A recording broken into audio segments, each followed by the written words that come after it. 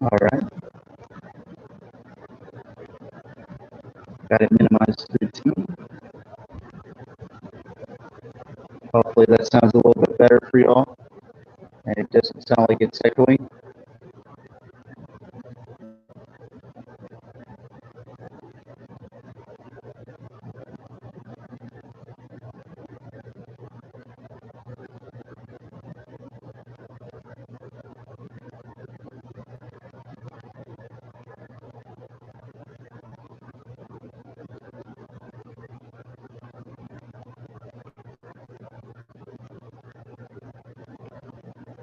Just trying to optimize a little bit.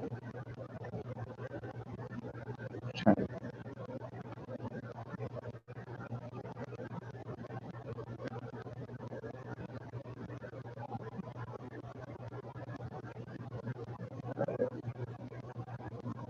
see what it sounds like now.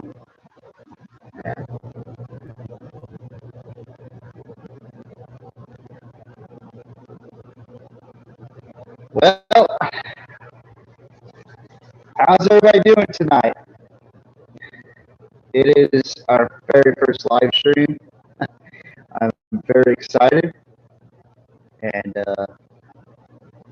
yeah, this is incredible.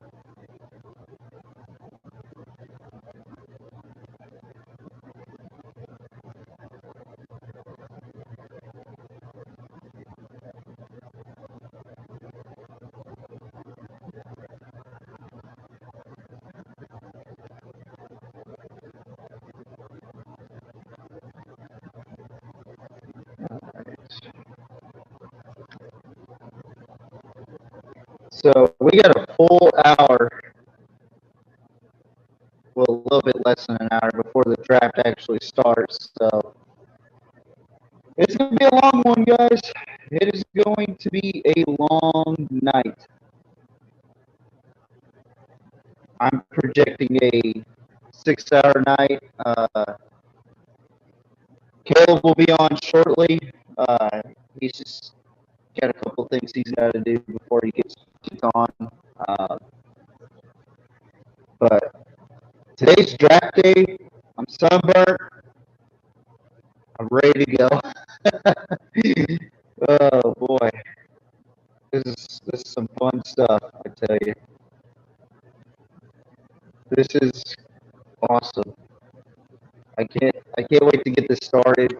I got the setup to where I can actually watch the draft, and I'm able to really just watch and let y'all know what's going on, even though most of y'all are watching the draft already. So it is on NFL Network, and we're excited here in the PMP. Me and Caleb were talking about it earlier. Like, what's going to happen? I mean, now that we got news that the Giants are declining the 5th-year option for Daniel Jones, I mean, that's pretty big news if you're a Giants fan, or if you're part of the New York Giant faithful over there. Personally, I'm a Cowboys fan, and I don't really care too much about the Giants except for them losing. But that's big news, especially if you're a Giants fan, because there's not a whole lot of quarterback talks right now for the Giants. I mean, especially Daniel Jones' last season with the Giants next year, potentially, unless he has a really good season. But they actually declined his fifth-year option. So what does that mean for Daniel Jones? That means he gets to play one more season uh, for the Giants before he becomes a free agent. And once he becomes a free agent, the Giants don't really have a starting quarterback. So really, if you think about it, the Giants should tank this season for a first-round draft pick next year. Now, whether that be the next guy coming up, the next big quarterback coming up, which that's gonna be hard to tell right now. So, yep.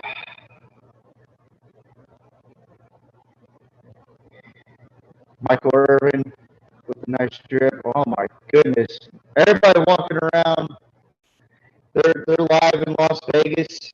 NFL Network got the red curtain, or how do you say it? The red carpet. Sorry, I don't know Hollywood talks right now. But yeah, just just a great atmosphere in Las Vegas, Nevada right now. Uh, but can't wait to see what's going to happen in this draft. This is going to be crazy.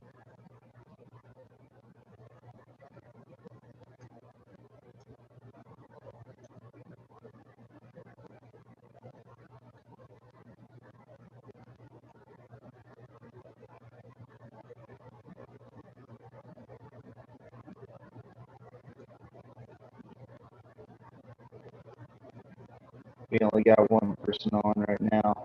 I mean, it's all right for right now. I mean, the draft's not even started yet, so we're barely just chugging along. Uh, we'll have Caleb come back on here in a minute. He should be on in the next 25 minutes or so. Uh,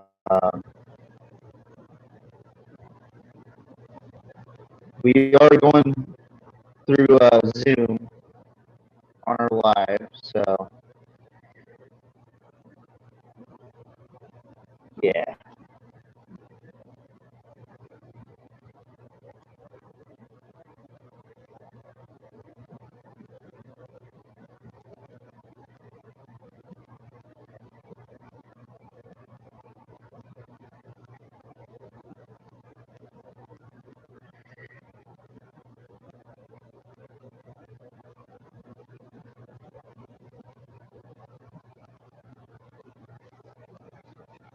And we want to see y'all in the live chat typing away. Who y'all think is going to be the first round draft pick, or who's your favorite team going to pick up?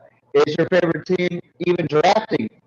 I mean, there's about 8 teams that are not drafting in this draft class, uh, according to the draft order right now. But there's 8 teams right now with 2 first-round draft picks. 2 first-round draft picks. That's insane. I don't think I've ever seen that in my lifetime. So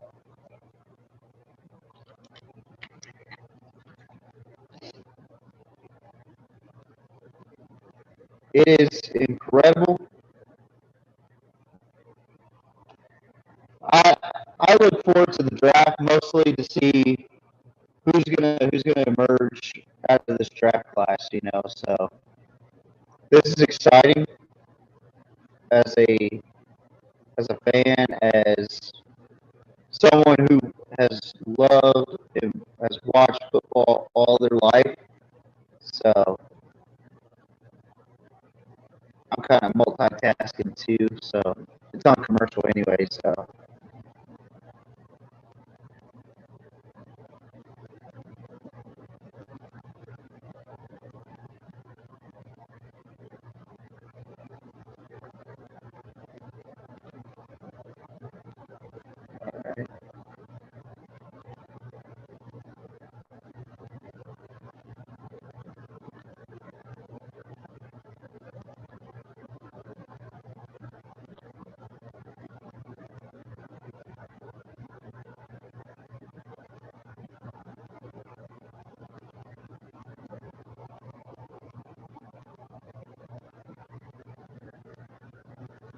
for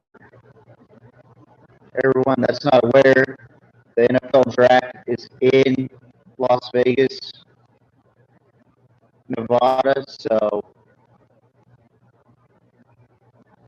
expect them to come out with a good drip. Aidan Hutchinson with a nice trip. Kayvon Thibodeaux with some rose petals on his suit. I mean,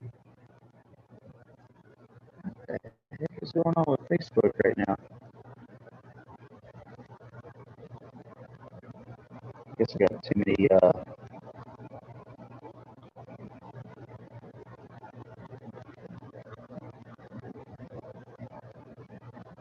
There we go.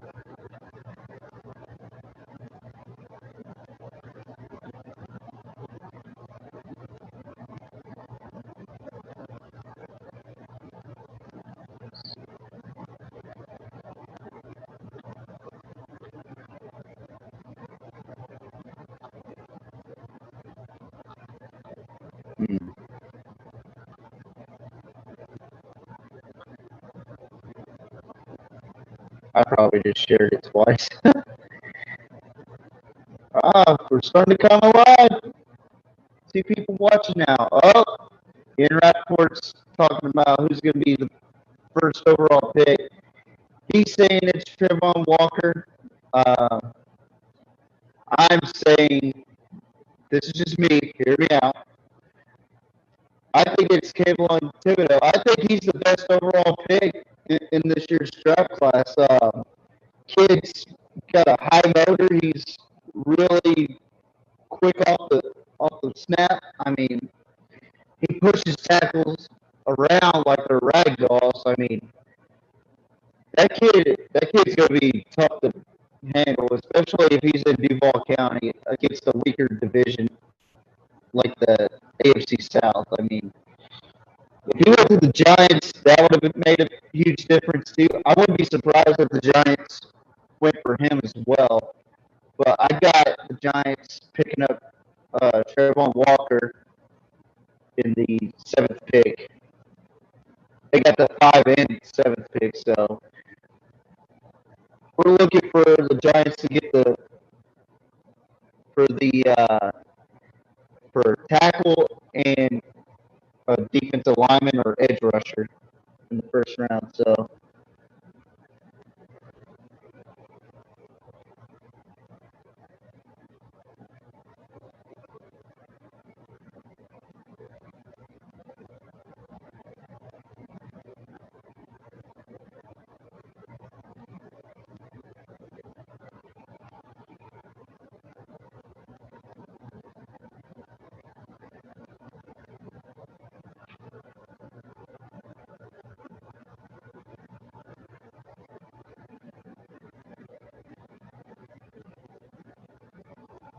well,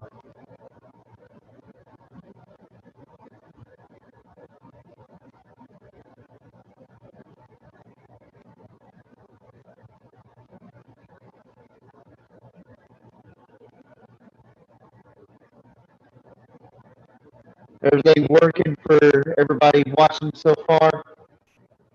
Everybody doing okay? Are you able to hear me?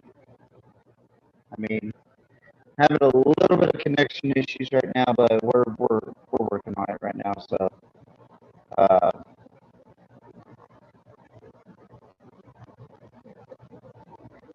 it looks fine on my end. I mean, I'm still working on it.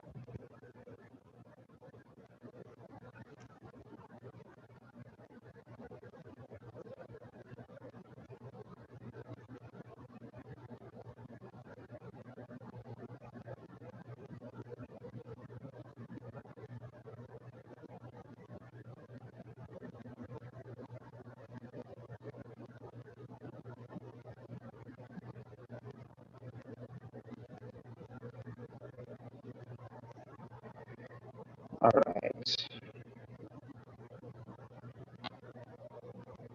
Daniel Jeremiah's talking. I don't have the volume up, and I don't have.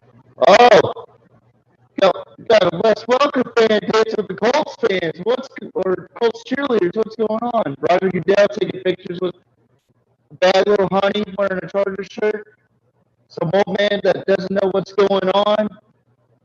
Remember Joe Namath with his grandson?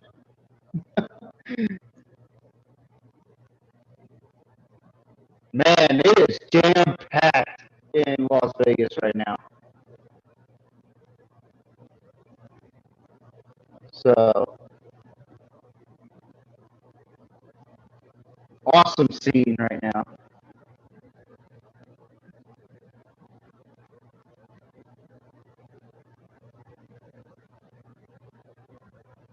Very awesome scene here in Las Vegas. Well, I'm not in Las Vegas. We're not in Las Vegas, but I'm talking about what's going on TV right now. So,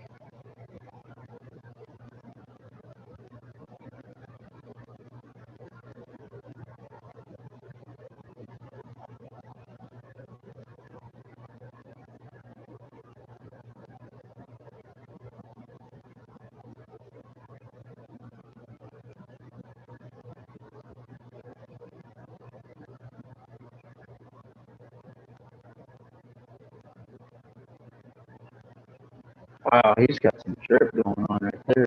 Holy cow.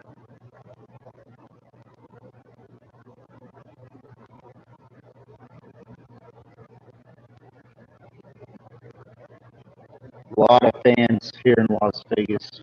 Wow.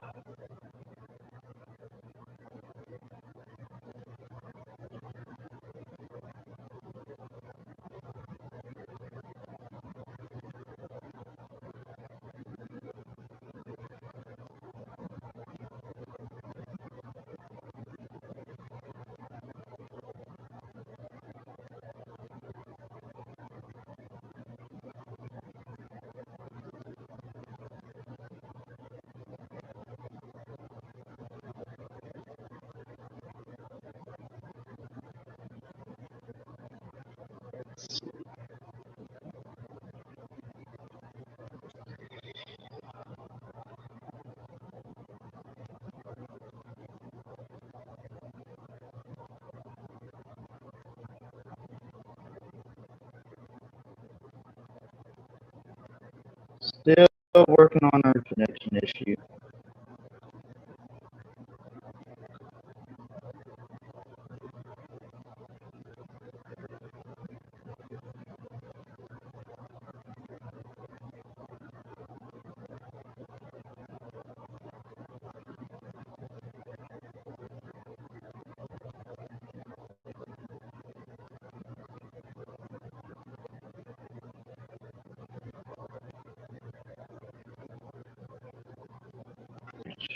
Doesn't look like we have a real bad connection issue at all. So,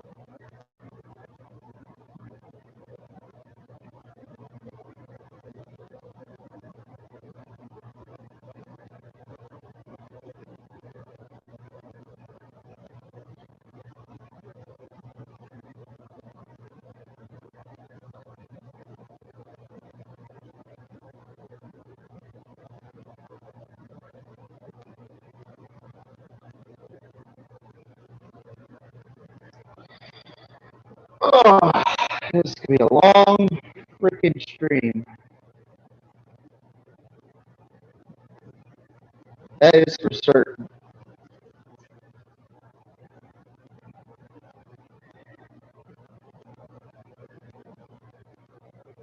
Ooh.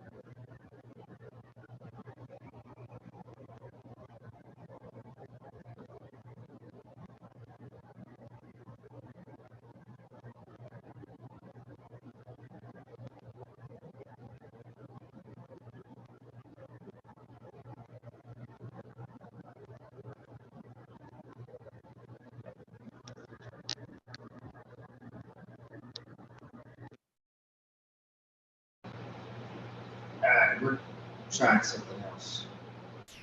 Let's see. You sound a little different.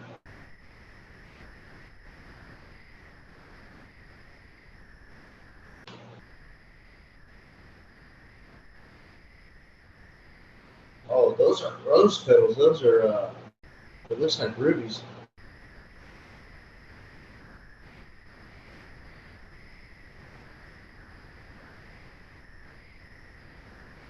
Let's see. Sound a little different.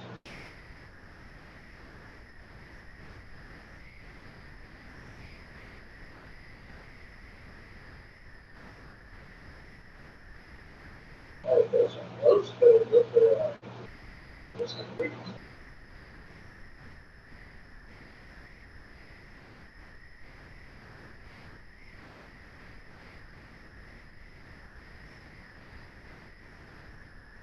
Sound a little different.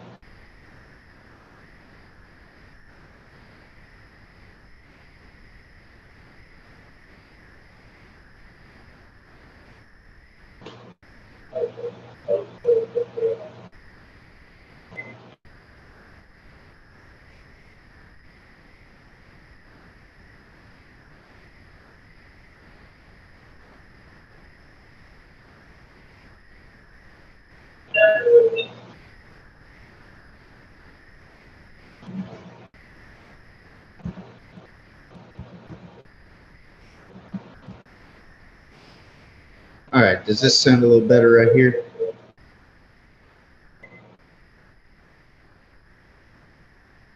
Can the chat hear me?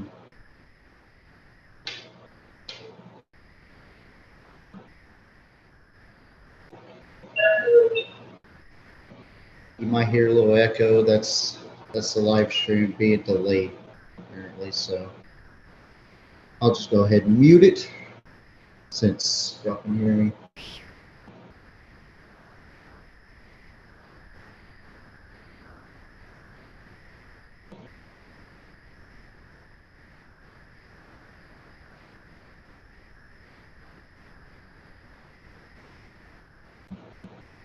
Now, can y'all hear me?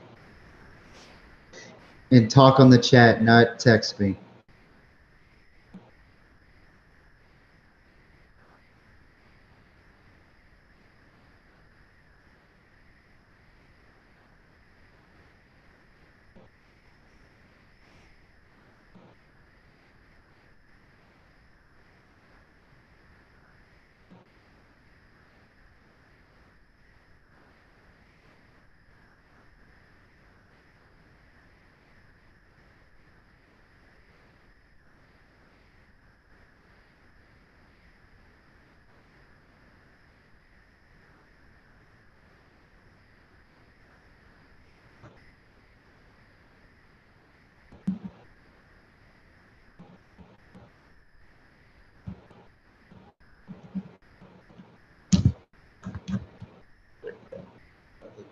I think that's better right there. Maybe. I'm not too sure. Oh, boy. This is going to be a fun night.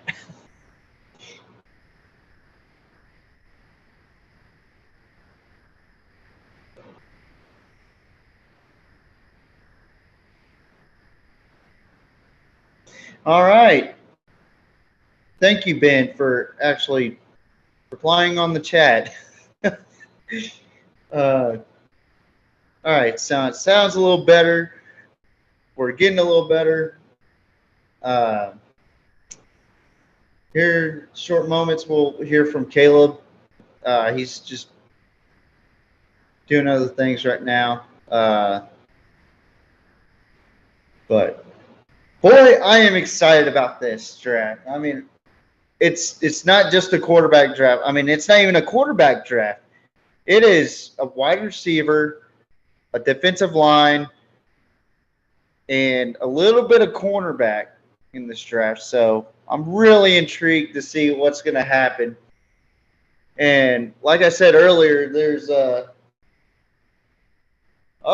guess who's here?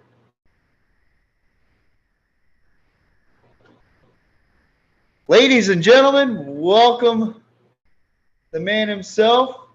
He is now becoming a YouTuber. He is just joining us, and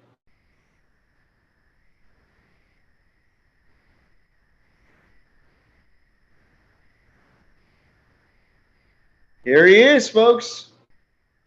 As soon as he pops up, he is a football guru. He knows a lot about the running back core. And, sir, you misspelled his name. He does not like that. Never call him Kaleb with a C. It is Kaleb with a K. Other than that, we call him K-Dub on the Pigskin Mafia podcast. How you doing, buddy?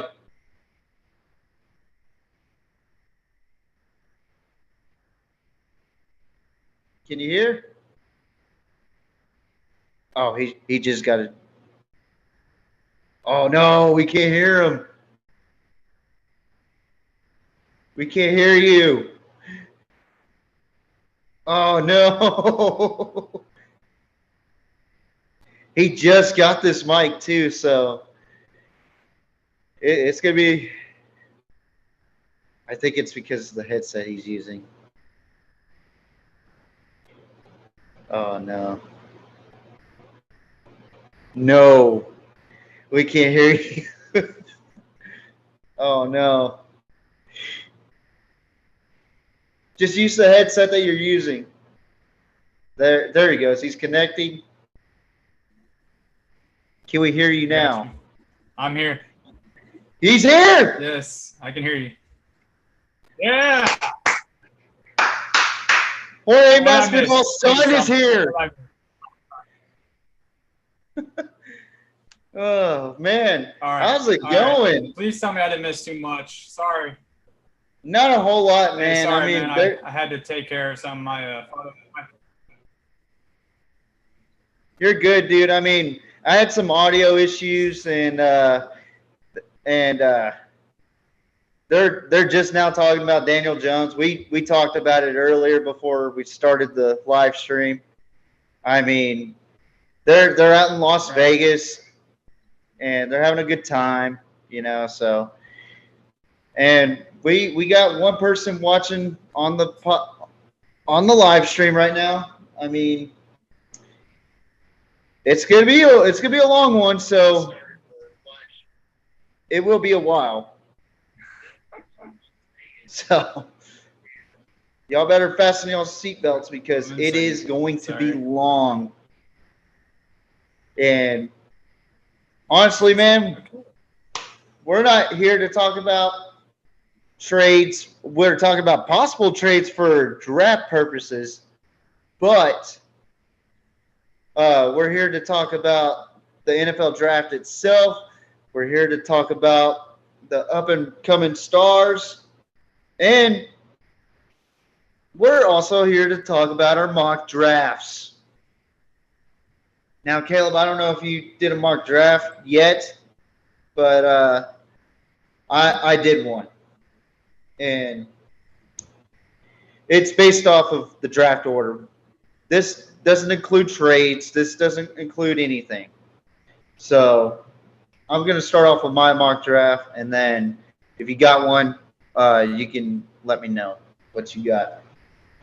So for my number one pick, I got Kayvon Thibodeaux going to Duval County, 904.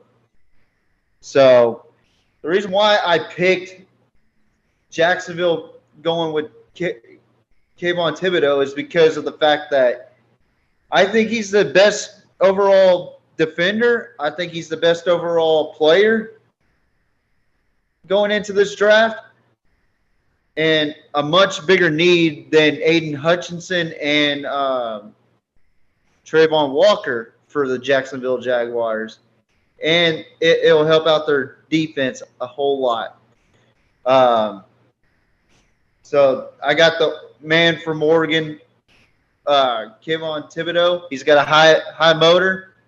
He pushes linemen around like they're ragdolls. So I expect him to be a number one draft pick. I'm not saying that Trayvon Walker is not counted out.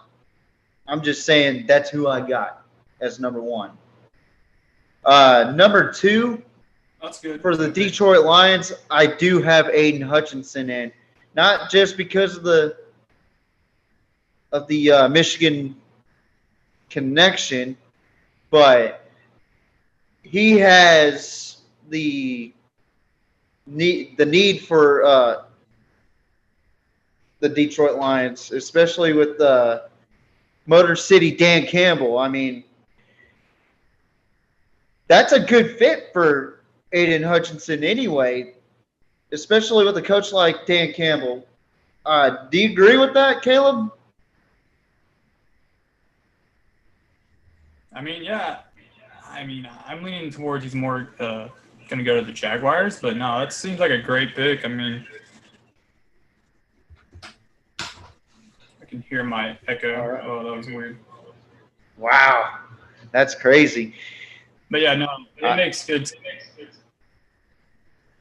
Yeah, I mean, Aidan Hutchinson going to the Jaguars would be the safest bet, but I doubt that the Jaguars are going to get Aidan Hutchinson. I think they're going to get either Kayvon Thibodeaux or Trayvon Walker, but I'm leaning more towards Kayvon Thibodeaux because he brings more to the Jaguars than Trayvon Walker. And number three, I'm just doing my top five right now, and then we'll go over it later on into the draft whenever picks are actually being made, trades are actually being made, and it's gonna be interesting because they're talking about your boy Baker Mayfield right now. So when will he be traded? Is what they're saying. I personally think so you know, he I'm might a be Browns fan. I'm not a Baker. I might have pinched a nerve there, guys. But in all seriousness, Baker Mayfield is in a pretty weird situation right now because he got injured last season, didn't have his best season against the AFC North. He didn't have his best season against opponents last season. But I know we're getting off topic with my top 5 mock draft right now. But this is kind of a big topic right now, especially with Baker Mayfield.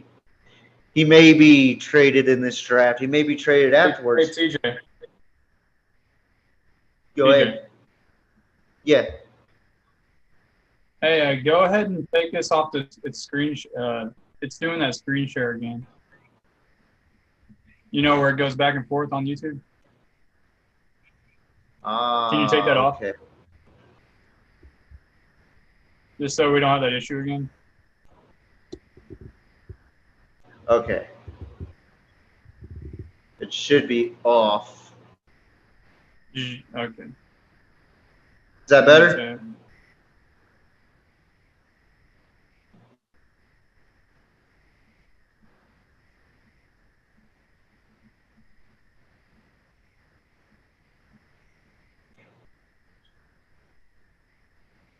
A little bit of technical difficulties for the PMP today. Yeah, go ahead and it's still showing just one person each time we talk. Oh, really? So let me Yeah. That's weird because I got it in gallery mode. Go to your view and click on gallery view. Maybe that's why it's showing it on your end. Hang on 1 second. I'm just looking at YouTube right now, and that's what it's. Oh, I it's see going what you're back and forth talking. still. I see what you're talking about now. Yeah, that's weird. Is there any way you can take it off and you just show both of us? Yeah, that's weird. I don't understand why it's doing that. Screen share multiple. No. All participants. That's weird. Because I got it in gallery view right now. So it should have. Yeah, it should have gotten. Maybe if I click on it again, instead of being stupid.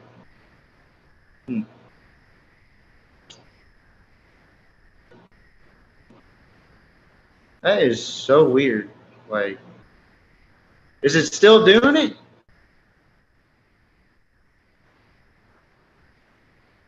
Because I got it on. Yeah, just what I'm watching right now. Give it a little time.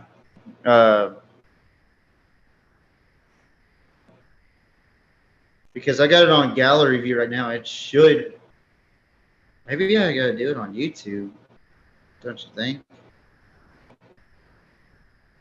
No, I can't do it on YouTube.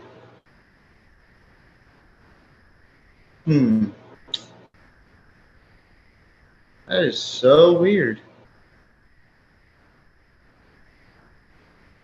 Is there any way we can just go on YouTube Live and connect together on there? What's that? I wonder if we could just go on YouTube Live and we can connect on there. I mean, we haven't tried it, but I think this is the only way for both of us to be on YouTube Live, honestly. I haven't really done any research on it, but let me see if I can unfudge this up real quick. That is so weird to me. This is. We apologize for this. Let me see if I could just put it on speaker view real quick and then switch it back.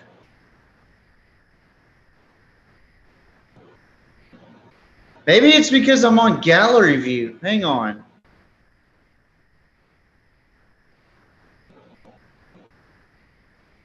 I don't know. It's just what I'm watching from this YouTube channel. Yeah. This is why we started an hour early. Just let people know. All right, let's see. See if this works. If not, I think we'll just have to deal with it right now. Unless miraculously it just pops up out of nowhere. Or maybe try to do it. Yeah, no, I mean it's just me and you right now. Yeah, for So sure. I'm trying to see though. I don't understand why the quality is not as good on YouTube. I'm watching YouTube right now and it's not as clear. Oh, hang on. I think I can fix that for you. It's on 480p. So let's go to 720. 720p. That's why. Yeah, I don't think it's gonna stop doing that. It's kind of weird.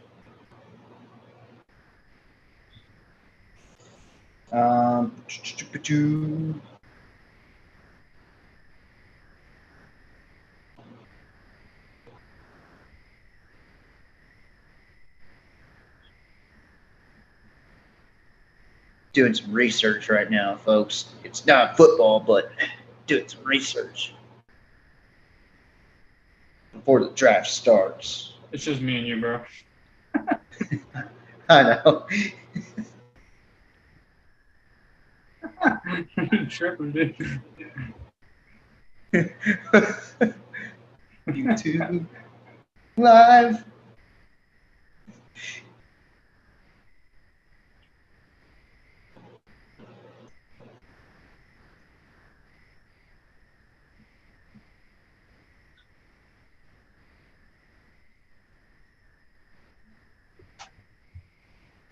Maybe I got.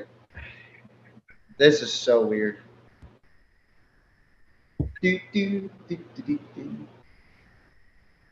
Settings. Let's see.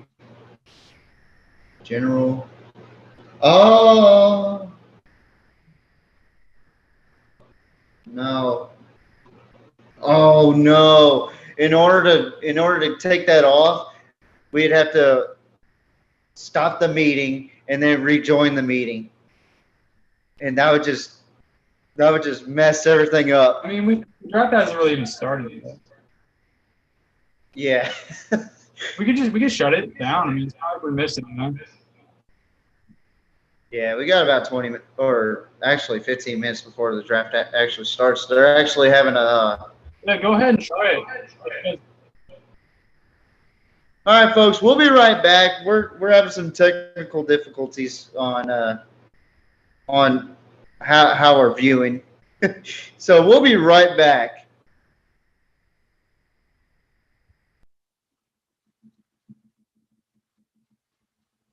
Cool.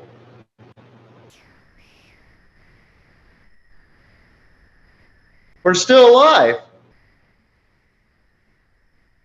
I think it's showing that we're still live.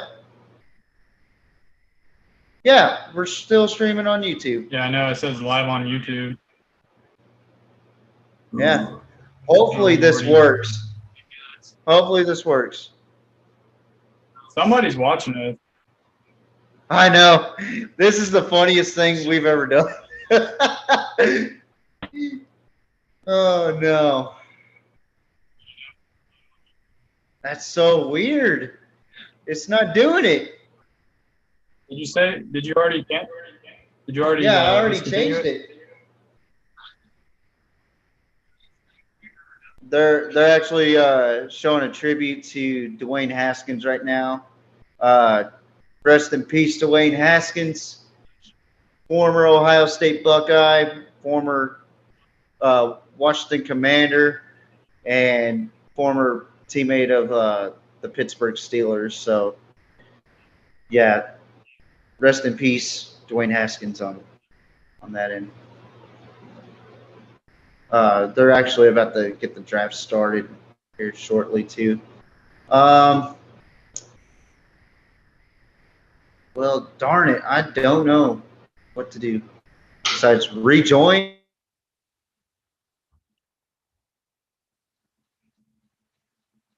Darndest thing I've ever seen. So. Did you already disconnect? Yeah, let's try this now. Maybe this will work. I am praying to God it works right now. So that way we don't have to deal with any more switching in and out because it is kind of annoying. All right. We are a little delayed, folks, on the live stream too, so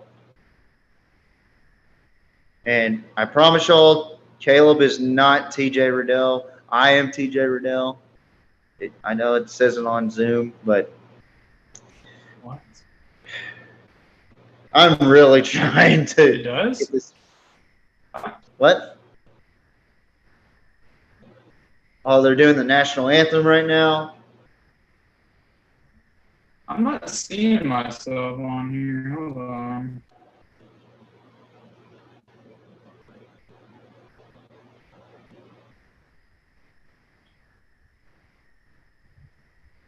Oh, okay, there it goes. It's still doing the little switcheroo. Yeah, I think we're just gonna have to deal with it for the live stream. Learn from our mistakes. Testing, 1, 2. Hey, how does that sound? Does it sound good? Dude, that sounds amazing. I think you need to pull it up more closer to you, but yeah, there you go. There you go. Start singing. Sing it, boy. So now they got some wannabe Elton John singing the national anthem on his piano out there.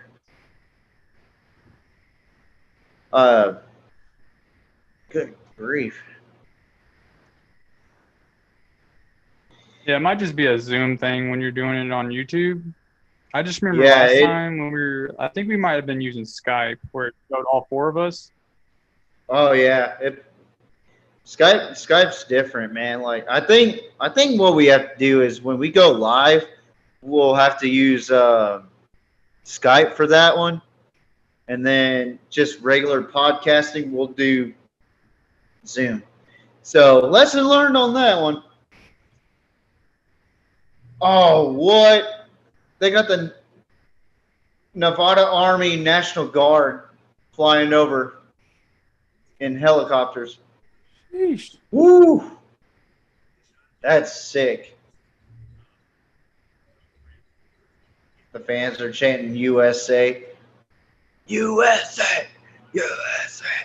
Probably drinking their Bud Lights and stuff. Got all the main attraction for the draft. Pretty much just all the first rounders that are there. 1 second. Kaleb will be back. I am your eyes and ears. Well, really just eyes because I got the TV muted. I don't want it to be too loud, you know. So let's see.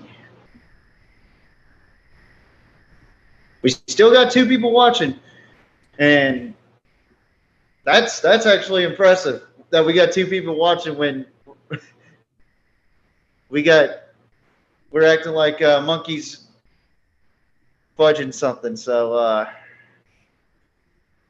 oh man, draft's coming up.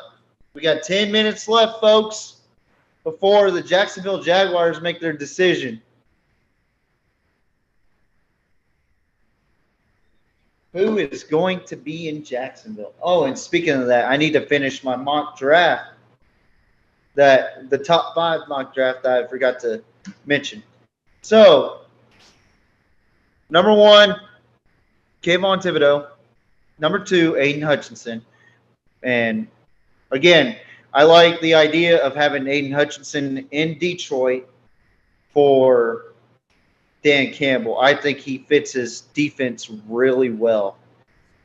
And he really fits that description of biting kneecaps and just gnawing off people's faces like Dan Campbell likes it that way. So, number 3, I got I Evan. think it would be either him or Walker there. What's that? Oh, I was just saying I liked him or Walker in that scenario. Now that you're saying it more, it sounds good. Yeah. So now, big introduction feels short. Yeah, no kidding. Well, for those that missed, there's a lot of technical difficulties. First, it was the audio. Second, it was the Zoom madness where we tried to figure out how to get off the speaker view, but we can't get off the speaker view. So we just have to deal with it. And by the way, ladies and gentlemen, welcome to the very first time on the Pigskin Mafia podcast live stream, the NFL Draft special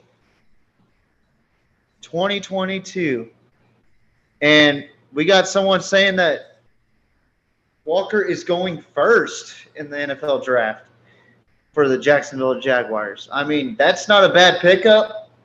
I just think that Kayvon Thibodeaux is a bigger need for Jacksonville.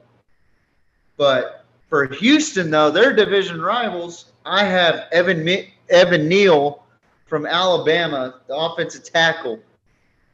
And I just think this kid, he's one of the toughest kids I've ever seen play as a tackle. Kind of reminds me of who's that guy? I can't remember. Former Cowboy, Larry Allen. Larry Allen was a great offensive lineman, man. I kind of came around when he was in his late stages, but man, what a big time player back then. Number 4, I got Ahmad Sauce Gardner. Put his name on the map. Put respect in his name. Never gave up a touchdown in his college career. And I feel like this is a much bigger need for the Jets, even though they do need some wide receivers. But, hey, man, Sauce Gardner, he is the man, and the Jets do need a secondary as well. And last but not least, before we get into the actual draft, I got Akeem Ikwanu from North Carolina State. And, I mean, another good tackle. I mean, I kind of had Evan Neal higher than Akeem Ikwanu because better competition, like ACC versus SEC. I mean, much tougher opponents, especially Georgia and LSU and Auburn, Texas A&M, all them guys. I mean, so Kaleb, do you have anybody in your top 5 as of right now, or are you just gonna wait until the draft starts? Are you talking about like my top 5 as far as who's going to get picked, or just like top 5 in general? Yeah, in that draft order, who's gonna be in your top 5? Okay. Well, since I already went with Hutchinson in the first, I'm just going to go with Hutchinson in the first one. Okay. Yeah. First pick. Just because I kind of made up that a while back. I kind of want to change it, but I'm just going to stick with it at this point. But, yeah, if I had to change it, I would go, probably Thibodeaux as well. And then my second pick, let's see. Oh, man. Let's see. Hold on. I had a list here. Hold on. Yeah, I'm going to go with Walker from Georgia. Whoa. Walker to the Lions? Wow. Yeah, I just think I think that would be a good spot for him. If not him, then I would have went with Hutchinson, but I'm just going to stick with that. Awesome. All right. And then my third pick, the reason why I said that because, I think they have a lot of order right there, and I think he would just fall right in, and I feel like he has a good character, Walker does, and he wouldn't mind going to a team that is in rebuild like the Lions, and then you got a good head coach. So I just think that'd be a good system fit. Yeah, and then let's go Texans. I'm gonna go. What's up? Oh, yeah, sorry. So what I was about to say was to not to interrupt you or anything, but to add on, Walker being in Dan Campbell's defense, I mean that's a dangerous combination right there. And just like what Ben says on the chat, he's 6'6" and runs a 4.4. I mean, that's incredible for a big guy. And also, and like you said, he's got good character, and Dan Campbell has life. There's a difference between all the past Detroit Lion coaches besides Jim Schwartz and Dan Campbell.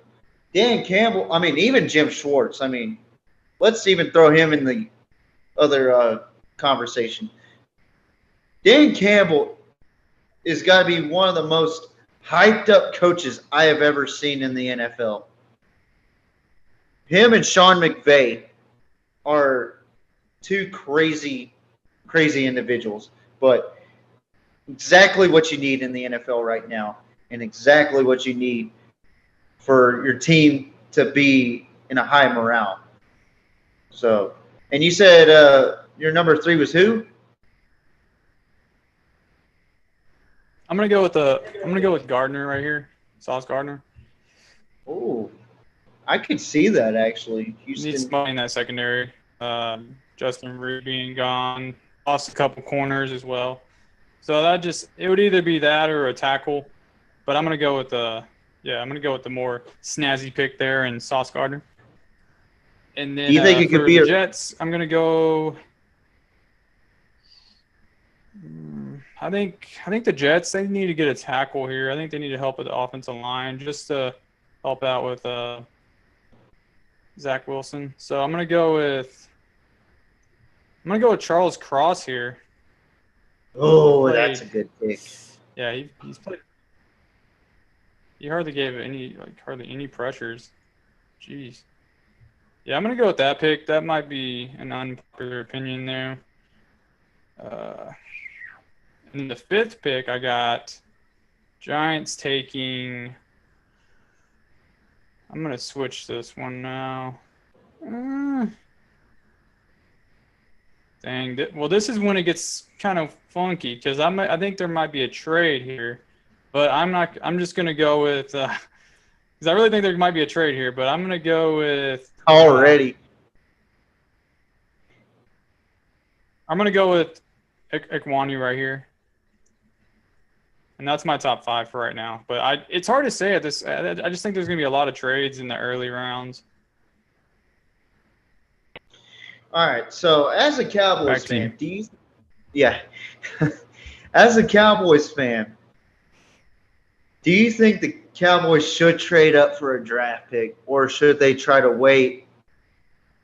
Because I got Traylon Burks going to Dallas at 24, but Jerry Jones is the likely source or the likely person in this draft that spoke out loud saying that he was going to trade up in this draft. So, do you think the Cowboys are actually going to trade up, or are they bluffing just to get offers to get Debo? Or, I mean, what's the deal with that? I mean, Dallas hasn't made any offseason moves really, except for negatives, in my opinion. Losing Amari Cooper. Yeah. They did, however, sign James Washington, but he didn't really stand out in Pittsburgh, even with his college quarterback. I mean, it's going to be tough for Dallas. I mean, this year if they don't get a wide receiver to replace Amari Cooper, like Treylon Burks. Treylon Burks would be a great fit for Dallas, in my opinion.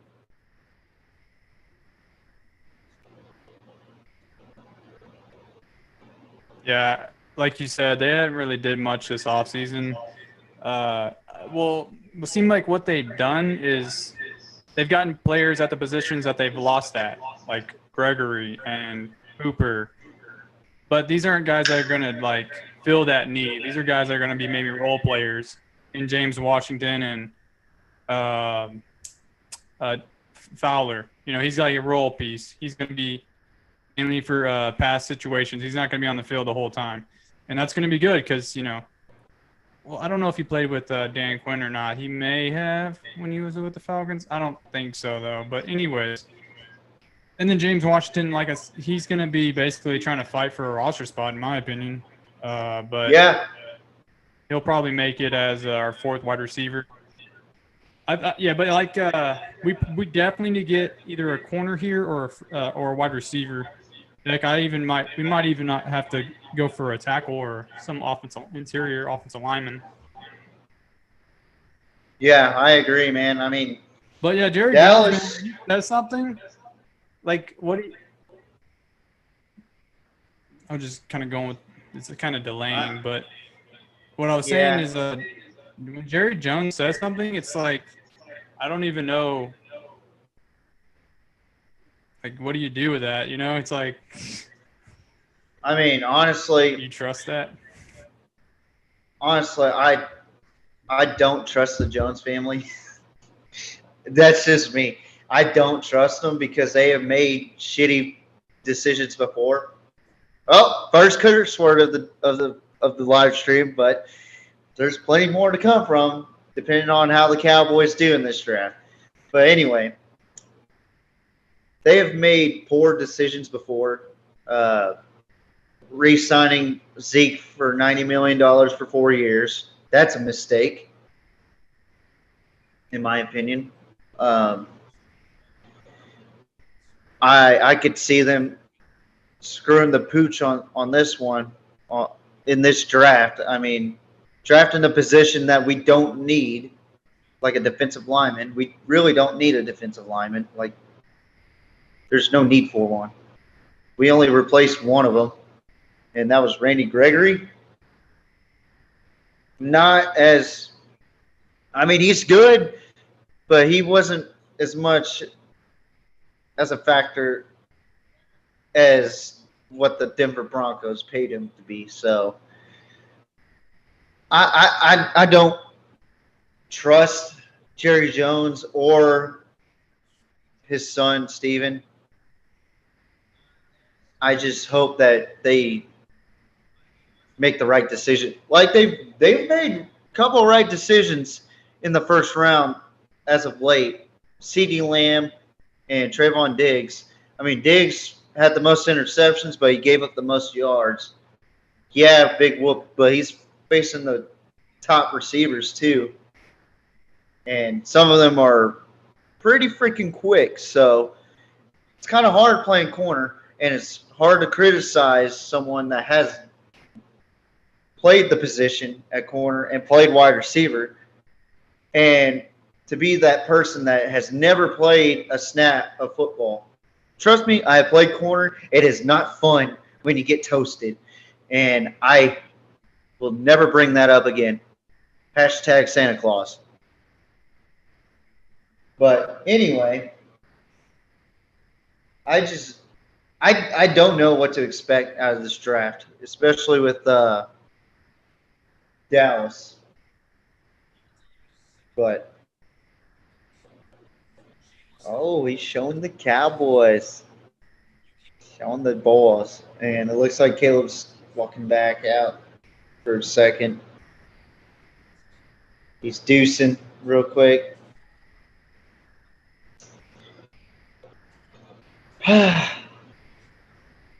We got some. It is 7:06, and Aidan Hutchinson is with his fiance. It looks like. I don't know if that's his fiance or not, but damn, she was hot. But it looks like they're about to start the draft, and let me raise my mic up a little bit. Looks like they're about to start the draft. And we're about to see what's about to happen, folks.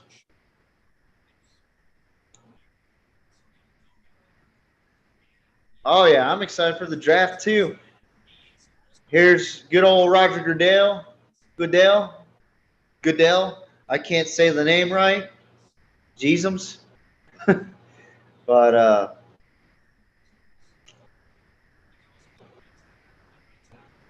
Derek Carr,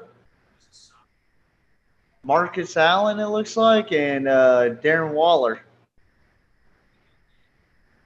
is on the podium with Roger Goodell. Probably going to talk about Vegas having their first NFL draft experience. I mean, I love this Las Vegas Raiders. I mean, rest in peace, Oakland. Rest in peace, Los Angeles Raiders. But welcome back. But Hello, my peoples. Well, we're just now starting the draft, my friend. They got Derek Carr with it looks like a frohawk. Derek Carr with the frohawk going on. And Darren Waller and Marcus Allen, former USC Trojan and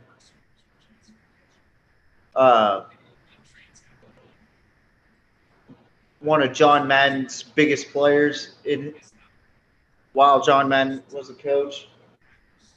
Rest in peace, John Madden, who passed away last season. Unfortunate.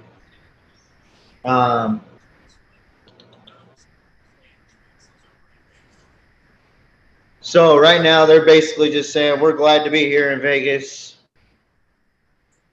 and we're ready to start the draft. And hopefully they say, oh, Ice Cube. Ice Cube's here. Is he about to bust a rhyme? What?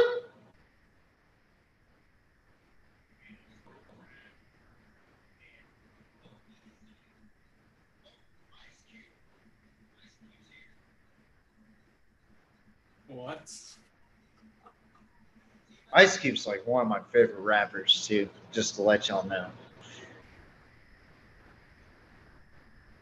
Yeah, he runs that Big Three basketball league. I like that. What'd you say? I couldn't hear you. The Big Three basketball league.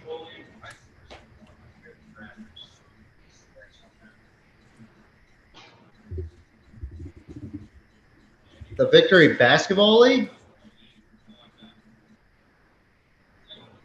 Yeah. You never heard of that? No. Never heard of it. That's crazy. He invented that? Yeah. Oh, wow. Yeah. Uh-oh. It looks like we're about to get started. Derek Carr was on the podium saying, Raiders. That's crazy. This is going to be fun. Oh, I got to do this for my folks back in Duval County. Duval!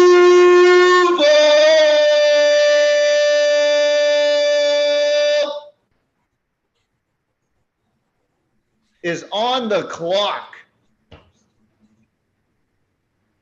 They're in their draft room. You got Tony Khan, who is Shad Khan's nephew, I believe. Tony Khan, who is an investor for – they're at Daly's place right now. All the Jacksonville fans, they're excited. 10-plus losses in 10 of the last 11 seasons. Trevor Lawrence had a terrible season with Urban Meyer. 12 touchdowns, 17 interceptions. Travis Etienne missed the whole season with a foot injury. He was the 25th overall pick. And the 200 or minus 204-point differential in 2021, worst in franchise history. A negative 20 turnover differential in 2021, worst in NFL. Jacksonville Jaguars receivers, negative 5.4 PCT catch rate, 30th in the NFL. So Jacksonville has a lot of work to do, even though they had some pretty good signings like Christian Kirk. I mean, a little bit overpaid, but pretty decent. I mean, I personally think they should just go after an edge rusher, but this is a stacked defensive line draft for sure. Yeah, they're pretty much – I think Lawrence is going to have a bounce back year. They pretty much got a bunch of pieces for offense there. Defense, they definitely need to just focus on defense and maybe a couple offensive linemen, and they'll be set, I believe, to have a better year. I don't know if they'll make the playoffs, so let's not go that far, but they'll have a bounce back year. I think Trevor Lawrence won't look as bad because I don't think he's a bust. He just had a bad year on a bad team.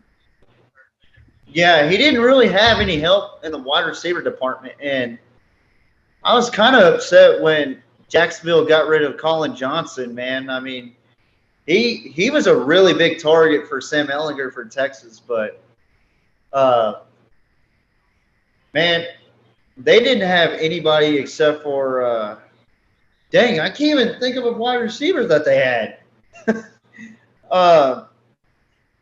Zay Jones is added to their roster too. Evan Ingram too.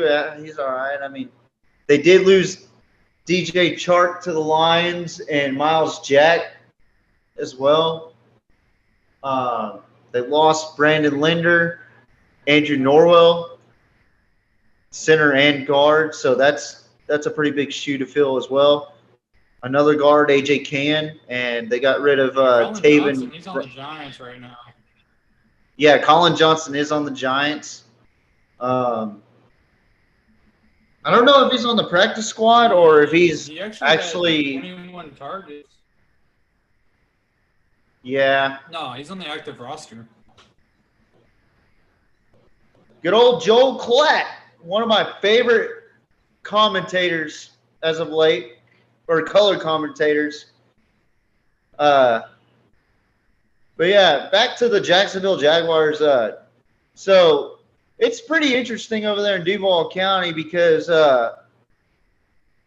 Jacksonville has, or Tony Khan has this little ordeal over there called AEW, All Elite Wrestling over there.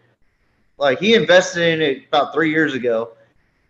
And I remember going to this little pep rally that they had over by the Jaguars stadium, and not even maybe 50 yards away from me, I saw Doug Marrone before he got shit canned out of Jacksonville. I mean, that was pretty interesting. It seems like the Jaguars are more invested into wrestling than they are into football. But hopefully they can bounce back, like you said. Get a seven-win season maybe. Compete with Houston to not get last place. I mean, it's a pretty tough division not to win or not to lose. So we got a pick. Da-da-da-da-da-da-da. We got our first pick.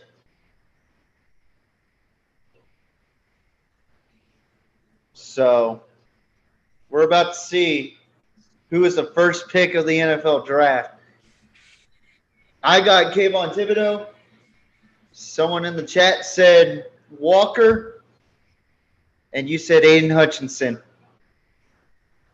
You got Rich Eisen, Charles Davis, Daniel Jeremiah, and I don't know who that other fellow is, but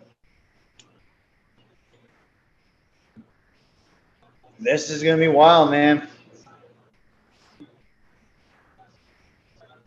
I swear, if I hear that the Jaguars traded Carolina and Carolina drafts a quarterback, I'm probably going to lose my mind because this is not what Jacksonville needs.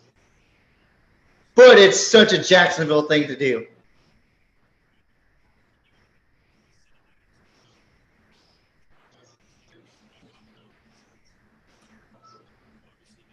Everybody's all drunk over there right now. Golly, it is packed over there in Vegas.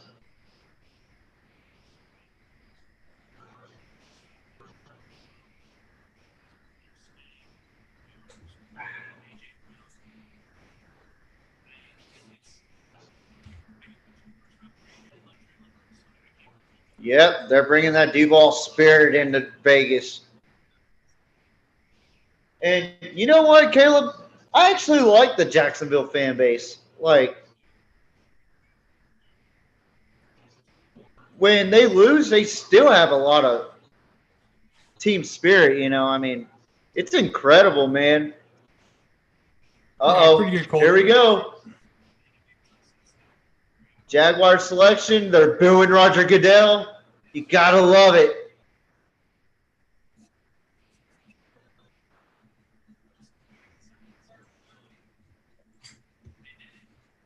They select Trayvon Walker, former Georgia Bulldog edge rusher.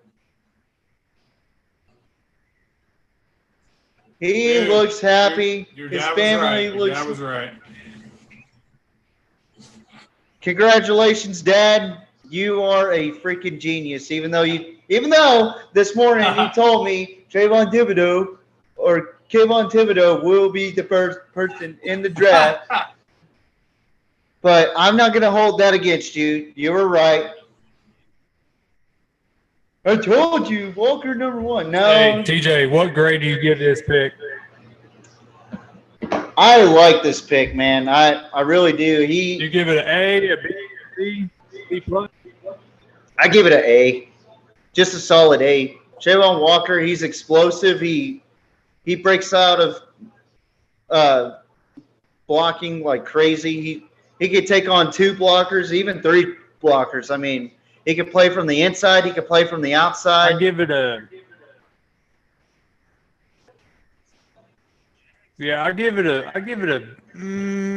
I want to say B plus, but that would be stupid of me. So yeah, I'm gonna go A minus here. It's a great pick, but I just wanted to. I'd rather have Thibodeaux or Hutchinson.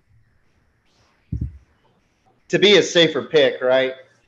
And he could play the pass too. So I haven't seen him catch an interception yet, but.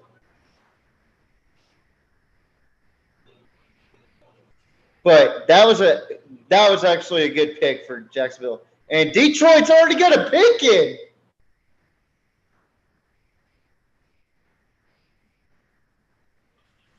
Wow. But already, wow. Wow, Motor City Dan Campbell ain't playing right now. He said, all right, we got our pick in. You know what would be crazy right now? If Detroit drafted a quarterback right now.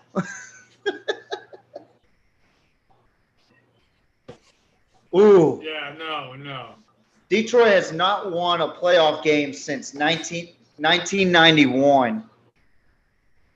The longest drought in NFL history. Yeah. Amon-Ra St. Brown, 90 receptions, 912 yards. He leads the team from there. DeAndre Swift, 1,069 yards, scrimmage yards. Penei Sewell, he was a good draft pick for Detroit, but Jared Goff had the lowest, the second lowest QB pressure for Detroit defensive line, and he had the lowest air rate, which was god awful, to be honest. But the pick is in for Detroit. Their first round picks from last season, or from 2020, was Jeff Okudah, which was a great pickup, but injury prone, it looks like.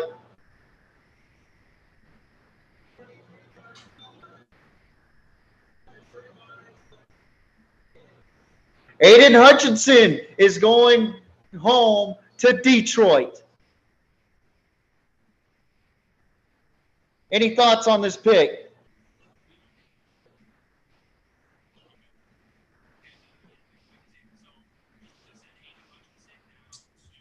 I give that a A+. It don't get no better than that.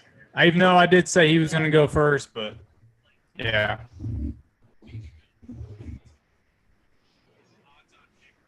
Heck yeah, man.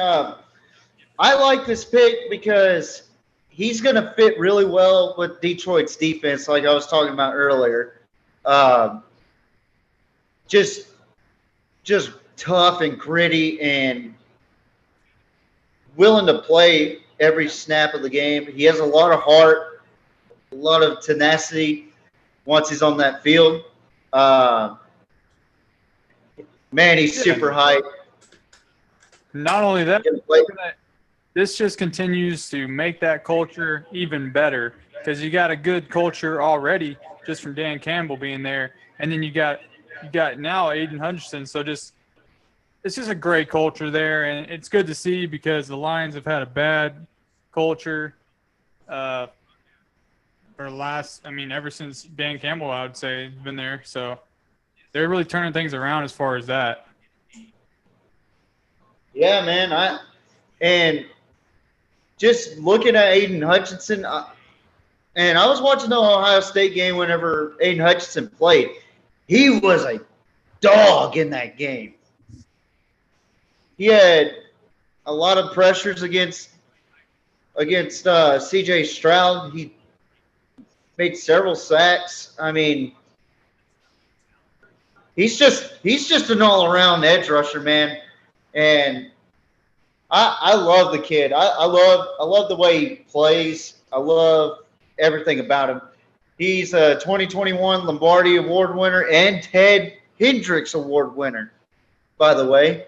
So, and he was the 2021 first team AP All-American selected. And I tell you what, Aaron Rodgers better watch out because Aidan Hutchinson's coming after him.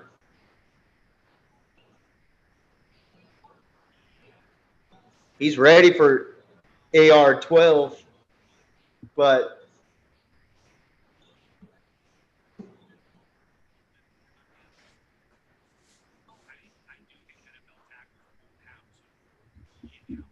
I give this an A+ as well, man. I really do like this pick. But look at that drip on this one. All black. And you saw how fast they put it in. They wanted, yeah. Yeah, they knew as soon as Jacksonville made that pick for Trayvon Walker, Aidan Hutchinson was coming home. So he forced 4 fumbles in his career, which is kind of odd for an edge rusher, but he's a really athletic guy. And we got the Texans that are on the clock that just got their pick in. This draft's rolling around pretty smooth. Anyway, the Texans, they were struggling pretty bad. We thought they were trying to tank for a first-round draft pick. And now they got Lovie Smith as their new head coach, not Bill O'Brien, where J.J. Watt smacked him in the face. Not just smacked him, he punched him in the face and dropped him on his ass. But the Texans traded Deshaun Watson and a 2024 sixth-round draft pick to the Browns in exchange for a couple of draft picks. And Davis Mills, I mean, he did all right for stepping in for when he needed to, but if you're going to build around that kid, you're going to need to help him out. So a tackle is going to be key for this draft pick, I think. So if they don't get Evan Neal, Cross, or even the North Carolina State kid, I'm going to say it's the typical Houston Texan way. I mean, they need offensive linemen more than they need defensive players. So, wouldn't you agree with me on that one?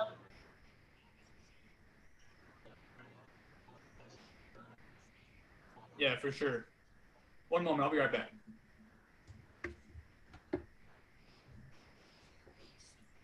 And Roger Goodell is stepping in with another pick and another set of boos.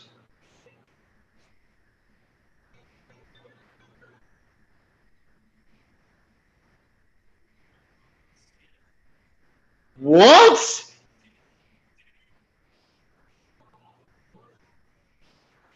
What?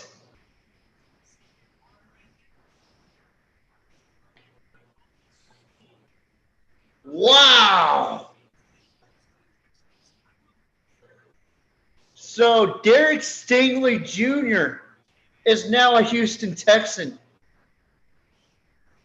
I mean, that's a good pick defensively, but what about for Davis Mills? Are you not invested in Davis Mills?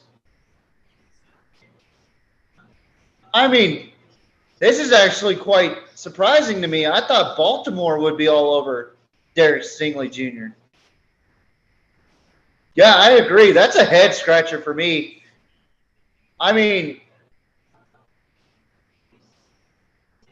he is a very good corner, but the Texans need offense more than they need defense right now.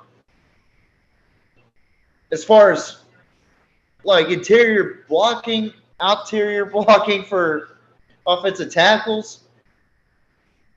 I mean, I'm happy that Derek Stingley Jr. is going top 3, but that's a head scratcher for me. I'll get skill-wise, it's a B because it's not necessarily a thing they needed. It's not necessarily a player they needed. But I don't know what to say. It's a typical Texan thing. It really is. And I think a lot of Texan fans are surprised right now. I'm not sure. I mean, I'm sure they're happy they got corners, but or they just got one of the top 2 corners in the draft, but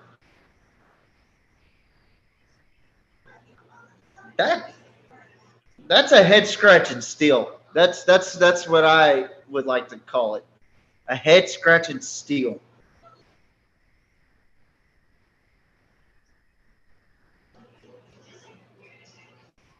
Former LSU Tiger. One of the best. Oh. Did you hear? Derek Stingley. Yeah. What are your thoughts on the Texans' head scratching pick? That's not a very head scratcher. I mean, what does he struggle? Is he the one? God, I can't. Last time I checked, I think he had a grade of, or his negatives was injuries, right? Yeah, just injuries. But here's the thing, or man. Am I thinking of? Here's the thing. Why would you go after a corner when you need to protect your quarterback? Because you got rid of 2 guards, a center, and you do need tackles. I mean, that's insane to me. That's really insane to me how you would go after a defensive player when you actually need an offensive line. I mean, it's a good pick. Yeah, but don't get me wrong. You can also argue they need a DB. I saw if they were going to go corner here, I thought it was going to be Sauce Gardner. So with them not going Sauce Gardner, that tackle, what is it, Equinonin? It starts with the E. Yeah. But that guy, I thought it was going to be him, if not that, Sauce Gardner. So, yeah, it's kind of a, no one really knew, or I didn't really see much mock drafts on people getting Eric Stingley on right in that position there. So, yeah, it's kind of a head scratcher, I guess. But, I mean, I'd give it a B. I'll be honest with you, man. I'm shocked that the Texans would go corner right here. I actually had him going to Baltimore. In this draft. But, man, that's crazy. But the Jets do have their pick in, and it looks like they're celebrating. It looks like they just got a good draft pick. Maybe it's Kayvon Thibodeaux. Maybe it's Ahmad Sauce Gardner. Or maybe it's a wide receiver. I could see, or it could even be one of those tackles. Or it could be a tackle, yeah. Man. For the Jets, I did have Ahmad. I would like a tackle here, but yeah. But they did struggle last season with interceptions defensively, so having Sauce Gardner there, that would be much bigger help for the secondary for the Jets. But they could also go guard or tackle on 10, which I have Charles Cross going 10 for the Jets. And, yeah, I mean, the Jets need secondary too, man. I mean, yeah, their turnover differential is tied 29th last season in the NFL. Zach Wilson had a 59.8 passer rating when under pressure last season. That's not very good. So, looks like we're about to see either Roger Goodell or somebody. Oh, yeah, it's Roger Goodell. Boo! Boo, Roger. Boo. So, let's see. And the Jets get Ahmad Gardner. 2 for 4, baby.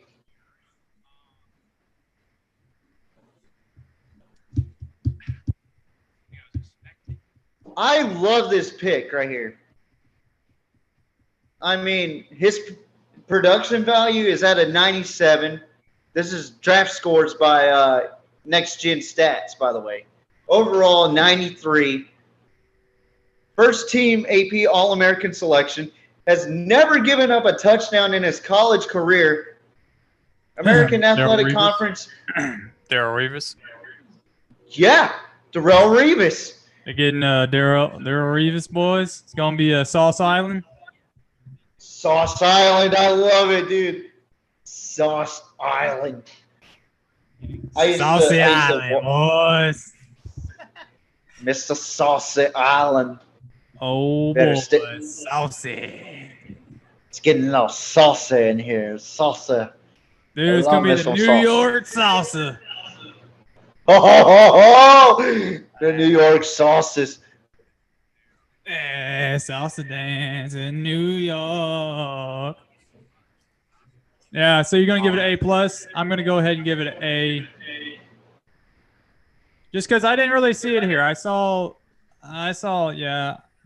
tackle in this spot, but no, this is a good pick. Great pick, actually. Great pick. Yeah. That's crazy. That's 2 corners that have been picked up in the top 5 right now. And I got to tell you, I'm an offensive guy, so I'm not really like, oh, yeah. I'm a skill position guy. And it's not really the best draft for those skill positions. So, except for wide receiver. Yeah, maybe. Yeah. You're more running back than anything. If I have to add. Running back class-wise, it's just not that exciting. Yeah. But let me tell you about Ahmad Sauce Gardner. All right? I had to throw that in there.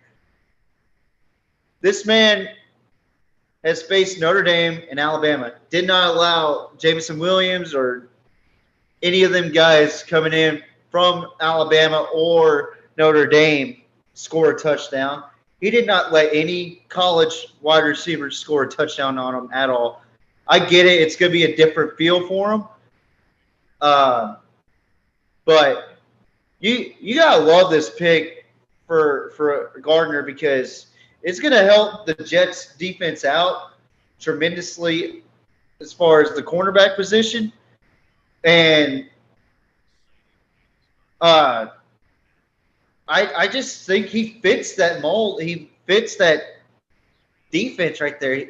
99 tackles, 18 pass breakups, 9 interceptions in his career. 37 games, he did not allow a single touchdown, even in the college football playoff last season. Preacher. So, what's that? Preacher. And I'll tell you, I'm on Sauce Gardner. He gonna hold. Give me some of that Sauce Gardner. I'm going to get it on my New York sub. But I do have to worry about Gardner facing Tyreek Hill, though. That is going to be an interesting matchup, in my opinion. I think Gardner's a bigger corner, too, so he's bigger than Derek Stingley. So this is going to be crazy. And here's some stats right here. The highest drafted cornerbacks, Derek Stingley Jr. just tied for the highest spot. And the Giants pick is in. And they named Brian Dabble as their new head coach instead of Joe Judge January 28th. Haven't won a playoff game since Super Bowl 46. I think I got that right. I'm not good with Roman numerals. But Daniel Jones, we already discussed it. They are not exercising his 5th-year contract or 5th-year option. He's 12-5 or 12-25 as a starter. And they're the 31st ranked scoring offense in consecutive seasons. Oh, and don't forget, TJ, he's also one of the quarterbacks of all time to get tackled by no one but the grass itself. Oh, man. Turf monster. What a bummer. You gotta hate it for that guy. Like, that dude is like bad luck. And I hate to also say it, he got knocked out when he played them Cowboys. Ooh. Oh, yeah. Talk about a smacking in the helmet. Poor guy, but I'm glad he's okay. But it did look rough. When I tell you, we gave him the wood. And here comes the Giants coming out. Ooh. Roger Goodell and some hyped up crackhead is next to him. I just know got who to, this. yeah, I got to go ahead and tell you, the Giants are my least favorite team, and I hope they don't pick anyone here and they trade their pick. Ha. Sorry. They got somebody. I'm a little biased. They got somebody. Hurry up, Goodell. We don't got time for this. Yeah. This dude's hyping. He's got his hype man out there. This kid is electric. I don't know what he's on, but he's having the time of his life right now. I had the time of my life. Sorry. Oh my gosh. That's the wrong What a channel. good song. Sorry, wrong Such channel. a great song. So, Sam Prince. Come on. Nobody even care about this pick. Oh, okay. Oh, wow. I feel bad. They're getting Thibodeaux, boy. They did get Kayvon Thibodeaux. The Giants have, in my opinion, the best edge rusher in this draft. Runs a 4.58. He's 6'4", 254 pounds of pure muscle, wearing ruby outlines on his black tux. Flashy. And, man, this dude was a force to be reckoned with in Oregon. I mean, he is a monster. I'm a monster. He is a literal giant. Kind of gives me Michael Strahan vibes, if you will. Minus the gap tooth. Michael Strahan vibes.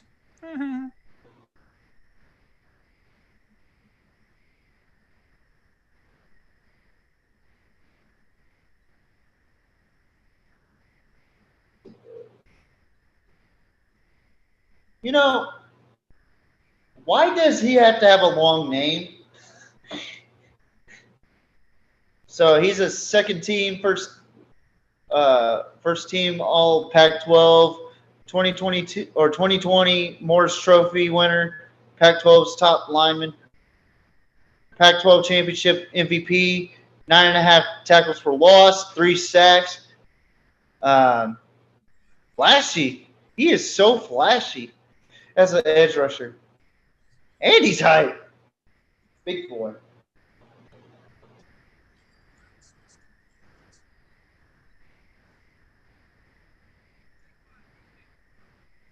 So I give this one an A-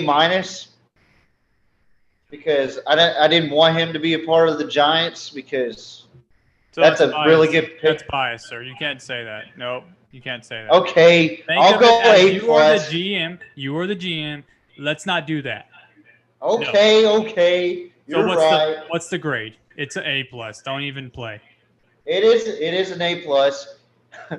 I'm going to say it's an A+. I'm going to say it's an A+, but if I'm going to be biased here, I'm going to be like, no, it's a D+, because, you know, it's the Giants. And you should be coming to the Cowboys. Terrible. Okay, whatever. Well, Dak better watch out because this guy does not play around because he has 115 QB pressures from 2019 to 2021, 7th in the Power 5 during span. Hey, TJ. Two-time first team All Pac-12 selection. I have to make a shameless plug, TJ. Shameless plug. Okay, I have a plug for our 2 viewers. Hey, everyone, and our subscribers even. The first video of Intense Sports Breakdown has just dropped. Go ahead and go like that bad boy and leave me. Tell me what's up with it, baby. All right. Have a good one, boys. I'm out. At least just right now. Okay. So later on, once this live stream's done with, I'll put it in the link in the description. He's just going to have to send me the link, and I'll put it on there. So that way y'all can enjoy his show because he's got a lot to offer on his show. And I'm excited for him, and I cannot wait. But right now, we got the Carolinas on the clock. They got 2 minutes and 41 seconds left before they make a decision. Sam Darnold, 4-7 as a starter for the Carolina Panthers. Cam Newton, 0-5 as a starter. Do the Carolina Panthers go quarterback here? Or are they going to trade Cleveland? Or are they going to trade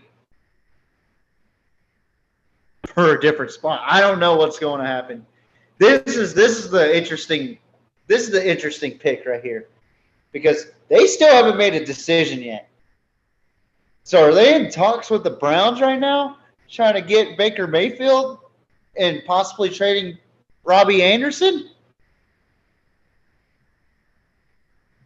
Uh-oh. Pick is in.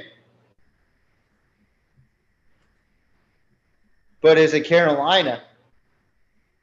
Is there a trade? They're on commercial right now. Damn it.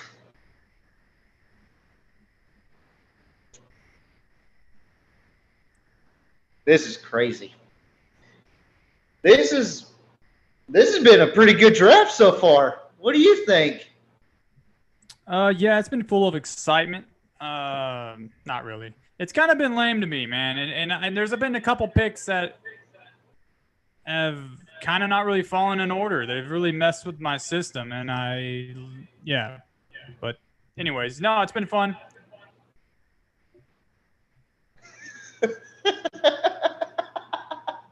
But on a serious note, no offensive player has been picked yet. And it's been nothing but edge rushers and corners. It's a full house. That's crazy. I thought there would at least be one tackle in the top 5 at least. But if I'm Carolina, this is just me, because we haven't discussed it yet.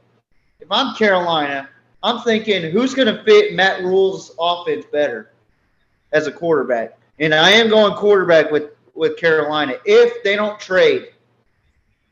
So who's going to fit into Carolina's offense better? Matt Rule runs a mobile quarterback offense, and Cam Newton was a prime example of it, even though Cam Newton was 0-5. But that's Cam Newton. This is the Cam Newton that is old. Like, he's not the same. So they need a better, fresher quarterback that can be mobile, that can throw the ball. And so wait, I think Desmond Ridder. I think Desmond Ridder would be a great pickup for Carolina. You can't give up on freaking Sam Darnold. You can't give up on him. Oh. Sam, I'm sorry, dude, but Sammy D, he's got to go. He doesn't have a chance anymore. He's done. Ah. He reached his peak. Man, he was my former supposed to be first-round draft pick for the Browns. Come on. Yeah. Dude. But you're not grateful. You're not grateful for Baker Mayfield. What about Cam Newton? Cam Newton says he's at least a 32. He's at least a 32 like best quarterback. He should be a starter. What about Cam Newton? Come on. You saw him. I'm back. Yeah. No. 0-5. That's the best. Yeah, Cam Newton. That's the best reason He's not. That's Cam the best Newton. Reason I could put. 5. Cam Newton is not Cam Newton anymore, guys. Let's go ahead and just not play him anymore, okay? Thank you. But on a serious note, I think Desmond Ridder could be a good quarterback for Matt Rule. Dude, don't pick. They just should not get a quarterback here. They're going to screw up their whole. Don't do it. They're probably going to get a quarterback, but don't get a quarterback here, guys. Wait till next year. They probably will. Oh, here we go. Roger Goodell looking like he's half drunk already. He's not drunk. Come on. He's not drunk. He does not drink. Oh, they go tackle. Akeem Ikwanu from North Carolina State. That's a good pick. I like that pick. That is a tremendous pick. A+, baby. I'm glad they did not go quarterback here because quarterbacks are trash in this draft, and you can wait. You can wait, man. You can wait. Yeah, you can wait on. And plus, I think you got Carolina Sam has Darnold. I think Carolina has 2 picks in this. I'm not too sure. You know what? Let me look. If they do, they could go quarterback. It wouldn't hurt.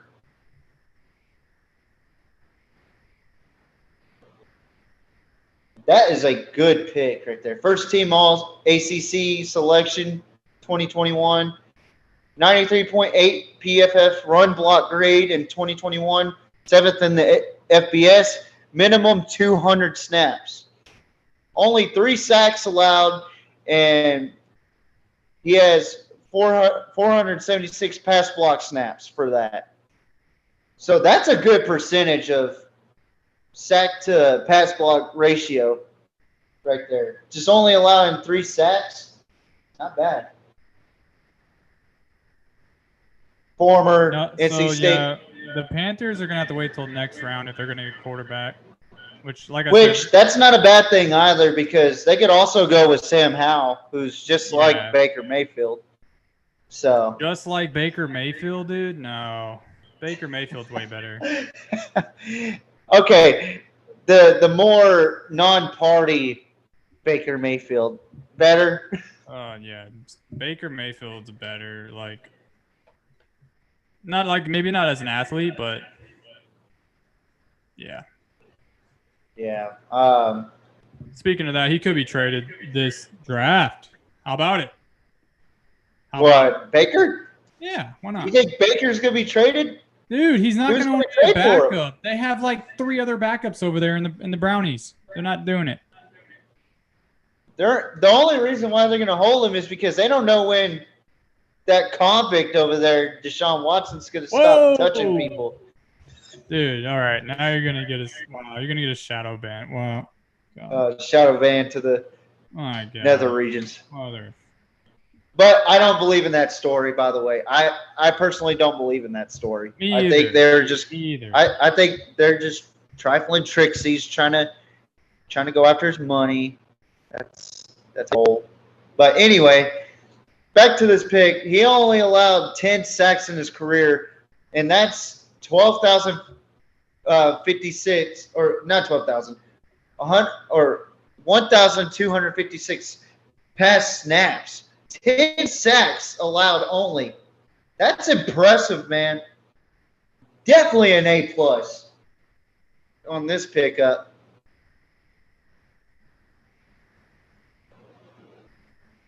And not to mention he's staying in Carolina. The pick is in. Guess who? The New York Giants. So I feel like they're going to pick up a tackle on this one too. I think they're going to go Evan Neal. The Giants are. Yeah. It's either Evan Neal or dude. If they went quarterback here, this would be the ultimate Packer move right here. If they went quarterback, let's just be honest. This would be a stupid. Ooh, the Giants? I'm just saying. Quarterback. That's what I'm saying. But like you said, they're not going to be exercising Daniel Jones' contract as far as we know. If it were me, I would just wait until I would just wait until next season on a quarterback. I mean, it wouldn't hurt to give him one more shot. I mean, he gives it his all. That would be so desperate if they went quarterback here. Just so desperate. Like you don't know you don't know what you're getting. Just Daniel Jones is better than all these quarterbacks in the draft in my eyes.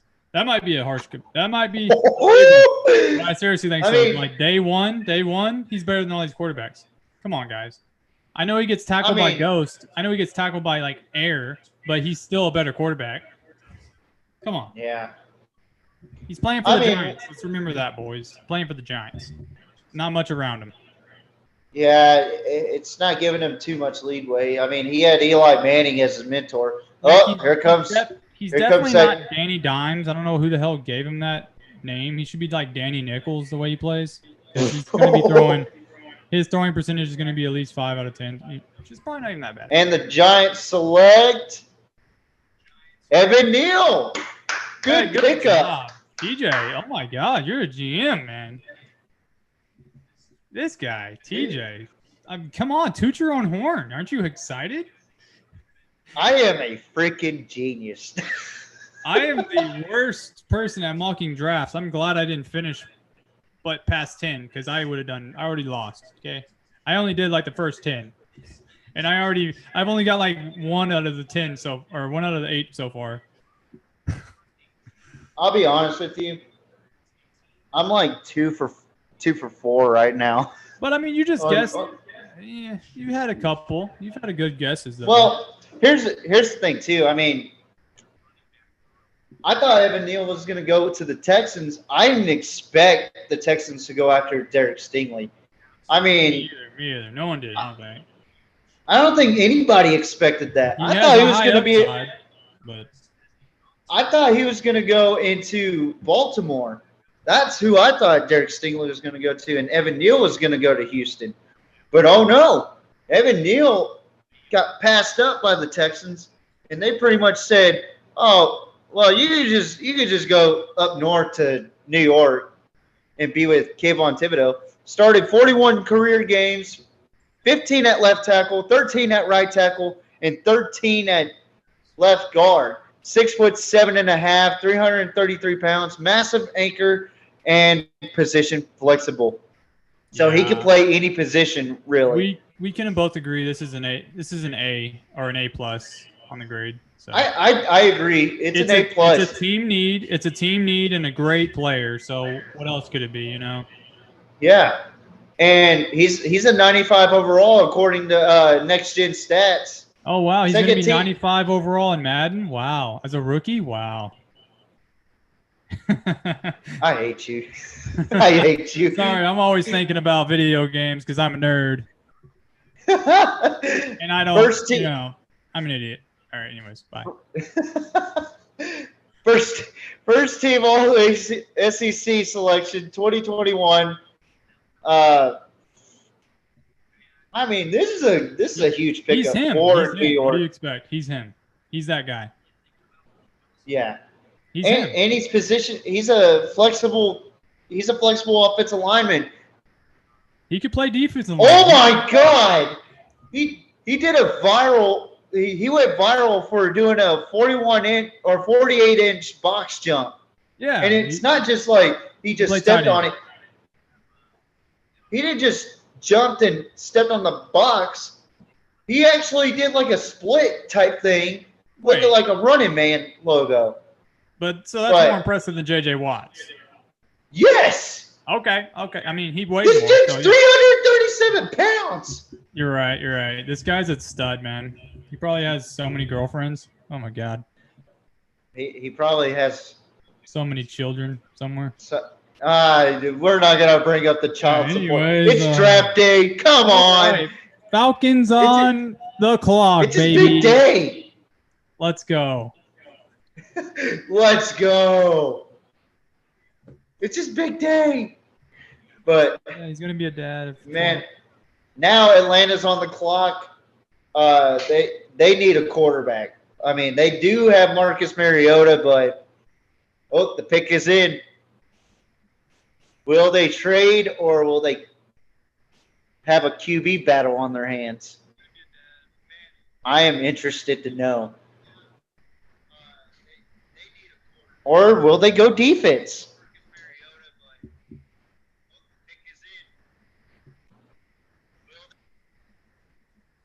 This is an interesting. This is an interesting pick for me too. I mean, I don't think they should pick this guy, but I have them picking Malik Willis. I mean, that's.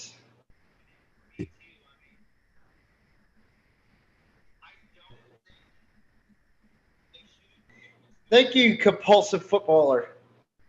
Yeah, I saw that. Thank you, compulsive footballer. You're a beast. Keep doing good things.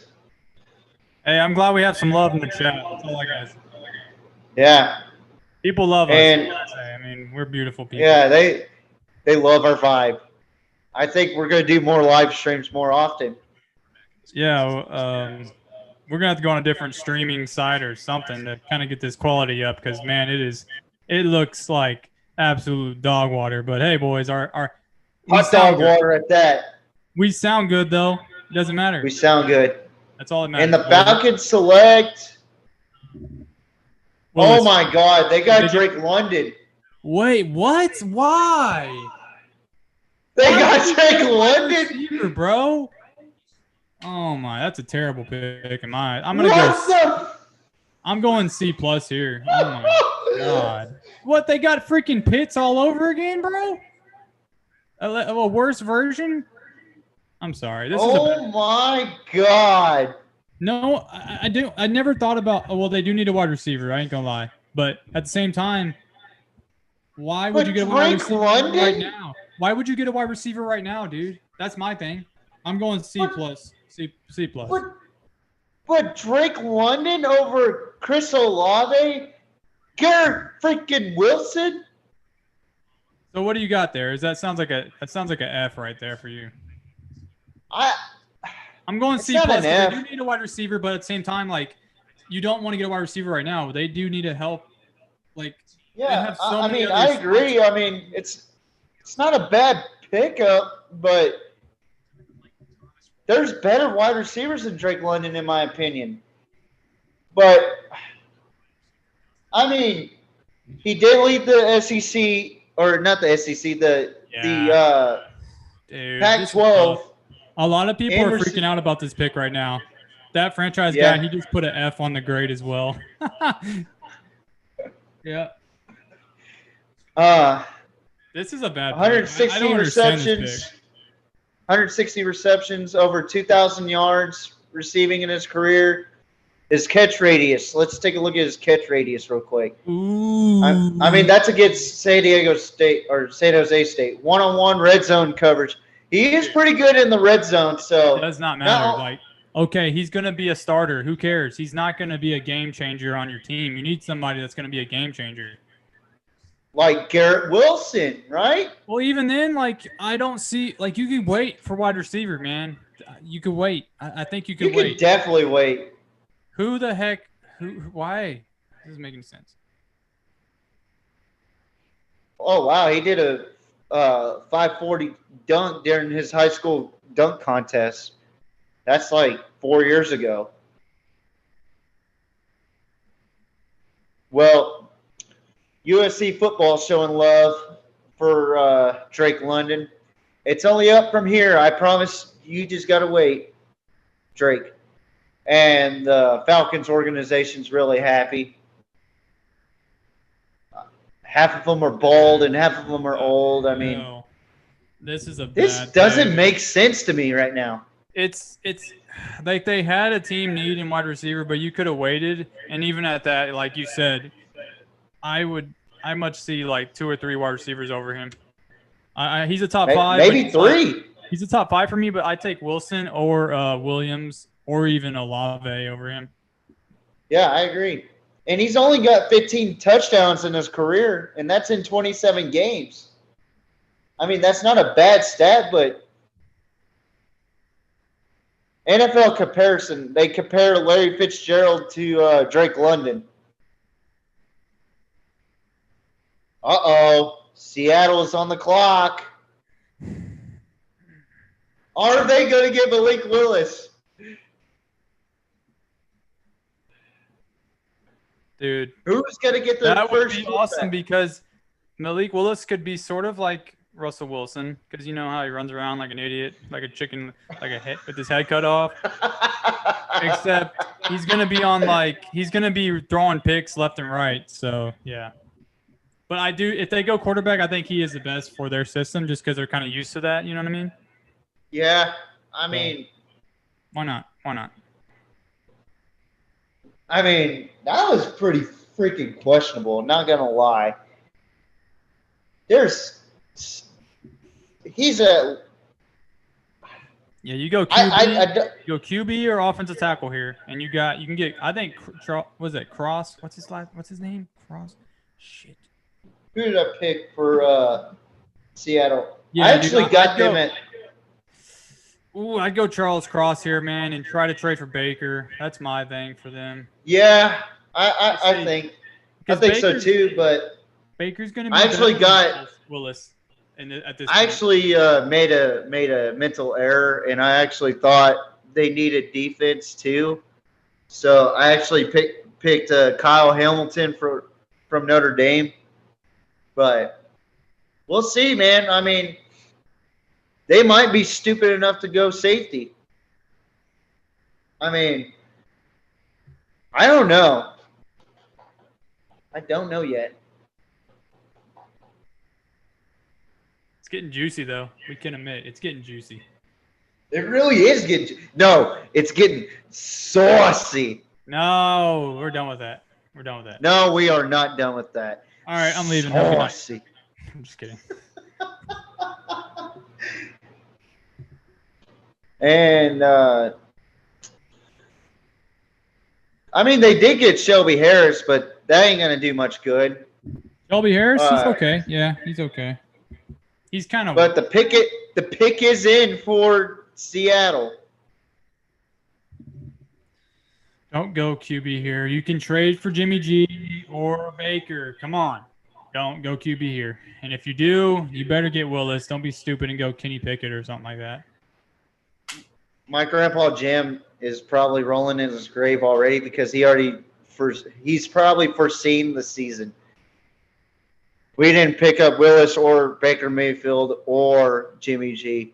Instead, and honestly, none of those are all at this point. I think those are all just for like bridge quarterbacks. I mean, Willis at least has some hope or some like upside there. We kind of know what Baker and Jimmy G is. Yeah. My grandpa Jim's probably telling me from beyond the grave, we are not getting a quarterback in this draft. We're probably getting the safety that you predicted us to get.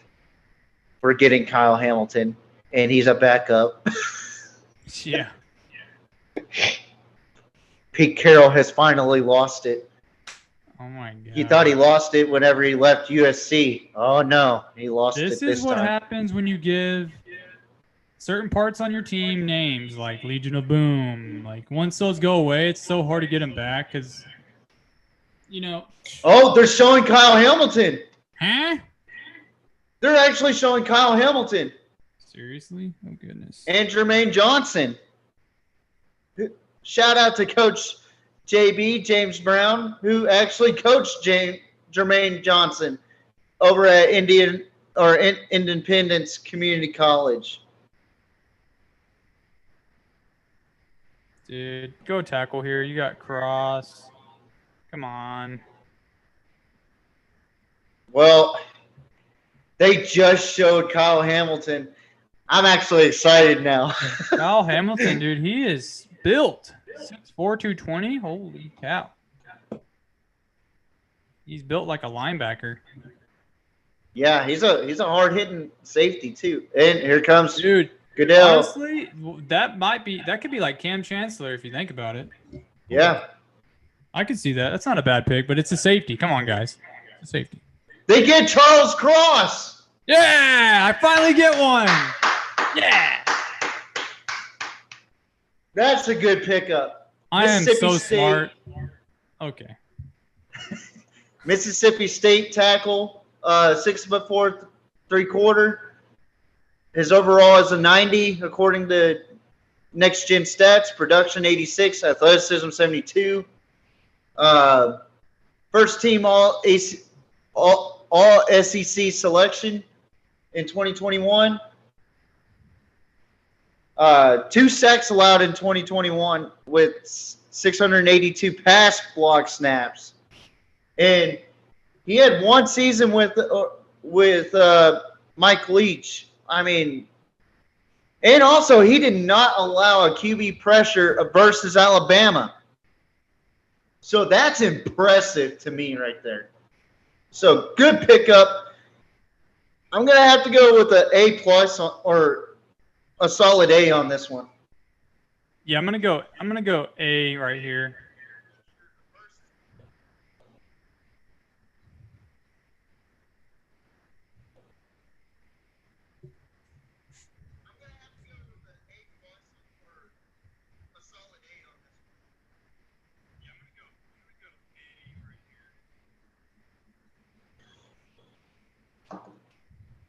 Man, that is awesome. Football intelligence stays attached, never on ground. And going up against Arkansas's defense last season, he did pretty well against them. I mean, arguably, this might be the best tackle in the draft, if we're being honest.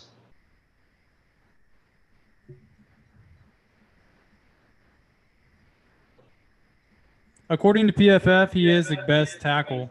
And you know how I am with PFF. I really Yeah. I plead blood.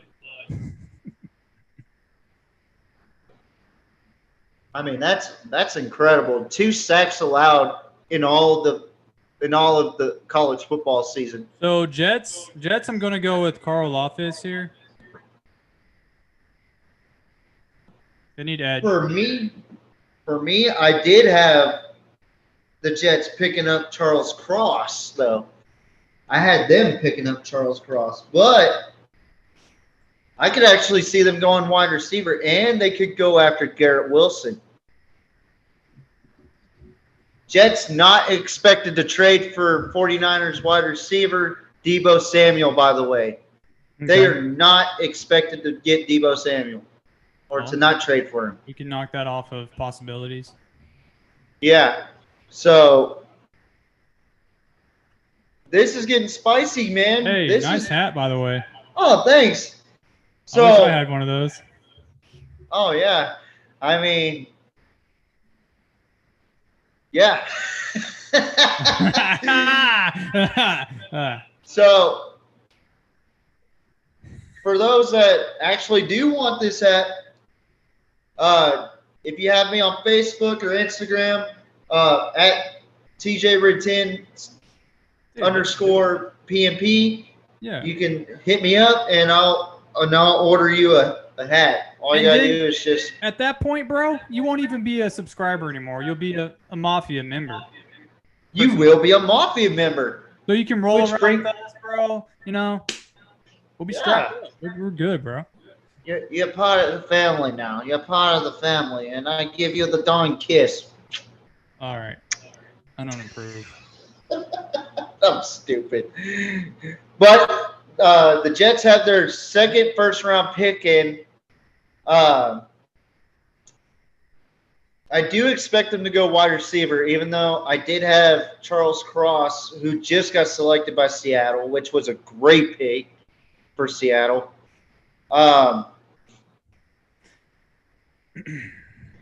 But they did get C.J. Uzomah, Jordan Whitehead. I mean, the Jets kind of built up a little bit because they're starting to get a little bit of competition over there in the AFC East. It's not just the Bills and the Patriots. It's starting to become the Dolphins now because they pretty much added on as well. And here we go. Who did the Jets select?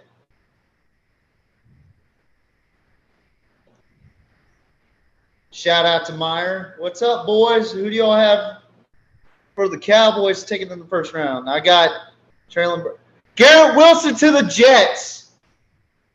Nice. Hey, you said wide receiver here, TJ. That's a win for you, bud.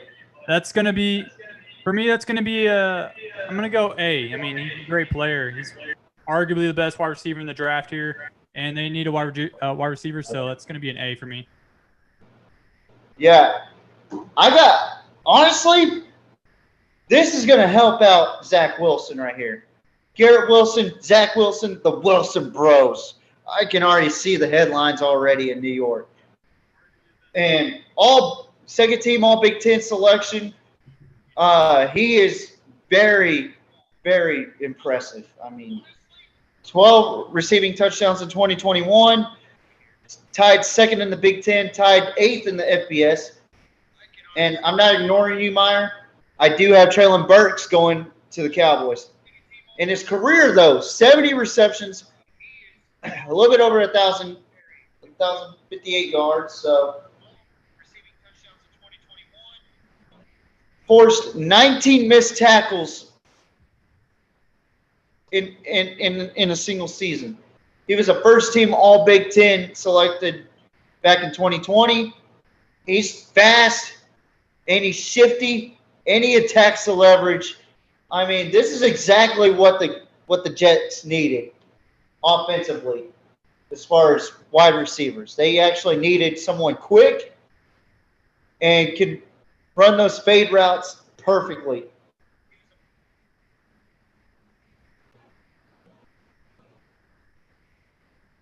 And that's the first Buckeye on the board, too.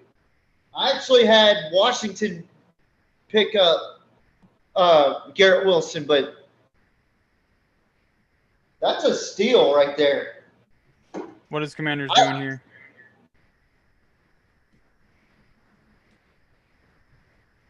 That is a huge steal right there in this draft. It's got to be. Commanders going wide receiver. No way. No question. No question. I think, yeah. Could be. They could go defense also in the secondary, but because they got freaking torched by the Cowboys last year. I mean, there's been a trade. The Saints traded up. Wow. Okay. So now the Saints are on the clock. That's our first trade, folks. The Commanders have traded with the New Orleans Saints. Wow. And Okay. the next 4 picks are the Saints, Vikings, Texans, and Ravens. Who do the Saints get at this moment? What the heck? I think they're going Chris Olave on this one. They're going Chris Olave with this pick. Yeah, I guess they were like, well, there's a couple other wide receivers, so why not? Yeah, Chris Olave, he's already been in talks with the Saints. Let's go ahead and make that happen.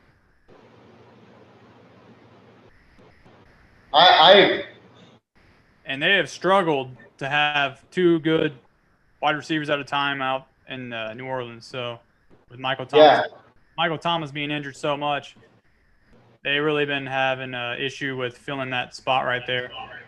So. Yeah. 4th ranked scoring defense in 2021, though. The Saints have a really good defense. It's just the offense, they've had trouble scoring, injuries. I mean, they still had a good 9-8 record, a good winning record. Yeah. They're without Sean Payton this year, who just retired, which I think he, on a low key note, he is actually going to Dallas after this season because Mike McCarthy is one of the worst coaches ever. He's a fraud. But back to the Saints. Back to the Saints. I had one note on that. Jameis Winston had a good year before he got injured. So I agree. Arguably his best year. He looked really solid. So don't forget that. He really did. At first, after Drew Brees retired, I thought Taysom Hill was going to win that battle. But Jameis Winston really grew up from being in Tampa Bay, really his Florida State days where he got in trouble with the whole crab leg situation. I think learning from Drew Brees helped him out a lot. And yeah, if you're gonna build for Jameis Winston, you have to go wide receiver on this one, and not just any wide receiver. You got to go quick, like a quick wide receiver like Chris Olave, and I think that's what the Saints are doing right now. They're gonna go with Chris Olave, the second Ohio State wide receiver, back to back Ohio State wide receivers selected right here. I will be pissed off if they go somewhere else with this. They have to go with Chris Olave with this one. Mm-hmm. And not to mention the new head coach is Dennis Allen for the Saints. But do you think Chris Olave is the most reasonable choice, or do you think somewhere else they need a real or a good player to go on.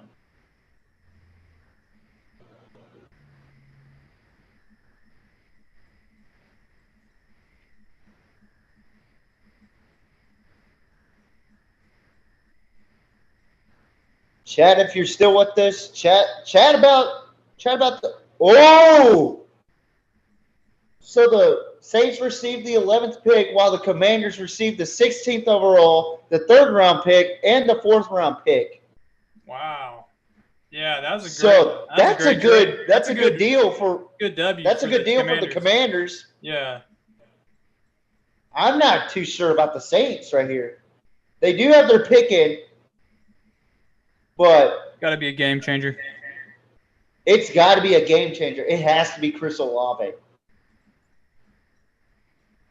If they go with that North Dakota State kid, I will be shocked.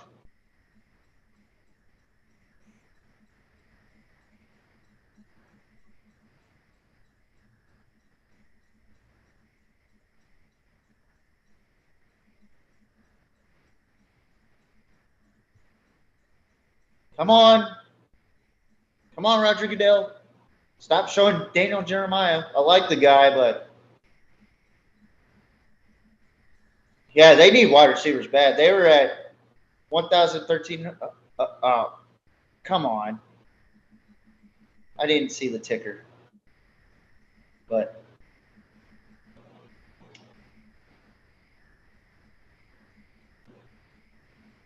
wow. Oh boy. So we got Tony Gonzalez. Why is there Chiefs for the Saints pick? Chargers fan. A Chiefs fan, Tony Gonzalez. A guy that I don't even know. He's short, bald. I guess Tony Gonzalez is going to tell us who the Saints picked up. Wow, this is interesting.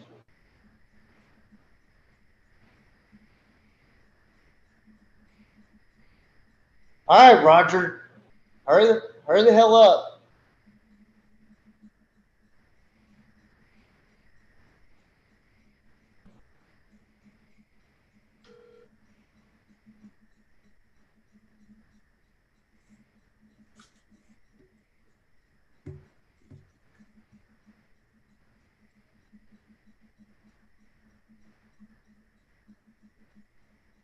All right, Tony, you're taking way too long. So the Chiefs at the Chargers, Thursday, September 15th on Amazon Prime. Whoa. That's pretty big news right there. So that's going to be a good game on Amazon Prime. If you're a Prime user and you love NFL, be sure to watch that. I don't know who's speaking, honestly. I don't know his name. Oh, it's Austin Eckler. I didn't even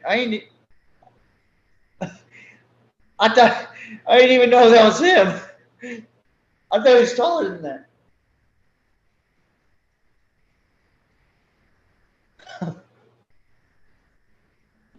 Well, who are the Saints picking?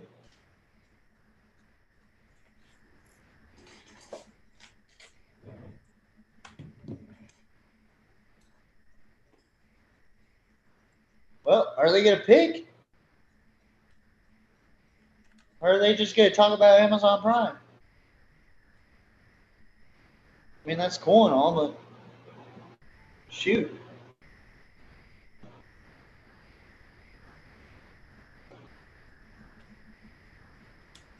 All right, the Saints have selected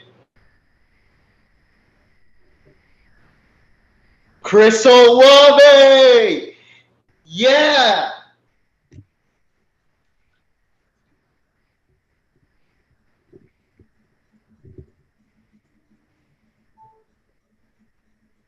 I never doubted the Saints. They did right with this pick. They needed a wide receiver to help out Jameis Winston, and they got the second best option in the draft for the Saints. Probably the best option for the Saints if it wasn't for Garrett Wilson being drafted already. Second, two-time first team all Big Ten selection, 13 receiving touchdowns in 2021.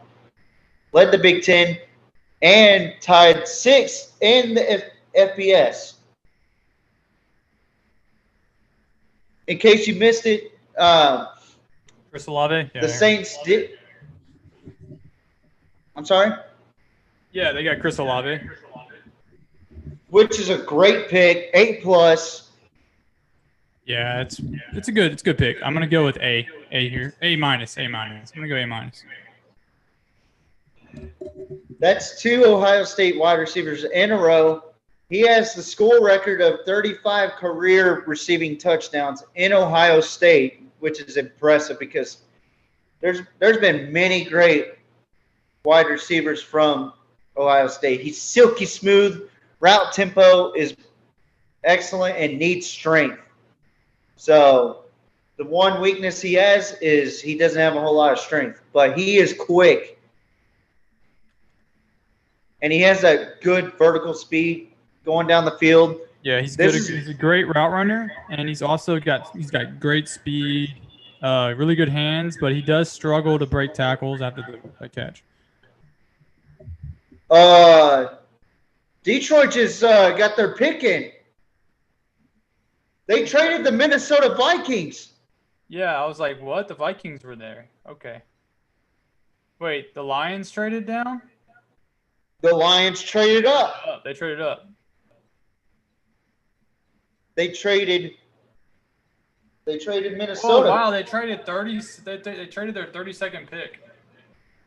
Yeah, they traded their 32nd pick, which is formerly a Rams freaking pick. Wow. Okay.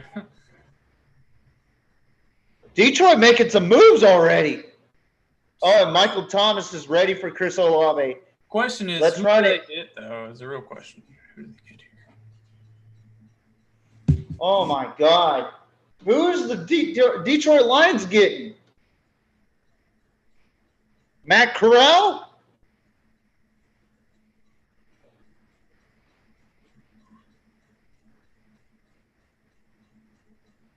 Do they double down on edge? Why not? Go George Karlaftis. Oh, that would be nice. If they have enough faith in Jared Goff, I mean, why not?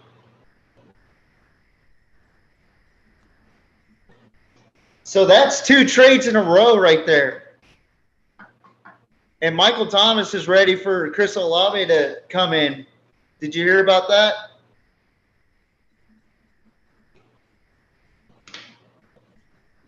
Yeah. Yeah, Michael Thomas is also, not to mention, he is a former. Yeah, Michael Thomas is a former Buckeye himself, so he's got to be excited to see his younger generation of Buckeye coming through the Superdome. Yeah, I think the Lions might go linebacker here, but I still think it's a little too early, especially. Yeah, it's a little early for linebacker, I think. I think so. Most needed. All right, so here's what's happening. The Lions received 12th round or 12th overall and 2nd round pick, while the Vikings received the 32nd, 2nd round pick, and 3rd round pick.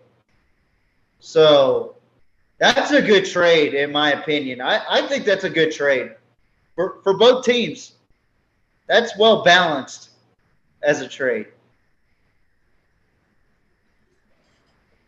Dang, who did they get here? They could get wide receiver. Who's still on the board?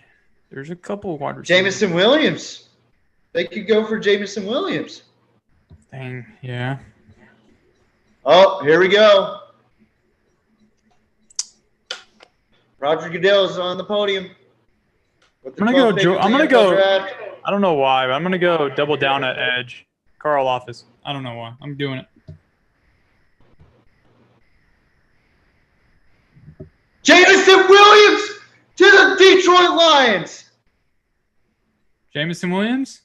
Jameson Williams. Okay, yeah. I guess they thought teams were like really wanting these wide receivers early, so they came and got him. Holy cow! It's gonna be him and Everybody has been talking about the Lions trading up to get a quarterback. I was thinking they were going to trade up to go get Matt Corral. Nobody expected this. Nobody, I don't think. This is insane.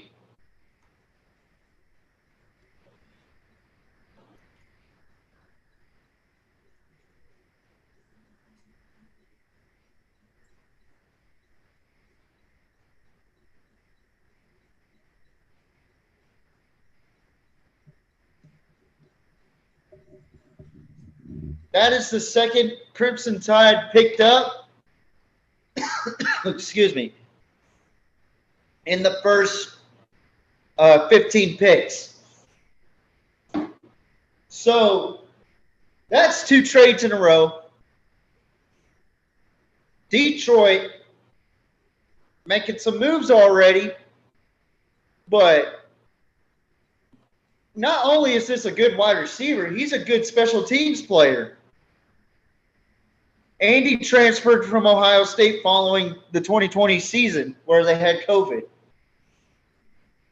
Yeah, this is a good pick. What do you grade this one, TJ? Man, this has to be an A or A plus. I mean, I'm going to go with a solid A on this one. Detroit's having a good draft. I'm gonna go with B here. I don't hate the pick. I just think, well, yeah, I see a little bit better play. I think he's a little risky, but at the same time, I mean, he's a really good wide receiver. I just would rather see another defensive piece there at this point. Yeah. I kind of expected offense on this one, like quarterback, like strictly quarterback. I didn't expect wide receiver, running back, or anything.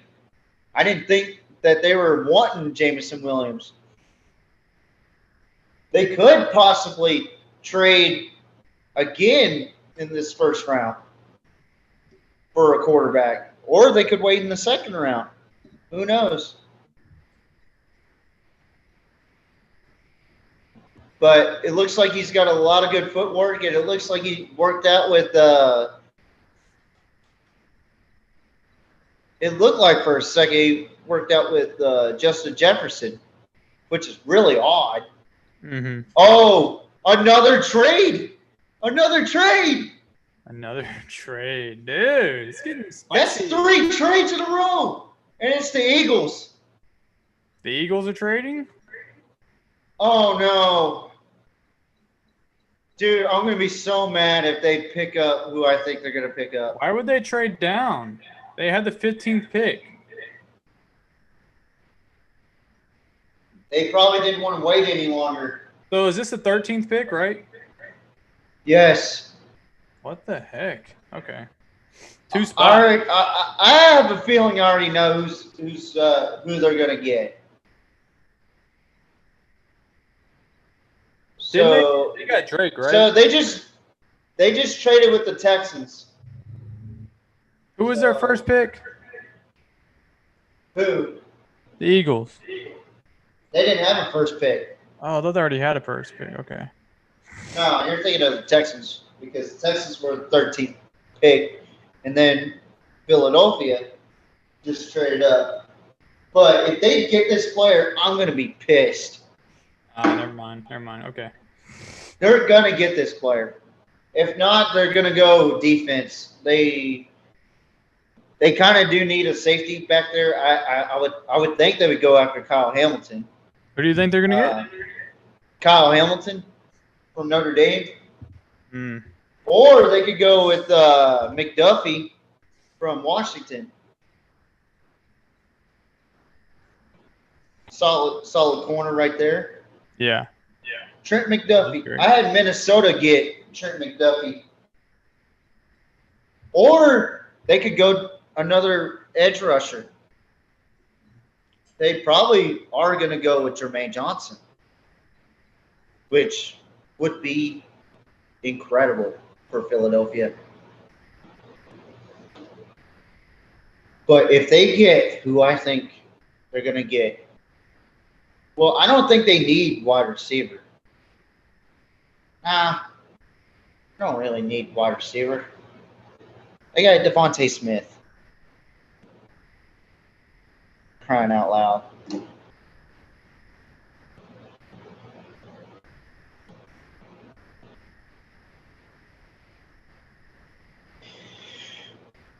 Oh, man.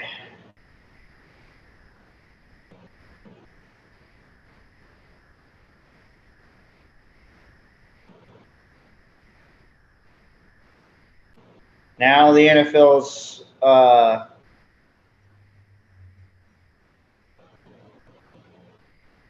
a weird commercial. I don't want to say it, but they got a weird commercial. Yeah, a lot of the wide receivers are taken off the board. Williams gone, London gone, Wilson gone, Olave. You still got Sky Moore. He's pretty solid. You got George Pickens, and you got Traylon. Oh, they might be going after George Pickens if they're going wide receiver. Yeah, those after that, it's kind of like you decent guys at that point. But Traylon Burks, George Pickens, and Sky Moore, these are the last ones remaining that I think actually will have pretty big impact on a team. Yes, I agree with you on that. And I hope they don't get Traylon Burks, man. I feel like that's a Cowboy, but maybe that might be. He has to be a Cowboy. I think I have a feeling he's going to be a Cowboy. I can't wait to play Madden and put these guys on the game. Oh, boy. Wait, what? For those that don't know, Kaleb is a avid Madden player. So I'm a sim head, okay? I'm not really a comp guy. I'm a sim head. I like to really live that franchise feel on any of the Maddens, preferably the older ones. But let's not really get down that rabbit hole. Yeah. But what he doesn't really want to tell anybody is I am the Super Bowl champion of that franchise. Hey, speaking of that, we're going to be putting these – I'm going to be putting these draft picks into that so we can pick from those. Ooh. Yeah. So okay. Not a very exciting draft, but hey, it'll be something to do differently rather than just this random default. Awesome, dude. But let's go over these quarterbacks. I am very I'm kind of surprised one has a. Oh, here we go. Here's the trade for the 13th overall. The Texans. Really, you cut that off to Mohawk guy?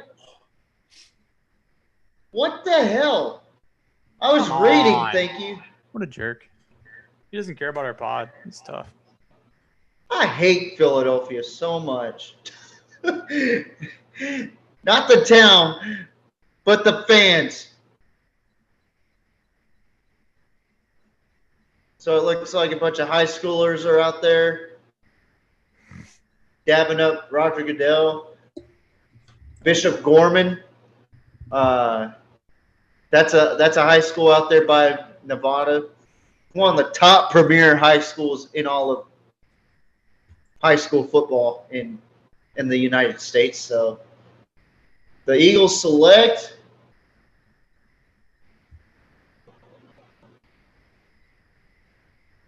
we're waiting. Las Vegas student athletes.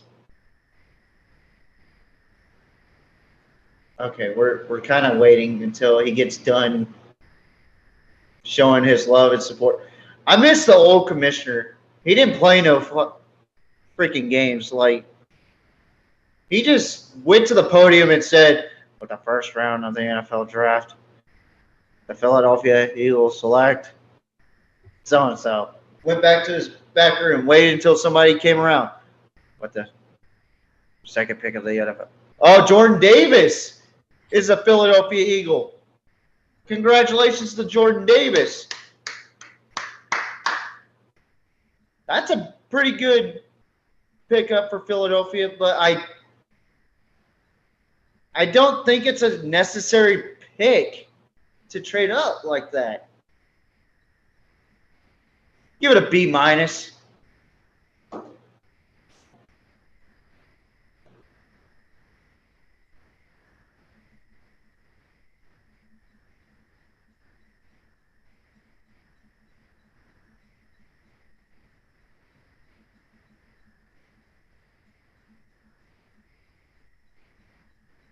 Honestly, that wasn't the best trade Jordan right Davis, there.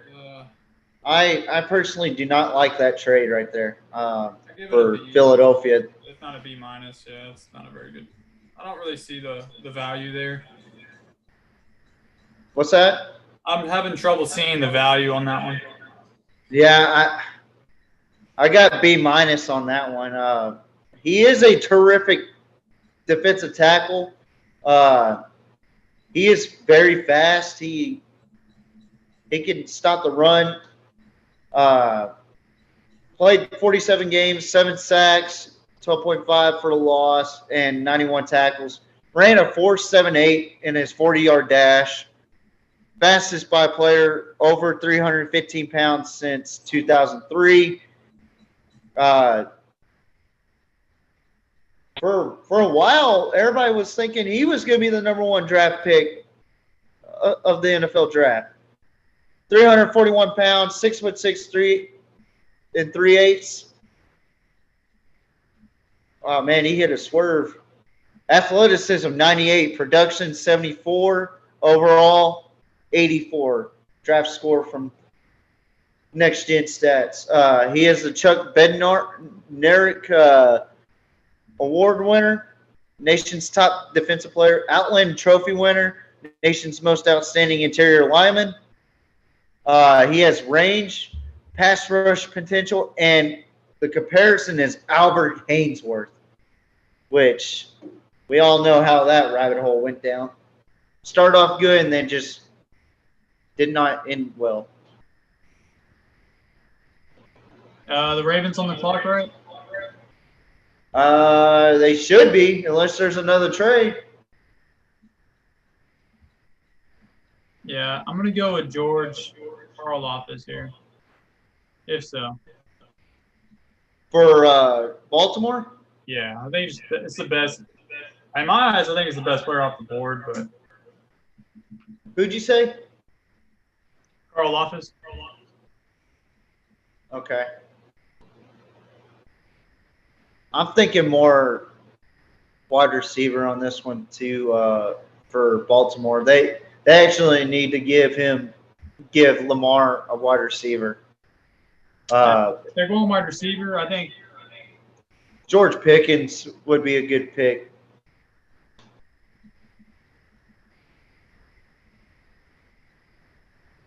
Kid's physical. The Ravens have their pick in.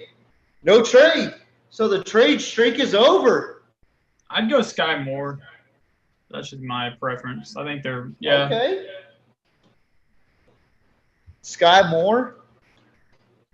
Yeah, Baltimore was plagued with injuries last season. Even with Lamar, J.K. Dobbins on offense.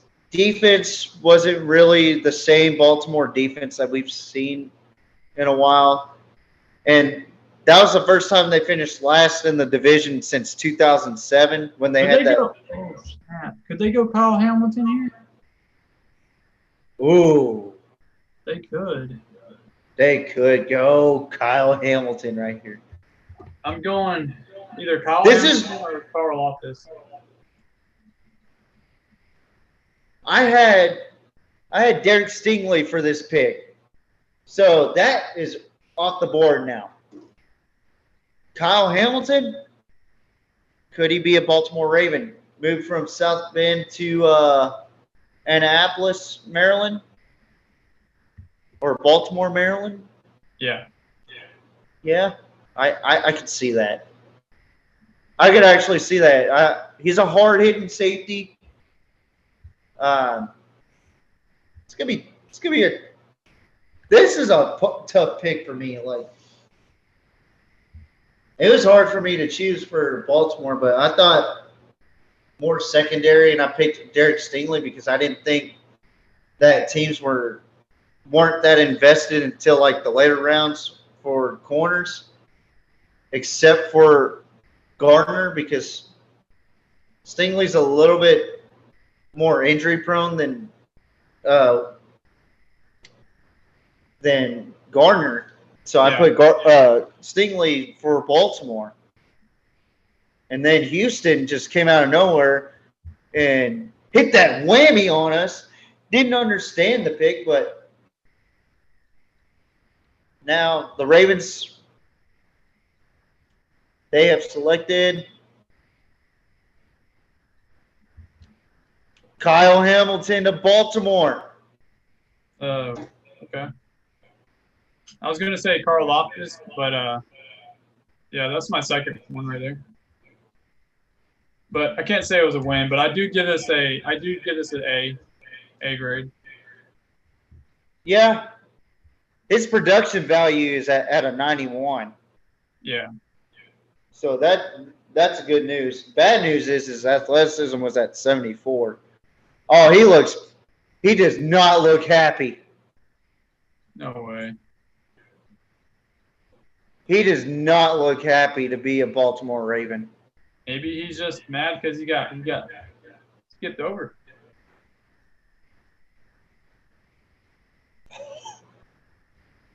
Either that or he's just really nervous. I hope it's the nervous part because you got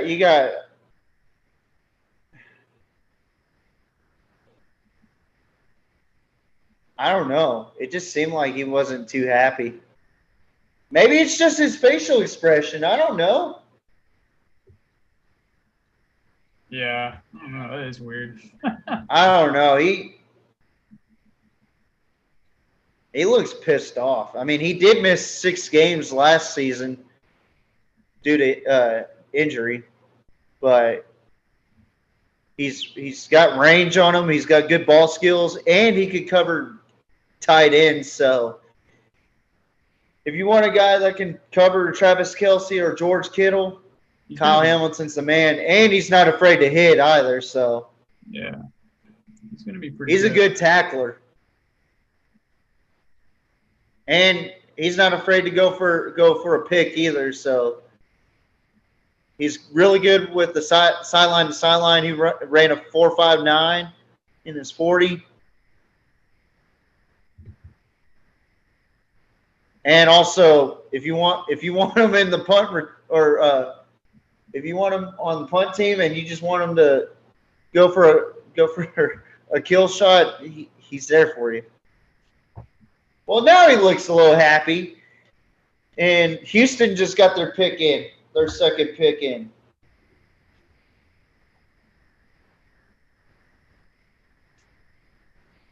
So now, who is Houston going to pick up?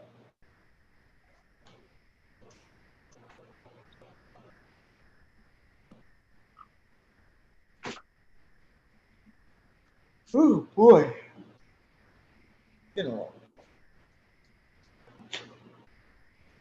Thank God I had a lid.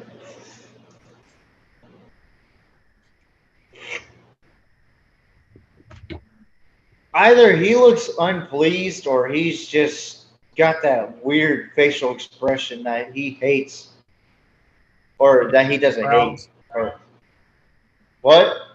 Maybe he's just like has anxiety and that's the way he acts. Yeah. Thinking he was going to drop a lot probably. Yeah. Because I don't think anybody was talking about him being a top. Whoa.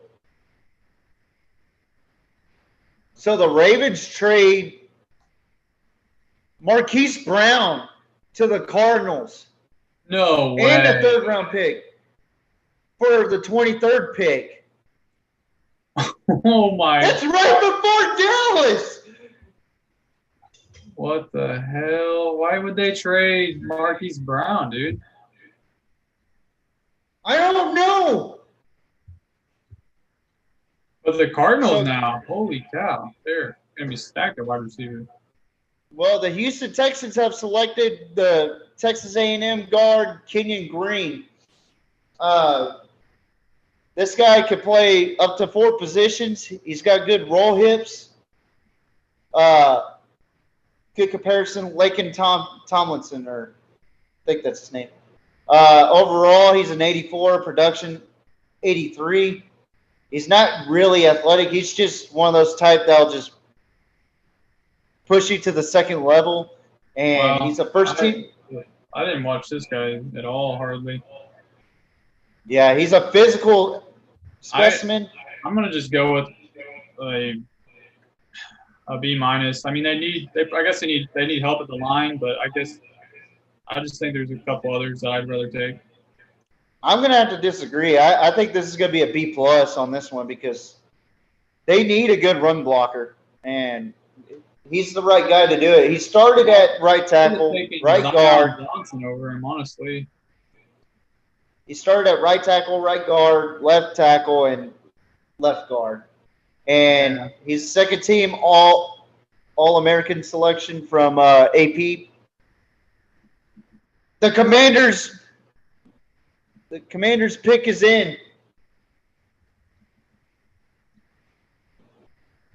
I forgot they traded to the 6th, or they traded their pick for the 16th pick. Yeah.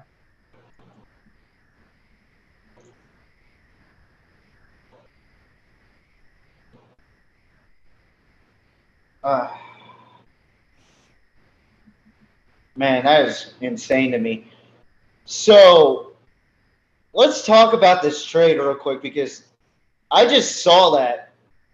And I was like, what the hell? And I saw Marquis Brown getting traded to Arizona. So Arizona just got a weapon.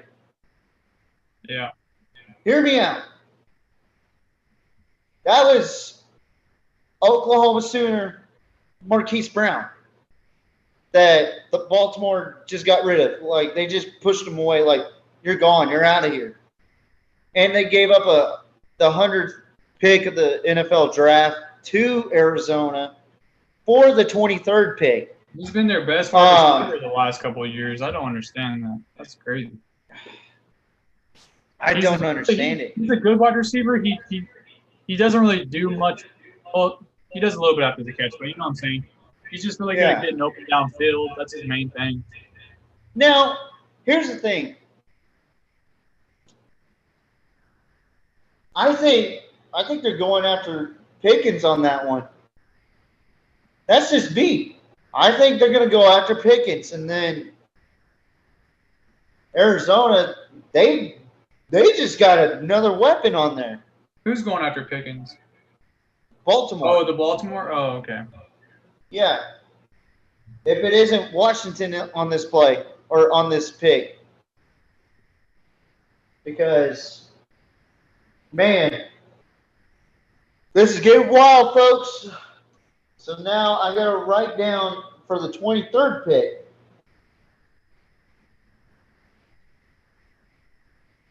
Trade. Arizona to Baltimore. That's insane. So there's already been 4 trades in the first round. Do you think there's going to be any more? Yeah, honestly, Or I could see like 3. I could see 3 more. I didn't know it was going to be back to back like that though. yeah, I could look. I'm telling you right now, these teams that are trading, and Dallas is not doing anything. And if I swear, if I see Washington get a wide receiver, and it's Traylon Burks as the wide receiver, I'm going to be mad. Because Garrett Wilson's gone. Chris Olave's gone. I mean, they still have Shy Moore. They still got Oh, the Eagles do actually have another pick, and so does the Saints. The Chargers are next. The Commanders' pick is in. There's a live look at Caesar's Palace where Rich Eisen and the rest of them guys are talking right now on their table set with their coffee mugs while I got my Starbucks Frappuccino. But they may go defense on this one. They could go McDuffie on this one. Or Dexton Hill from Michigan. Or they could go offensive line. I mean, that's what I hope for anyway.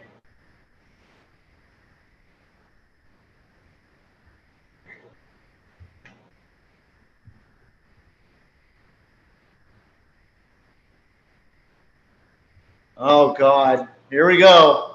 Who does the Commanders have?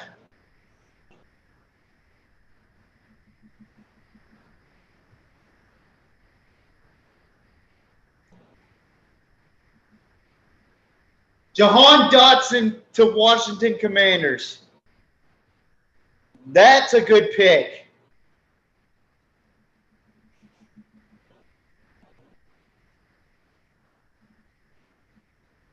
Jahan Dodson from Penn State. Good hands, good route running ability. I mean, this kid walks around everywhere with a football.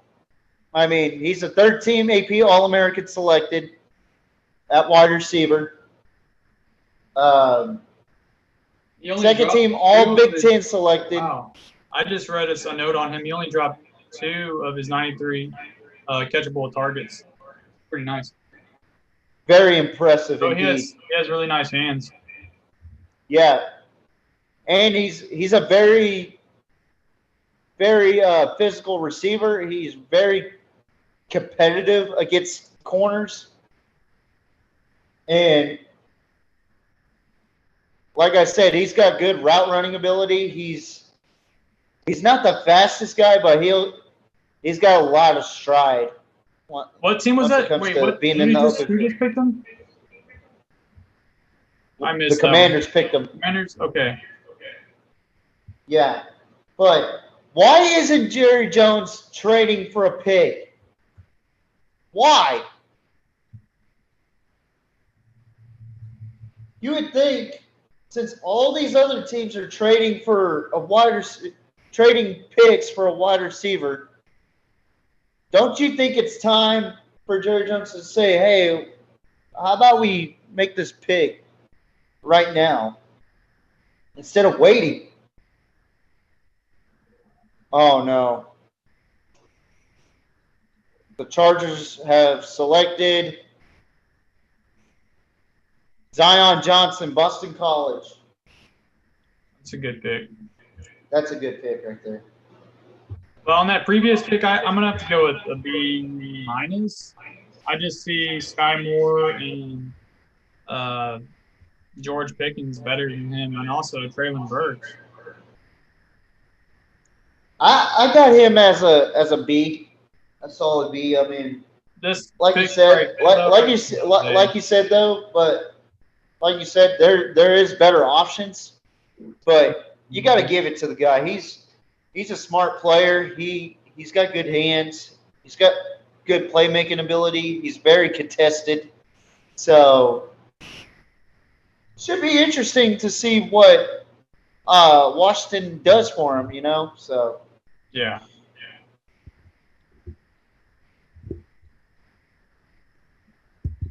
But great pickup by Los Angeles Chargers, not the Rams, the Chargers.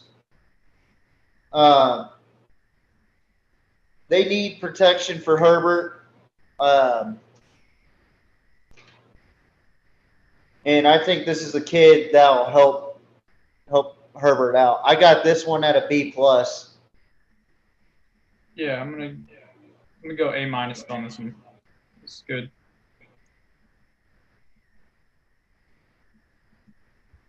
Absolutely good pickup for the Chargers. So next pick, what is it? Is it the Eagles? They traded this one, right? No, they this is their actual pick. Okay. Or actually, yeah, this is their actual pick. But talk about Zion Johnson for a minute. He's 6'2", but his overall is an 88, athleticism 93, but his production value isn't very high. It's 78. So, the Titans have traded for this pick. Oh my God! Did you AJ Brown? They traded AJ Brown. Oh my God! No, it actually happened. The Titans have traded AJ Brown for this pick. That's all the Eagles were getting. They traded for the 18th overall pick and the 3rd round pick for AJ Brown. So that's a good, solid trade right there, if you ask me. Dude, why the heck? They just must have not had a good locker room with him or something. That's terrible. Why would you trade AJ Brown? That doesn't make any sense. Terrible trade for the Titans, dude. Terrible. Titans are all run, baby. They all run. AJ Brown's a top 10 sometimes wide receiver for me. Come on. That's a bad pick. Wow. Or a bad trade, rather. That's concerning if you're a Cowboys fan. That is really concerning because A.J. Brown to Philadelphia is pretty scary. And not only that, Jalen Hurts is pretty good. Not going to lie. I actually am high up on Jalen Hurts, but I'm not really. But by having A.J. Brown to the Eagles, you got to be kidding me. That is going to be – he's way better than any of these wide receivers in the class. that is your definite number one starter right there if you're Philadelphia. I mean, you give him a private jet just like the Colts gave Matt Ryan a private jet to Indianapolis. You give – or – no, it was Stephon Gilmore that got the private jet. But anyway, this is shocking to me. Why would you trade your best wide receiver? Was there a locker room issue? I mean, were the negotiations not doing well? So if that's the case, do you think San Francisco's going to trade anybody else? Like, do you think San Francisco is going to trade Debo to someone else? If that's the case, like someone just gets Debo and they get 2 picks.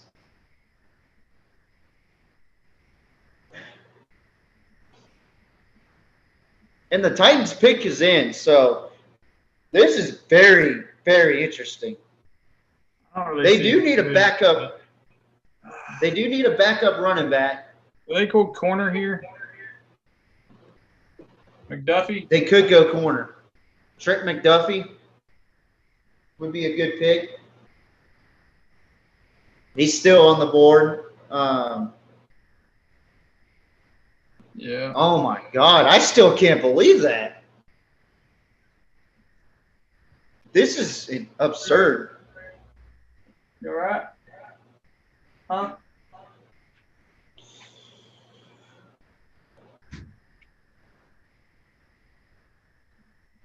Let me know if you need anything. So, the trade, 18th overall, 3rd round pick, which is the 101st overall, while Philadelphia receives A.J. Brown.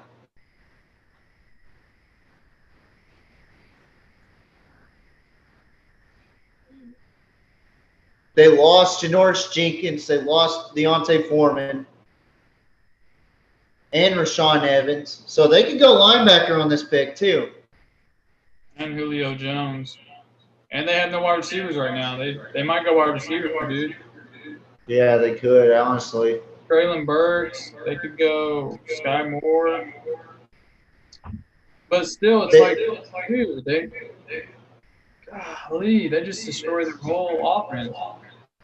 Because A.J. Brown was helped out that offense open up. Yeah. I bet you half of them real Tennessee Titan fans are pissed. You got to go wide receiver here, actually. That doesn't make any sense. They have to. Because you have no wide receivers right now. You have no one or two. The Tennessee Titans select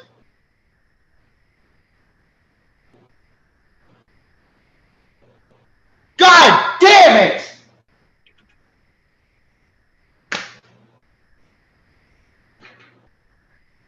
They got Burks.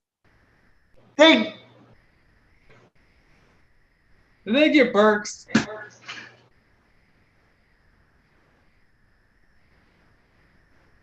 They got Burks. Well, that's a good pick for them. They needed, but this is a terrible trade, so I'm going to give this a B. I'm going to give this a B minus, actually. You're telling me it's going to give you the same amount of production as A.J. Brown?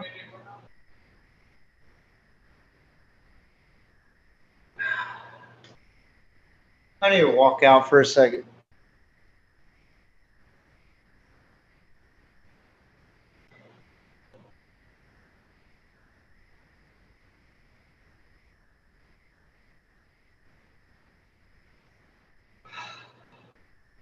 Oh, my gosh.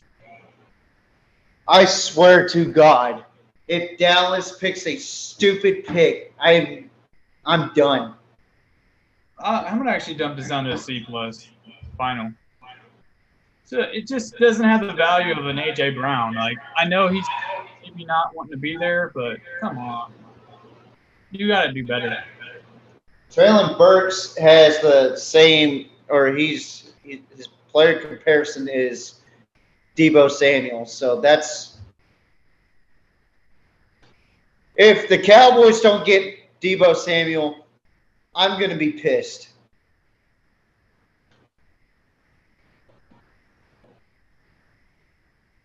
This is ridiculous. I mean, the wide receiver comparison between A.J. Brown and Traylon Burks is almost identical, but A.J. Brown's faster. Traylon Burks has a better broad jump, and Traylon Burks is taller. Their overall is at 88 on their rookie stats. So, God damn it!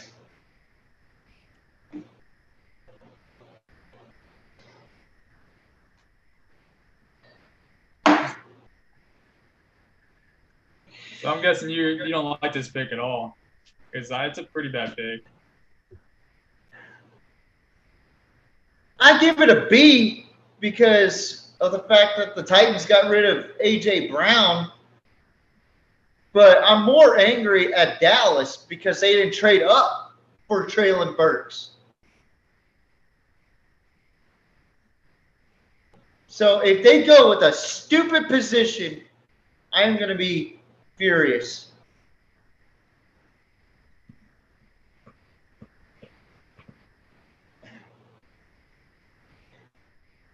That was our perfect opportunity to get Traylon Burks, too.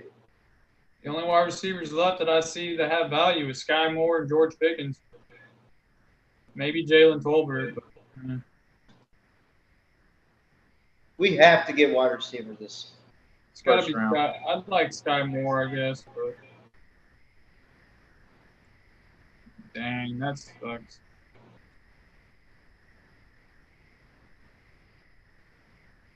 Well, the Who's on the Saints. The Saints, they just got their pick in. Alvin Kamara has 67 career scrimmage TDs. That's the most in the NFL as of lately. Michael Thomas did not play due to ankle injury. Let me start Duffy here. Their defense is impeccable. They did well last season. Their receivers, though, 1,320 receiving yards when aligned wide in 2021. That's not very good. They added Marcus May, Andy Dalton, Red Rifle. They lost Terran Armstead, Marcus Williams. So they could go with a tackle on this one. But I think after those 3 tackles that were already picked up, I don't know. They also lost Malcolm Jenkins and Trevor Siemian, which is a good thing they lost Trevor Siemian.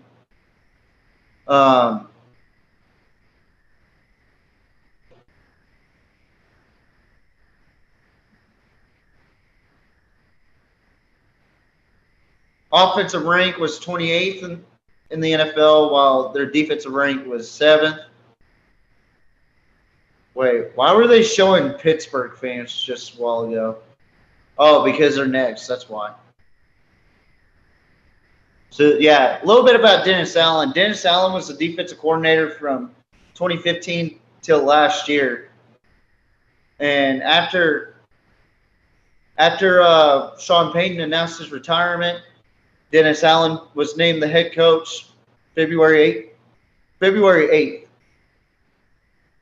of last season. So it's not much different, just the defensive-minded coach for the Saints.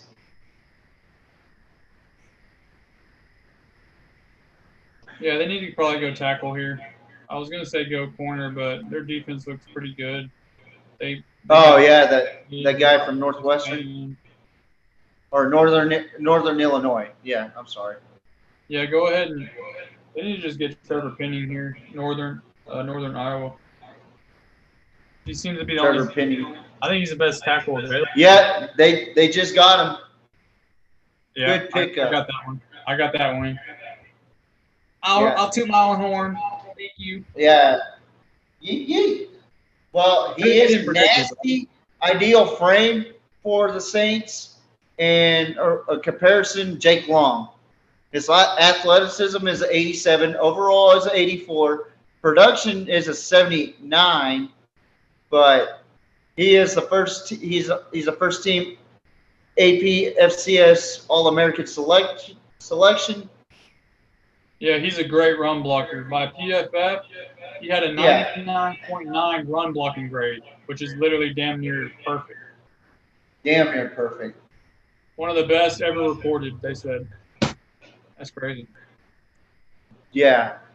That's out of the FCS and FBS. I give that A plus. Yeah, that's definitely an A plus because he's only allowed 1 sack last season with 412 pass block snaps. 7 sacks allowed in career with 1,094 pass block snaps. This could get spicy.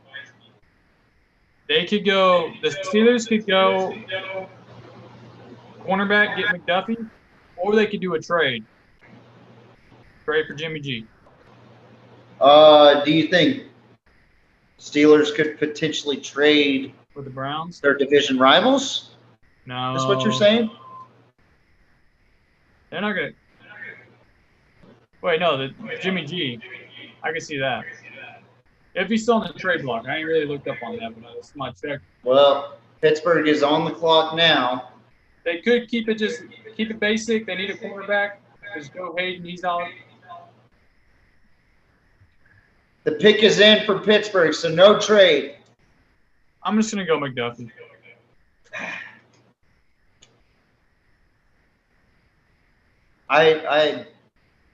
Or they might get splashed. They might get splashy and get Willis. Who knows?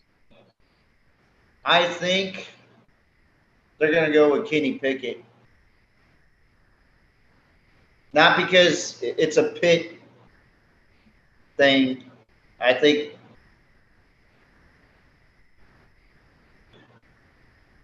he'll fit better than Malik Willis. and I'm not just saying shit because I think it's going to happen. I genuinely think that Kenny Pickett is a better quarterback than Malik Willis as far as a Pittsburgh Steeler mind frame. However, if they do go defense on here, McDuffie is a good choice.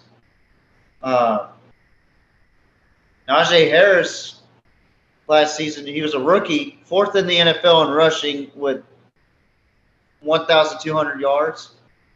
And Big Ben did retire last year, so quarterback is a must for Pittsburgh. Yeah, because you're saying even though they got Trubisky, they're gonna. Even though they got Trubisky, you already know what Trubisky is, and that's bad. I don't know about that, but we'll see what happens. They need to get spicy and get Willis here. Just get spicy. No. Bossy, bro. What if they get Sam Howell? If they get Sam Howell, that would shake the whole draft up. Oh, they got Kenny Pickett at 24 on the top 200 for Daniel Jeremiah and Malik Willis at 26. So that's the remaining top 10 guys right there. Jermaine Johnson. They could hang on. I don't know. Pittsburgh's hard because they did pick up Miles Jack. They did pick up Mitch Trubisky and also James Daniels and Levi Wallace, which it's all right. They lost Big Ben. They lost TikTok, Juju Smith-Schuster. I think okay, so listen. They need wide receivers. They lost a lot of wide receivers. And Taco Charlton and Joe Schobert. All right. So this is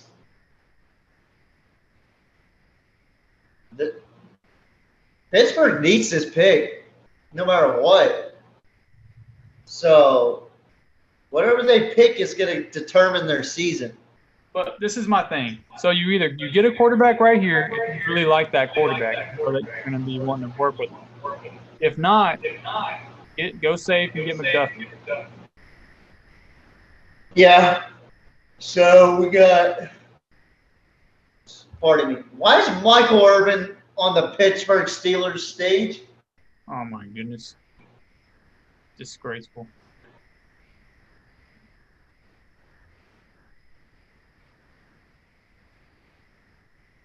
I don't know who this dude is. Probably a former Pittsburgh Steeler.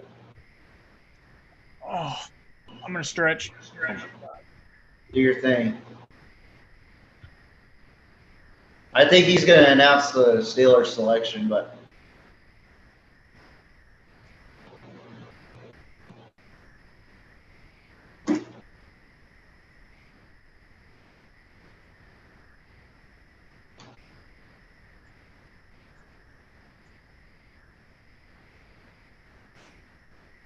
wow, this is crazy.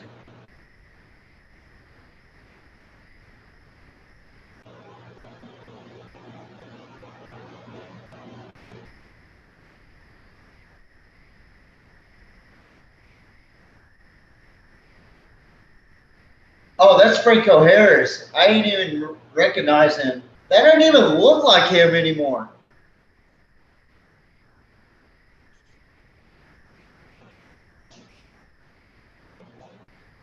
Pittsburgh got Kenny Pickett.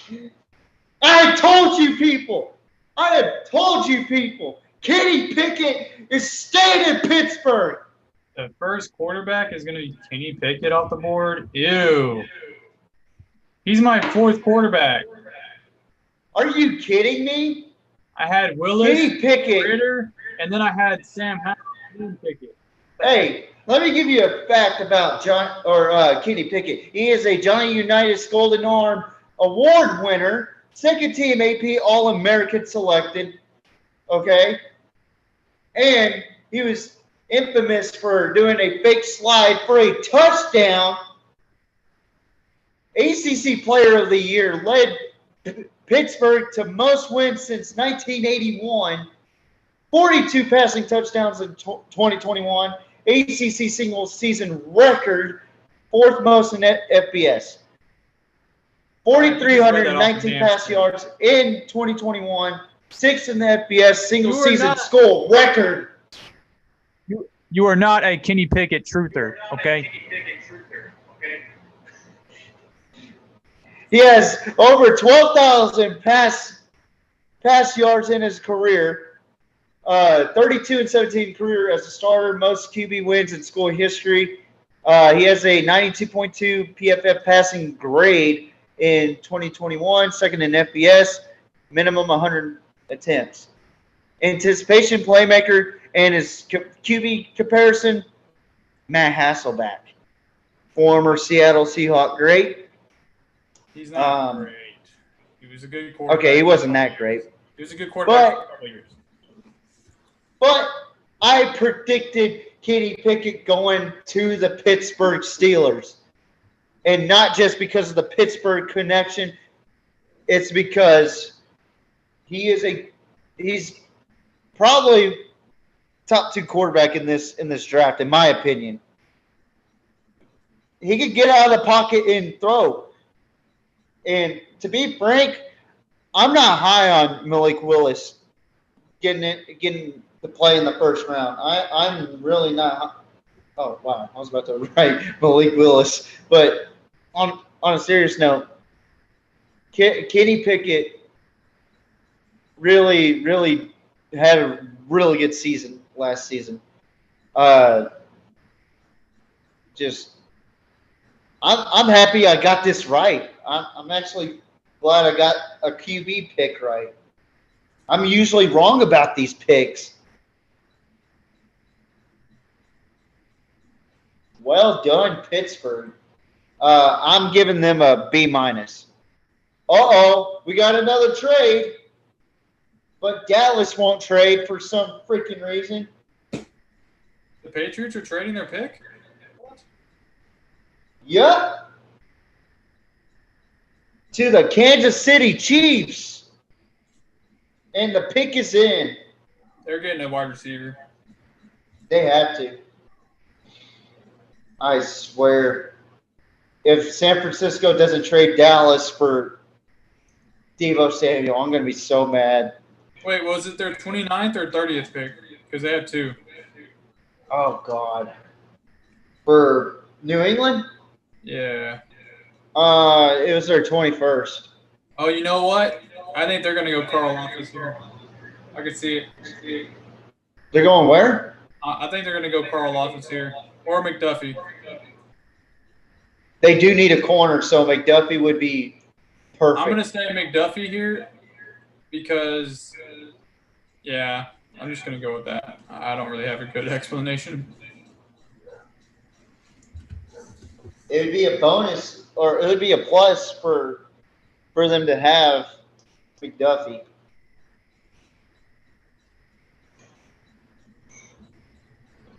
Come on. Traded Tyreek Hill to Dolphins in exchange for first, second, and fourth round picks in 2022. Travis Kelce, 9,006 yards career, most by tight end in first 10 seasons. 31 sacks in 2021. That's the 29th in NFL. Look at them guns! Kadoosh, kadoosh! It's too bad they couldn't see it because we were on freaking swapping over here in the Zoom. Nah, it's all right. Maybe next time, boys. Maybe next time, boys and girls. But adults. Anyways. Yeah. But who is Kansas City going for? What are they going for? Why are they going for it this early?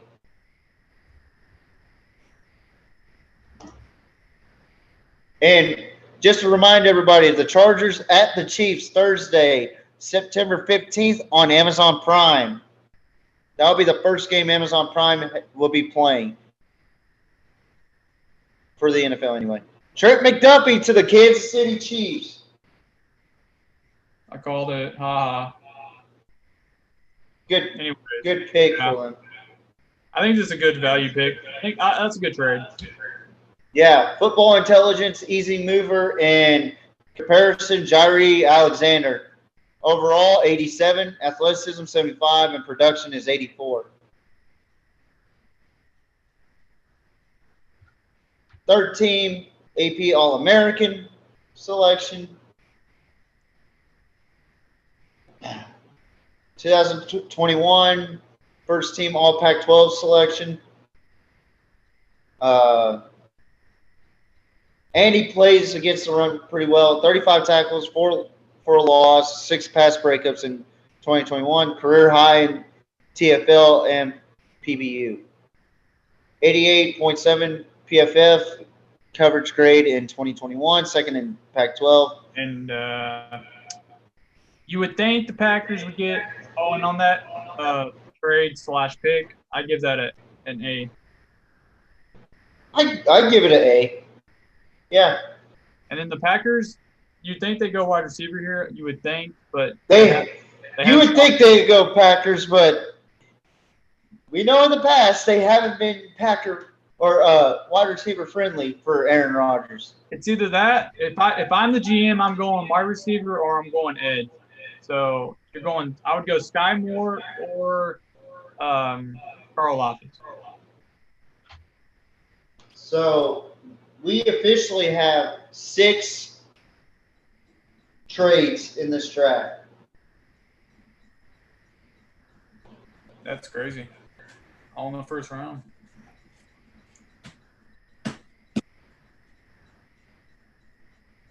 But who are the Packers going to get? This is the one I'm interested in.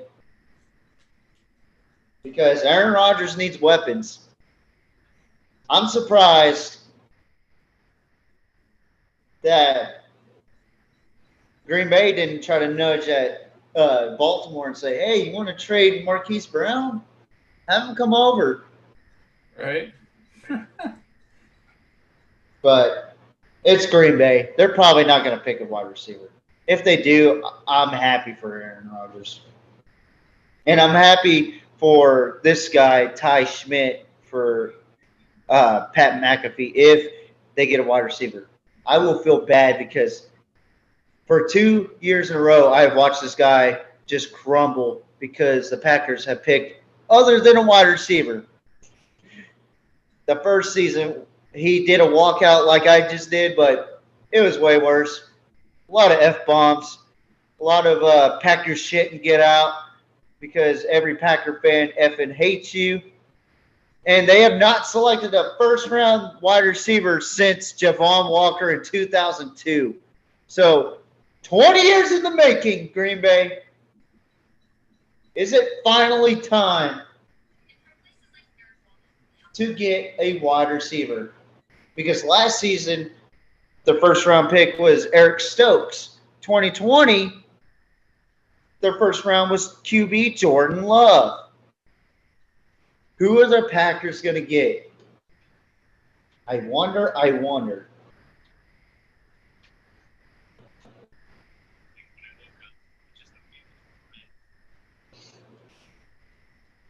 am really interested to know who the Packers are getting.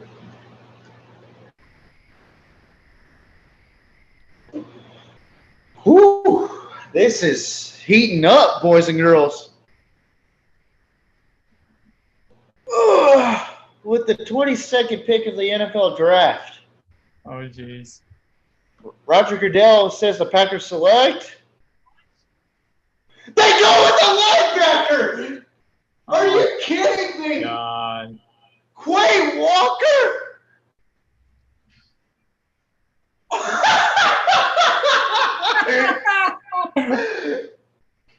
Why? Quay Walker, bro. Oh my Dude, God! That The franchise Packers guy have is so done it pissed. again. He's so pissed. He's so pissed. He's so Quay Walker. I'm sorry. I'm sorry for all Packers fans. He's Dude. so pissed, bro. He knows he's For all Packers fans, do not incite a riot. Do not. Wait, the Bills have the 23rd pick. Why do the Bills have the 23rd pick?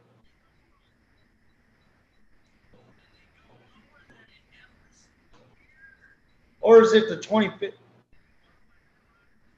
So the Packers have traded the. Dude. Hold on, there's a trade in the second round.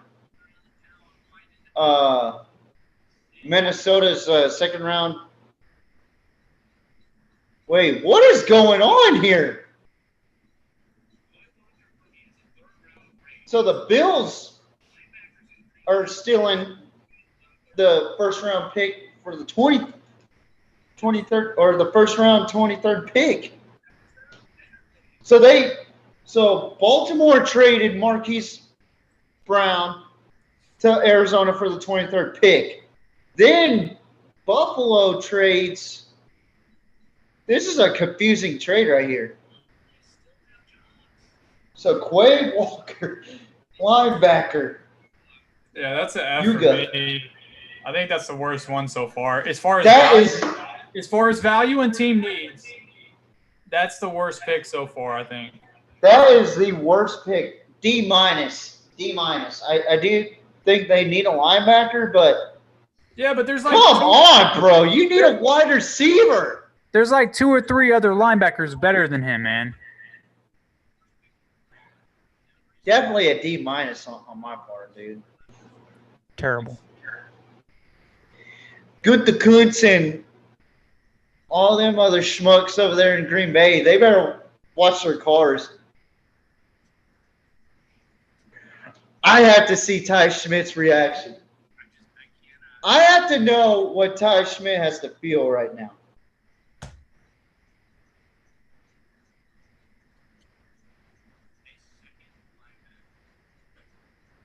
What were they thinking?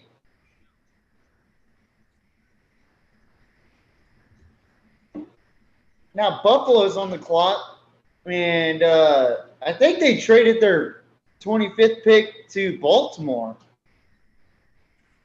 I don't understand that.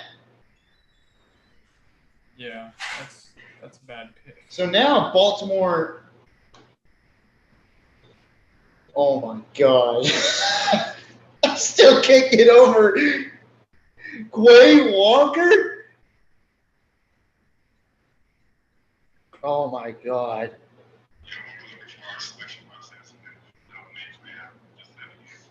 Oh.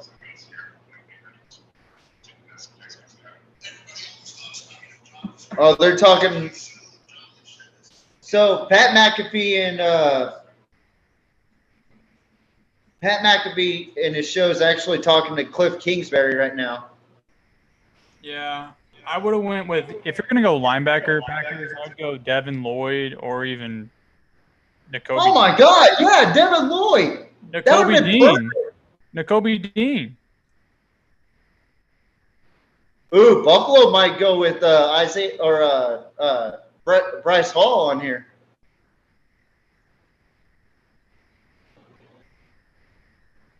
I actually want to see Ty Schmidt's reaction to Green Bay. Okay.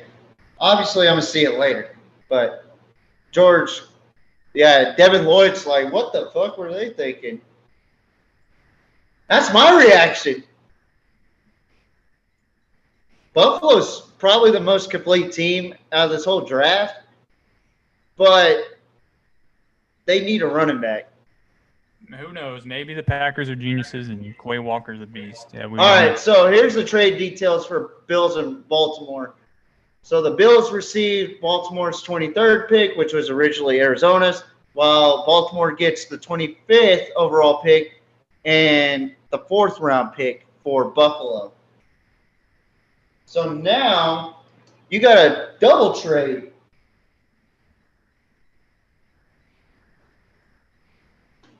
That is crazy to me. Hey, I'll be right This back. is okay. So, if you guys are watching the draft and y'all are just seeing this go down, like the trade details between Arizona and Baltimore, and then Baltimore and Buffalo for the trade, I mean, that's just crazy. I mean, here's the past first rounds for Buffalo: Greg Rousseau, Ed Oliver, Josh Allen, Tremaine Edmonds. Both of those two were in 2018, and Tre'Davious White, which was in 2017. Bills Mafia is here. Bills Mafia. Only team with top 3 scoring offense and defense in 2021. And the Bills are ready to select the future of the Buffalo Bills. This is absurd to me how Green Bay picked Quay Walker. Ooh, Buffalo goes with a corner on this one. Kira Elam from Florida. Not a bad pickup, but I was expecting running back for Baltimore or Buffalo. But he's a physical guy. He likes to go for the ball sometimes. I mean, he's got 5 pass breakups, 1 interception, missed 3 games with a knee injury, so he didn't really. And he likes to hit, so he's a first-team All-SEC selection from 2020.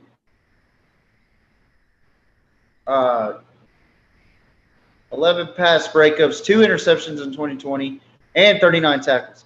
All right, now we're done with Buffalo. Now we got to figure out what we're doing on offense and defense. We were first on offensive rank and 19th in defensive rank, which was kind of weird because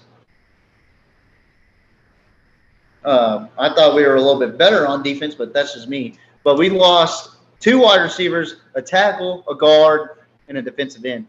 I don't think we need a defensive end as much as we need more offense. Like Caleb was saying, I would go with Sky Moore or possibly George Pickens. But then you got Lindbaum sitting right there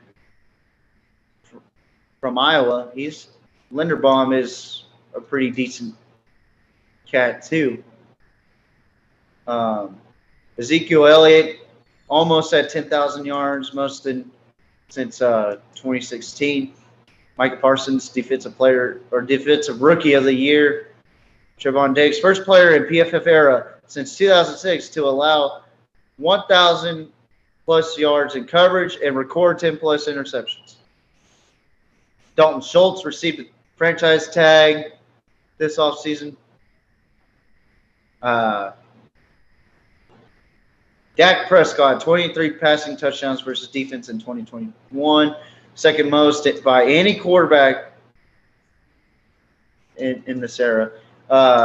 First round pick since 2017, Micah Parsons last season. CeeDee Lamb for 2020. 2019, we didn't have any. And then 2018, I believe we had somebody. I can't remember. Oh, yeah, Leighton Vander Esch, which he didn't really pan out the way that they made him. Taco Charlton, he was a waste for Dallas. So, and he just got released by the Pittsburgh Steelers too. So we did get Dante Fowler Jr. and James Washington.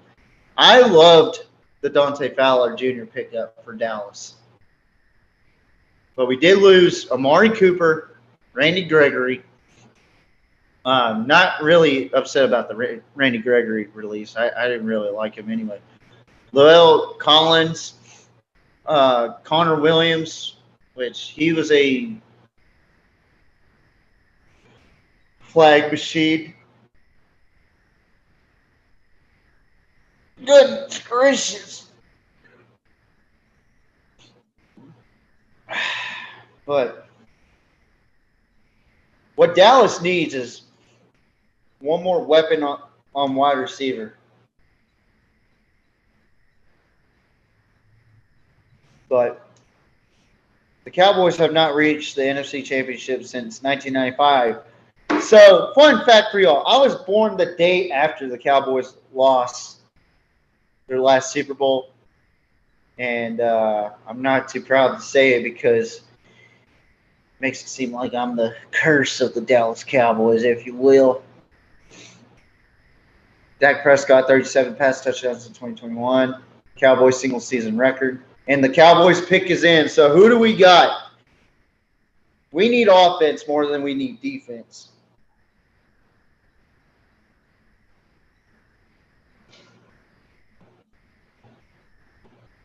We need an offense more than we need defense right now. So 7 total trades in this draft. But Dallas isn't trading. They have not traded. So they're standing by with their pick. They're comfortable with this pick, apparently. So I just want to see how this goes.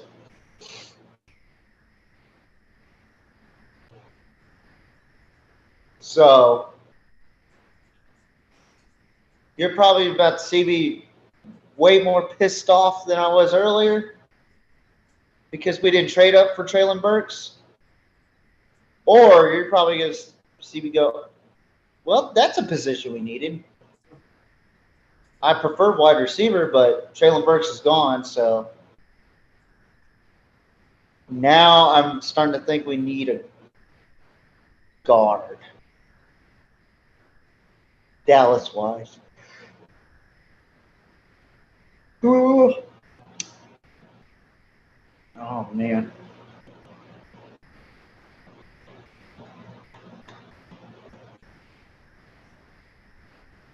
So the Cowboys selection is on. How come Irv's not up there? What the frig?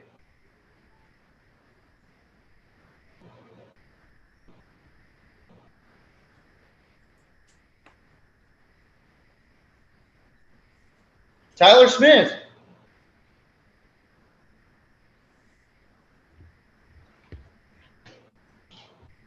All right, what up, Miss? Sorry, boss. Family stuff. You're kidding me, right? So we replaced Connor Williams, a guard, for a tackle that commits too many penalties.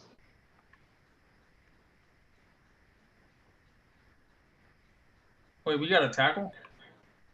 Yeah, we got a tackle. What was the pick before that? I think I missed it. Yeah, so Buffalo got Kyer Elam from Florida, which The safety? to me that's a B minus. That's not a bad pick. Wait, he's a safety though, right? No, he's a corner. Oh, he's a corner? Okay. Tyler Whatever. Smith.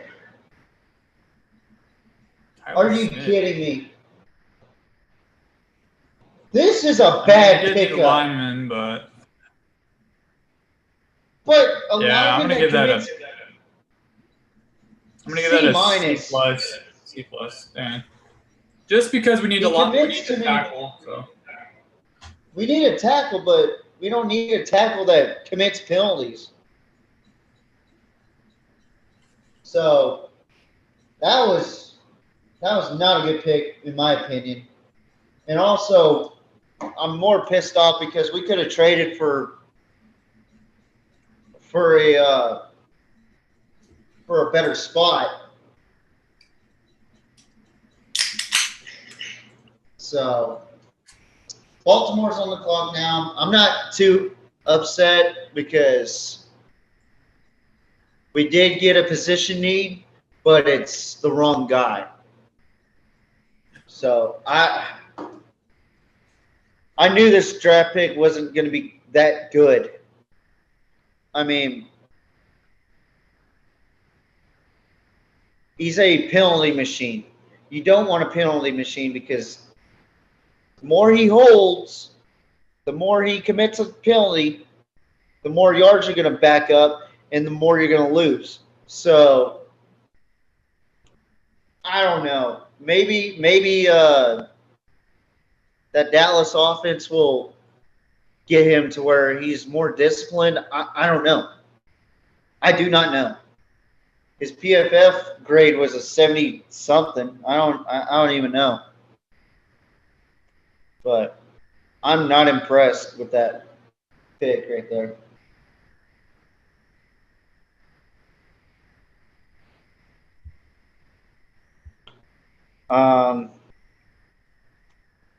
Baltimore's still on the clock.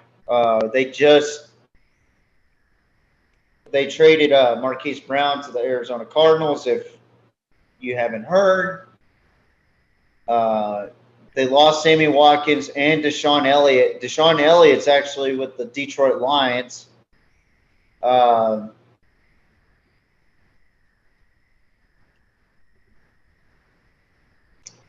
I'm just disappointed with that pick, honestly. You see Philadelphia actually gaining when we're not doing shit. That's just how I see it. I don't view it as a good pick at all. I really don't. Out of all the teams, we have done the least in that division right now, especially in the draft.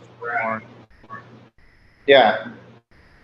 We could have traded up for a wide receiver. We could got two really good picks, and then the Commanders done a lot as well.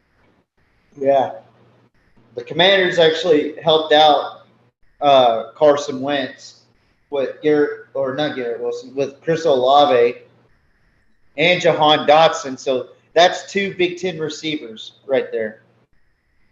Yeah, and not only that helps out Terry McLaurin too. So we already know the Commanders are going to be good next year or this coming up season if Carson Wentz doesn't get injured. Or Taylor Heineke comes in and saves the day if he hadn't got cut yet. I don't think he did. Baltimore's still at the clock. Are they going for another trade?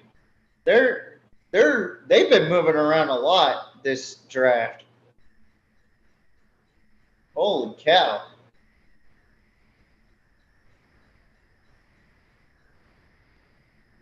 The Charm City. This is wild. I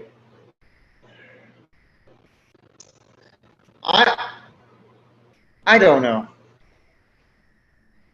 Philly making moves. They got, who did Philly get in their draft? Jordan Davis, a defensive tackle. I mean, very explosive. And then they got freaking A.J. Brown. So this is nuts. Go ahead. What were you saying?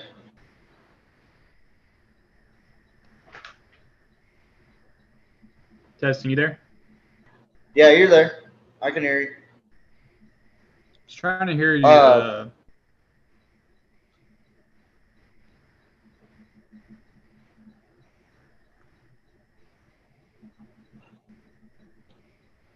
Well, Baltimore has their pick in the 25th pick of the NFL draft. Hello? Can you hear Yeah, me? I can hear you. Yeah, I can hear you. I'm having trouble hearing you. I was going to switch to not using my headset.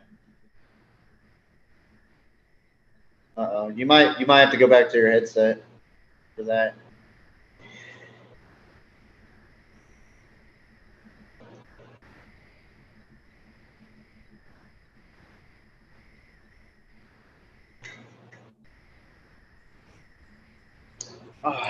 This has been a weird draft.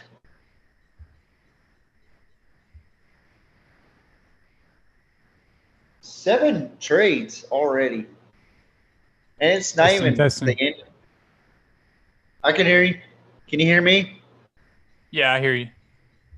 Loud and clear? It's not very loud, but I don't know why. It says my volume's all the way up. Huh. Oh, you know what? To the headset. How about this? How about this? Can you hear me now? Yeah, I don't know why it's like dead. Weird. I turned my volume up on my mic, but the Ravens have selected Tyler Linderbaum from Iowa.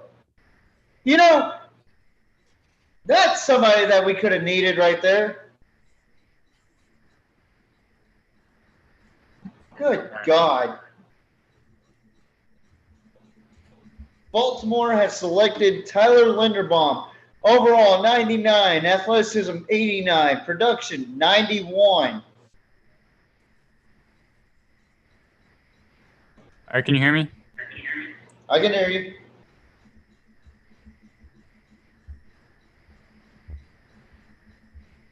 One moment. Trying to switch the...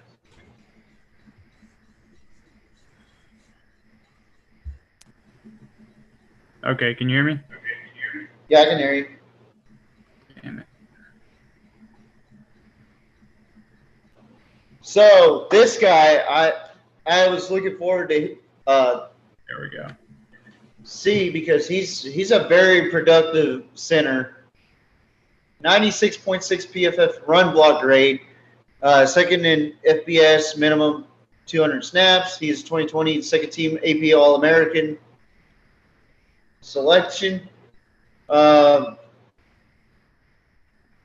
He will go down the field and block. He's only allowed 2 sacks in his career, which is 1,144 career pass snaps. Started 35 of 39 career games. And, yeah, and he was a wrestler back in high school. All right. What was the last pick? Sorry, man. What's that? What was the last pick? The last pick was Tyler Linderbaum from Iowa. Ooh! The Jets just traded.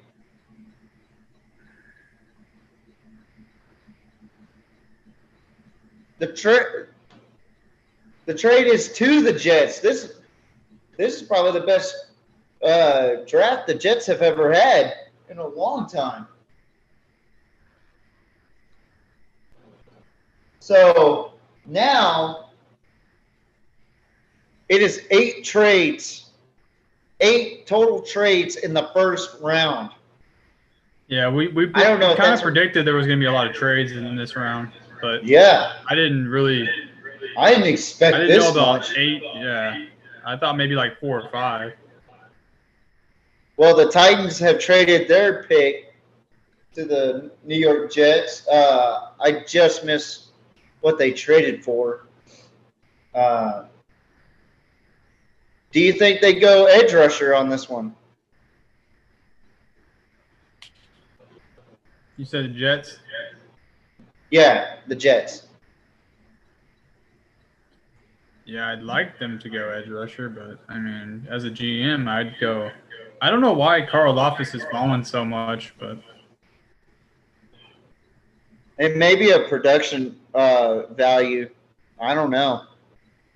That's weird to me. Same way with Jermaine Johnson. You'd think Jermaine Johnson would have been picked already. But I guess these trades are just messing up everything right now. Plus Quay Walker should not have been a first-round draft pick. Quay Walker and Tyler Smith, absolutely the worst draft picks tonight. Dallas and Tyler Green Smith Bay. was probably like a second-rounder, maybe. And then Quay Walker was probably a third-rounder. Quay Walker's a fourth-rounder. And Tyler Smith would have been a third-rounder, in my opinion, but that's just me. The Jets could go edge rusher. They could go with Jermaine Johnson or your boy Carl. Can't pronounce his name. I suck at names, apparently. Karlaftis? Yeah, Karlaftis. But, man.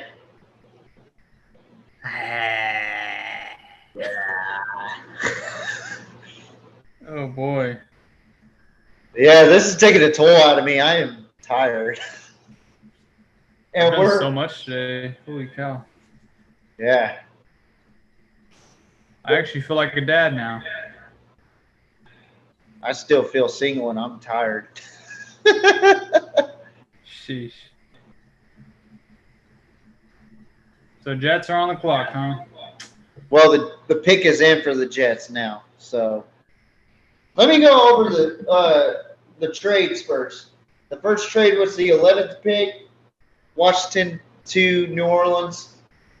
Second one was the 12th pick, Minnesota to Detroit, Jameson Williams. 13th pick, Houston to Philadelphia. Oh, wait, Roger Goodell and the New York Jets select. They got Jermaine Johnson. Okay. The Jets got Jermaine Johnson, finally. Wow, what a great draft from the Jets. Yeah, Jets in Detroit, man. Jermaine Johnson, former Independence Community College Pirate, former Florida State Seminole. Shout out to Coach James Brown for developing players such as Jermaine Johnson to being a high draft pick, a stud in the ACC, first team All-American or All ACC selection.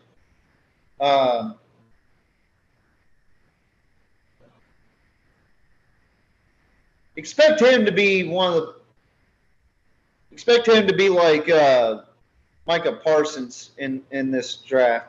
Like in this draft class, he is the Micah Parsons. I could see that in him. So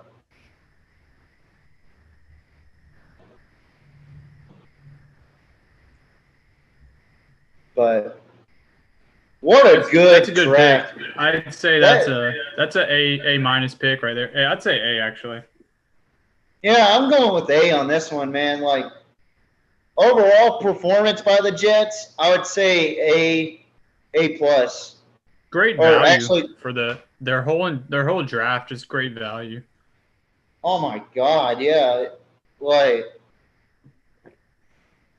his speed and the capability of crushing the pocket is just amazing, and he's so fast. Like once he gets off that edge, he's too quick to block. Yeah, he's a good edge setter. Yeah. Yeah.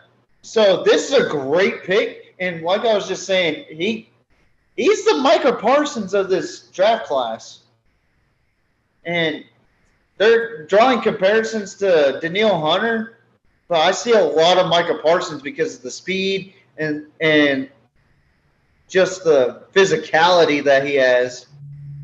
Right. And not only that, he's freaking fast. For sure. What a draft. What a draft for these guys. Who's next?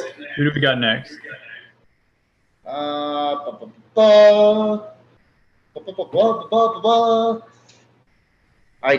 actually don't know because I don't know if there's going to be a trade. Yeah, you never know about this first round. God. Eight trades. That was a 26 pick, right? Or 27? No, it's That was a 26 pick. So we got 6 more picks, and then we got our post draft talk, which we'll get into that after the draft, and it won't take us too long because I'm pretty sure we're probably gonna be on here until midnight.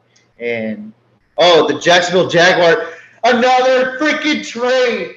Are you kidding me? What? That's a 9th trade. Holy crap. 9. And the pick is in for the Jacksonville Jaguars. Duval. The 904. Who had the 27th pick? You're a Jaguars fan, I swear. I love Jacksonville, man. Like, if I didn't live in Texas at all, I would live in Jacksonville. I love the people in Jacksonville. I love the culture over there. And honestly, I love the Jaguar fans. They are funny, they are charismatic, and they are respectable. Unlike those Commander fans and Eagles fans and Giants fans. Giants fans. You're all right. You're all right. I wish I could zoom in on my face the way I'm shaking my head. I'm not zooming in. I'm just going to my camera. Yeah. Just like that, right? Like this.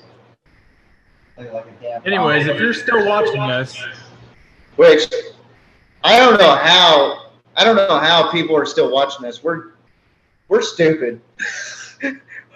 This show stinks. But on a serious note, if you're still watching us, it is this a draft. has been Very slow. This has been a roller coaster of a draft.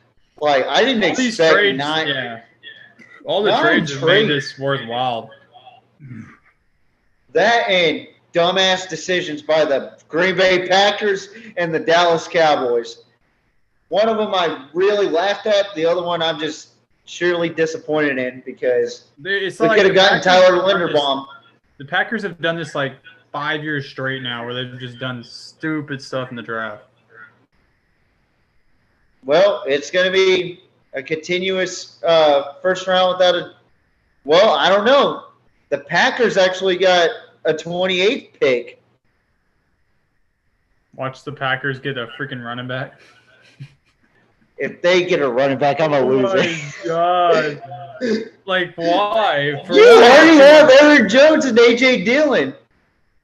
Like, Yeah. why do you need – Well, that'd be Why so do you have funny the if they need- get Brees Hall.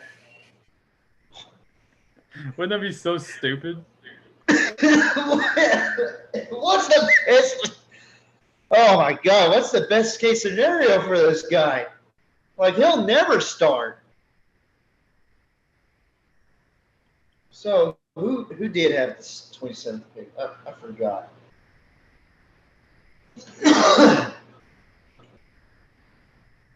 It was Tampa Bay that had it. So one Florida team asked another Florida team if they could have this pick, and the other Florida team said, you can have it.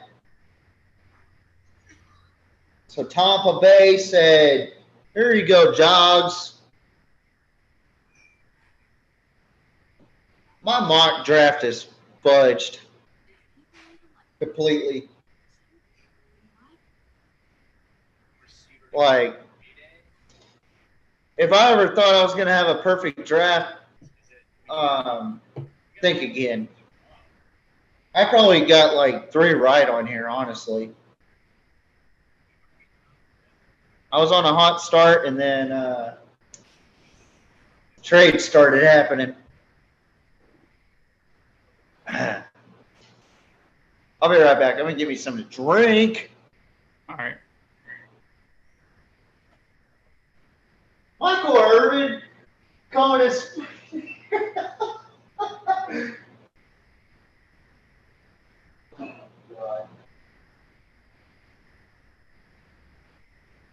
But yeah, once again, guys, shameless plug.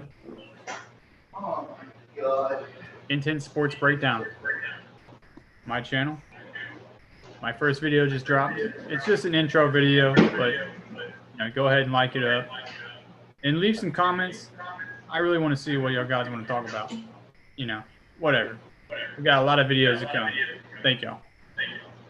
All right, the Jacksonville Jaguars have selected, according to Commish Roger Goodell, I can't say his name today, Devin Lloyd to the Jacksonville Jaguars. That's a good pick. They did lose Dante Fowler, even though he's a defensive end for them, but still, that's a steal for Jacksonville.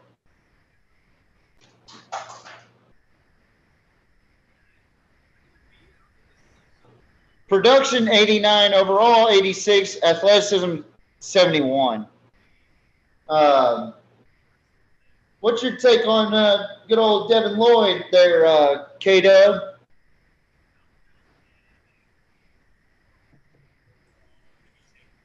Devin Lloyd? Yes, sir. I think he's the best linebacker in this class. So, I mean, he's a linebacker, but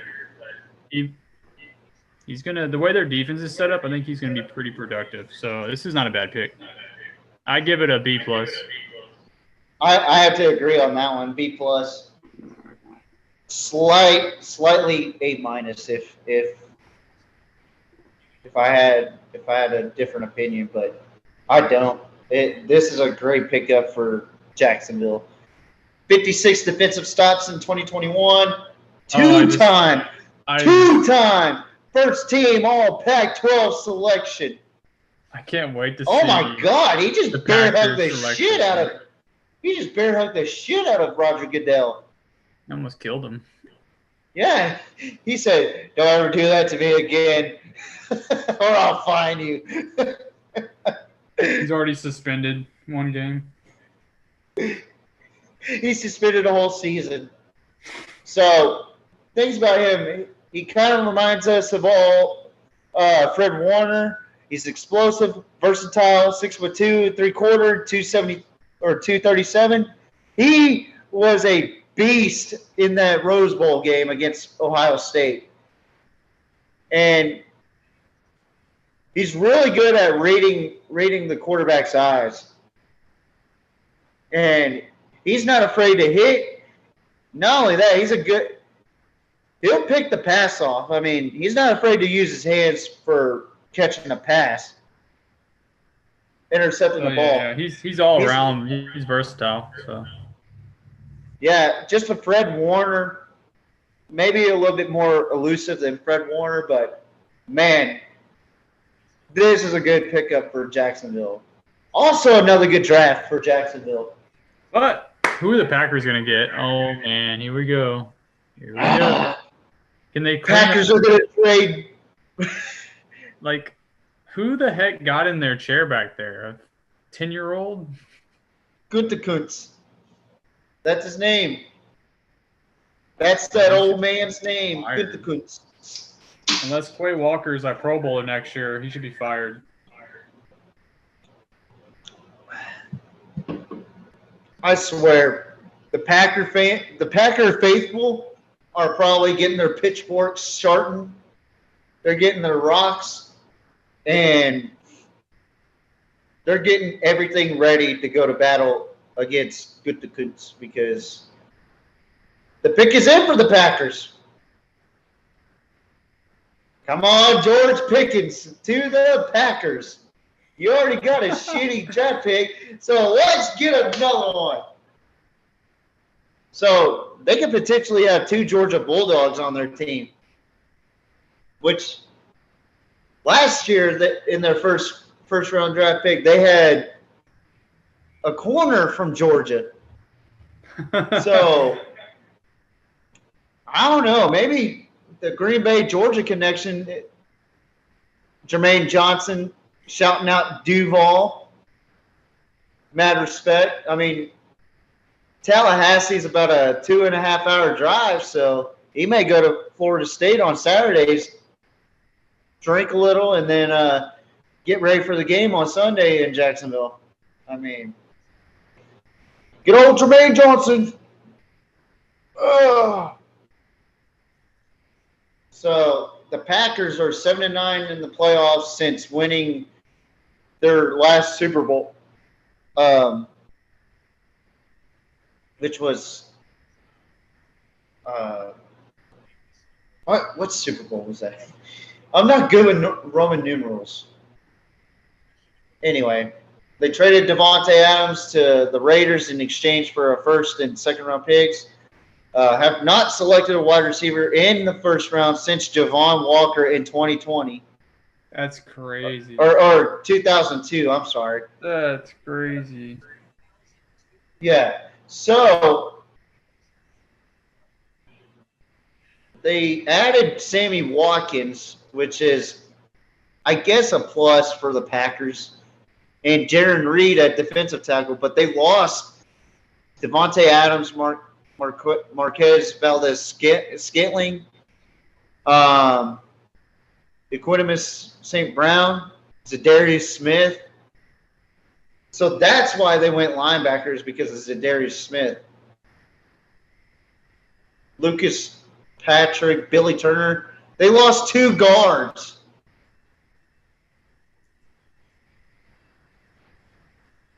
So it looks like Adrian Whitworth is going to call for the Packers selection here. And I can't wait to see what this pick is. Honestly, if they get a wide receiver, I'll be happy. If they get a wide receiver, I'll be happy. I think everybody will be a little happy as far as a Packers fan. I don't care who it is. Yeah. I don't care if it's the kid from North Dakota State. As long as it's a wide receiver, I'm sure the Packer faithful will be like, thank God. It could be Sky Moore or Pickett. Yeah. Oh man, this is exciting. This is what I live for. Draft picks like this, where they just shit the bed. But in all seriousness, they have to get a wide receiver, I would think.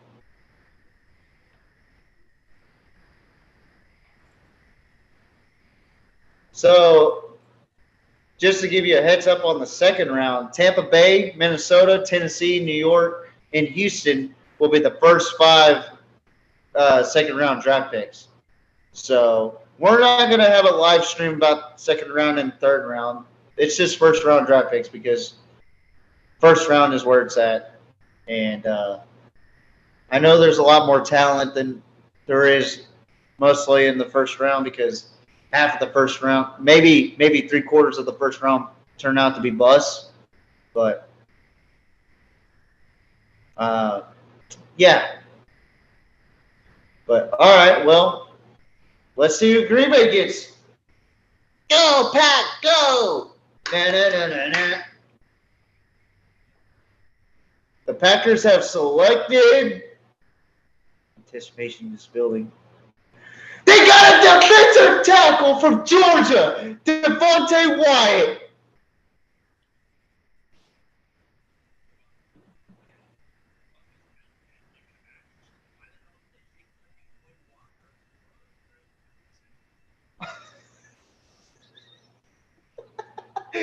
Overall, 77. Athleticism, 85. Production, 74.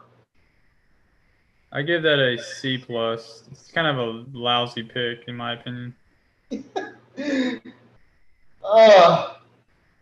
That's not a first rounder. He's a second rounder at best. Yeah. But, hey, what did I tell you? Another Georgia Bulldog. What the fuck? Oh, my God. Packers fans have to be kicking themselves. Actual Packers fans have to be kicking themselves in the ass. Like, Well, I will say this though, Georgia's defensive players in this draft class have been outstanding.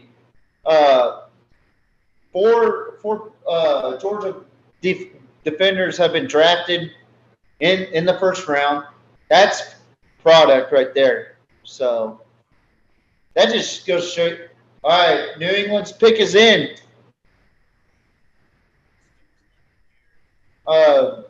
But yeah,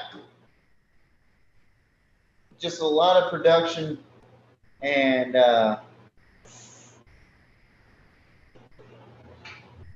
honestly, Green Bay just needs to stick with the triple option offense now, since they're not going to draft any wide receivers. Ooh.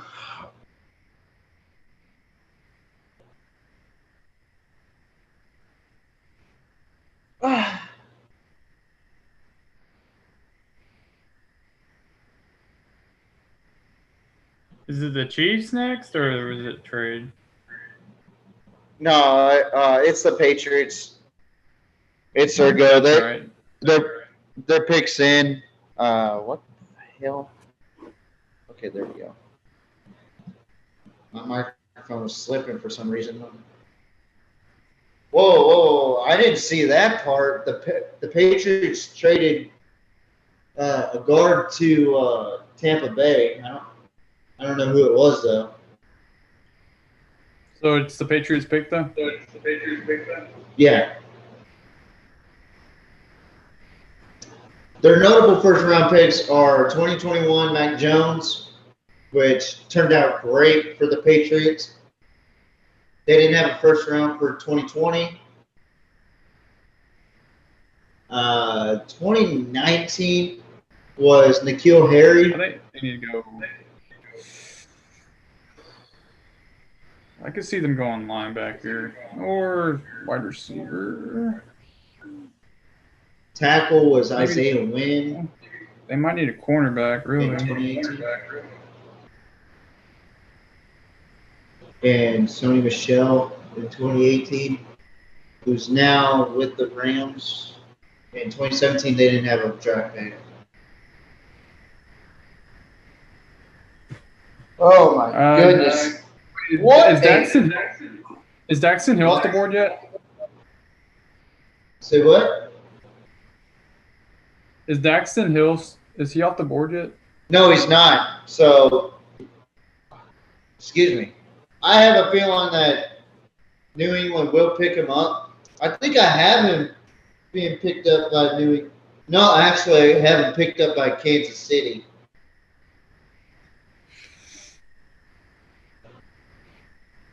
Yeah, I think that would be the best because they need a cornerback. Daxton Hill's a safety. So they need a safety and a corner. Oh, he is? Yeah. Why is it showing he's corner on here? What the hell? Well, he could play corner and safety on there. So, oh my goodness! My yawning is bag tonight.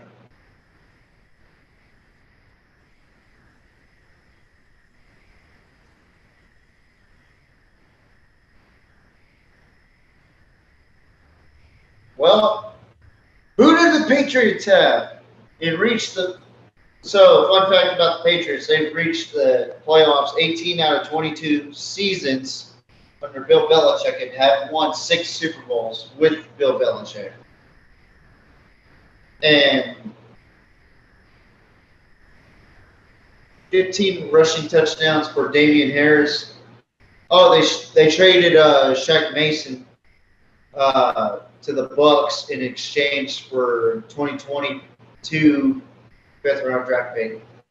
Finished top 10 in scoring, offense, and defense in 2021. Defensive tackle Christian Barmore, 33 QB pressures in 2021, most among rookie interior defensive linemen. And here it comes, all bushel britches, Roger Goodell. And the Patriots have selected What? Who? When? How? Guard Cole Strange from Chattanooga. Who the hell is this guy? Bulldog, quick first step and coach's favorite.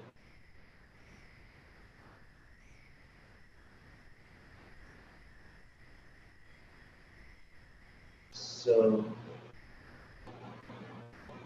Wow, that seems like a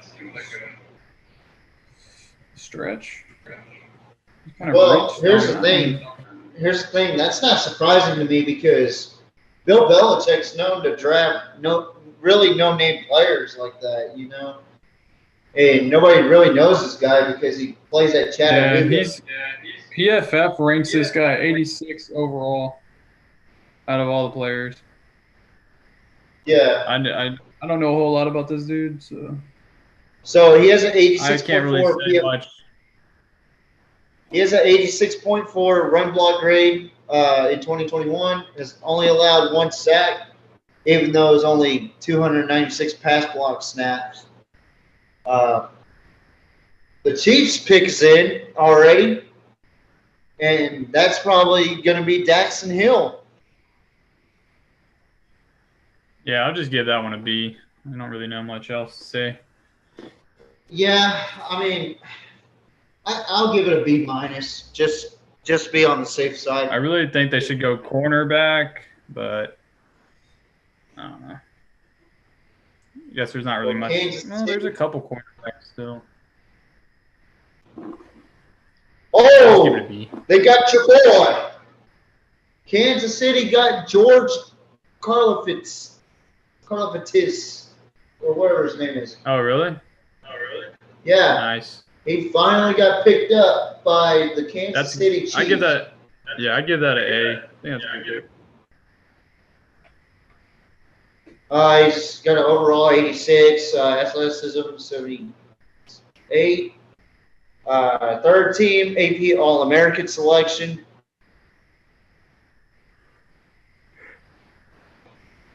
First team All Big Ten selection from Purdue.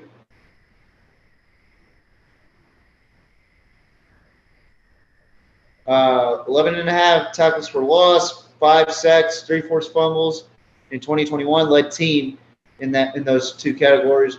90.6 PFF pass rushing grade in 2021. 6 in Power 5. 14 QB hits in 2021. Tied second in the Power 5. So that's impressive. 17 tackles for a loss, 7.5 sacks in 2019, career highs. Two-time, second team, all Big Ten selection.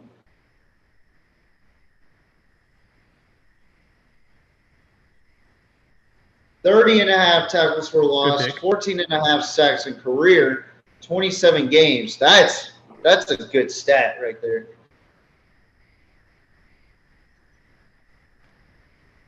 Yeah, that's a good first round for the Chiefs.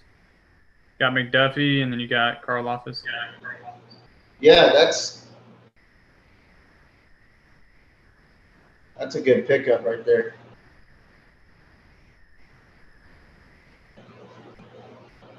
I think that's what was on the clock. Yeah. But this is exactly what Kansas City needed. They need more aggression on the outside edge, you know. So this will be a good thing for Kansas City. Hopefully the Red Kingdom can get back to the top of the AFC West because this AFC West is kind of tough. And speaking of the AFC West, we haven't heard from any of the other 3 teams. Denver, Las Vegas, and only 1 draft pick by the Chargers. Besides the Chiefs, it's been kind of quiet for all these teams. Yeah. That's crazy. Crazy.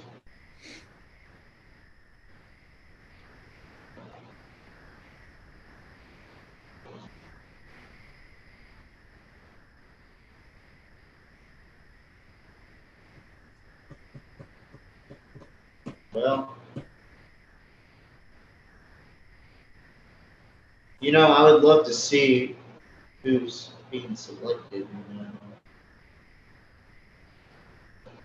The pick is in for Joe Shiesty's team. So if I'm Cincinnati, I would have gone with a corner, and the only one that stands out to me after McDuffie is Roger McQuarrie from Auburn. He's a physical corner. That would be a B- pick right there. But they also need a tight end too because they did lose C.J. Uzomah too. So, I mean, Yeah, could we see our first tight end off the board? This could be a tight end. this could be the tight end that the Bengals need. So,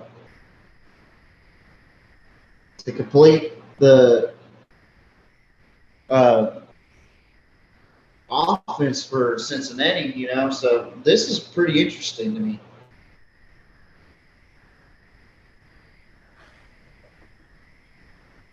Oh, goodness. Jesse Bates received a franchise tag this offseason for Cincinnati. Oh. I mean, we could see corner too. What about that guy from Baylor? Jalen Petrie. Yeah. Who? The guy from Baylor, the cornerback, Petrie. I think they have him slotted as a safety on here.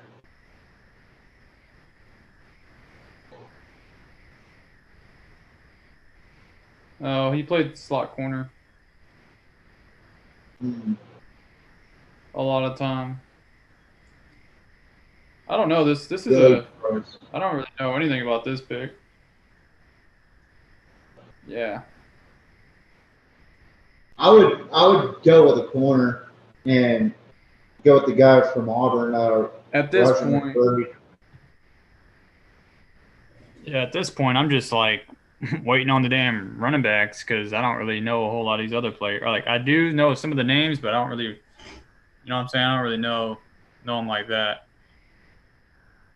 Hey, but since Detroit doesn't have that last draft pick, that 32nd draft pick, Minnesota has that last draft pick. So I wouldn't be too surprised if Minnesota started looking at a quarterback, even though they got Kirk Cousins. They got Kirk Cuzzo. Yeah, that would be funny.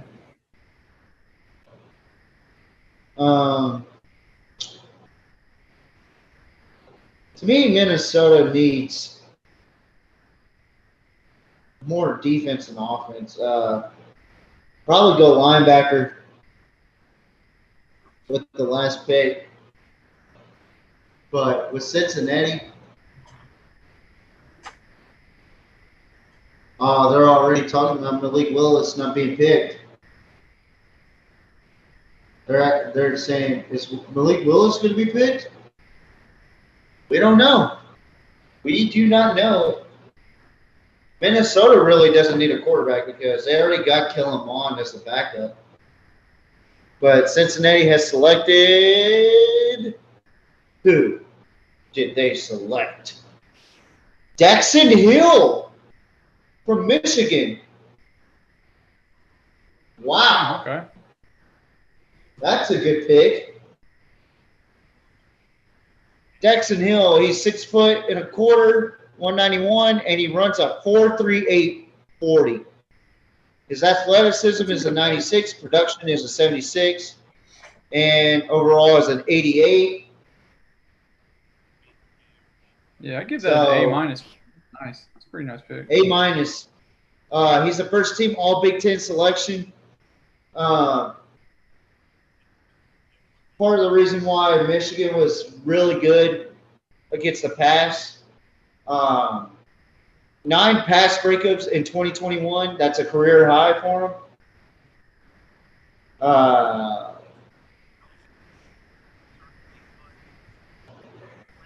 Minnesota's pick is in. So we do not have any more trades, thank God.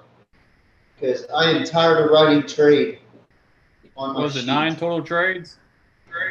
9 total 10. trades? 10. There was 10? Oh, wow. There was 10.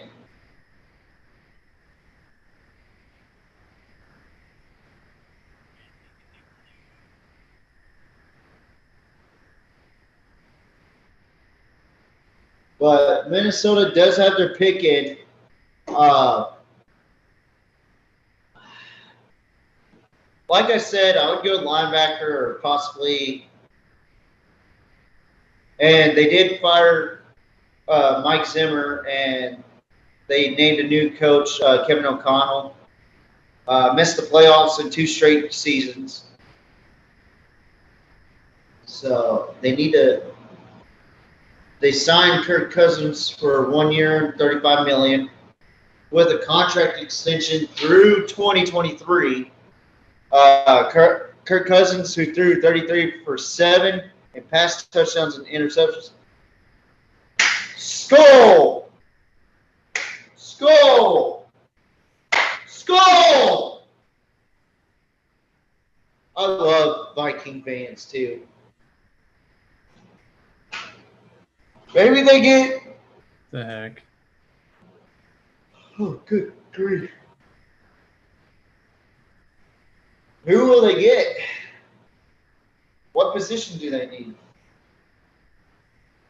Last year it was tackle Christian Darrisaw in the first round. 2020 was Justin Jefferson at wide receiver. 2020 was Jeff Gladney at corner. And then you had 2019. Who did they have? Center Garrett Bradbury. And 2018 was Mike Hughes, corner. Man, them Viking fans are freaking crazy. And they didn't have a 2017 first-round draft pick, so. This is good for Minnesota. They got Zadarius Smith, Jordan Hicks. Okay, they don't need a linebacker. Scratch what I said earlier. They don't need a linebacker. Defensive tackle Harrison Phillips, cornerback Chandon Sullivan, Xavier Woods, they lost, so they needed a safety, and Cincinnati took him. Mason Cole, the center, defensive tackle Michael Pierce, linebacker Nick Vigil. I can't say his name. Yeah. I'm afraid I'll butcher that name.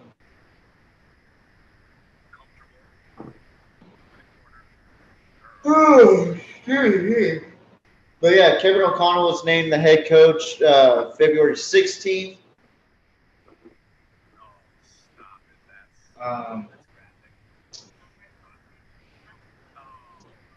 You know what would be funny? And Minnesota drafted a wide receiver.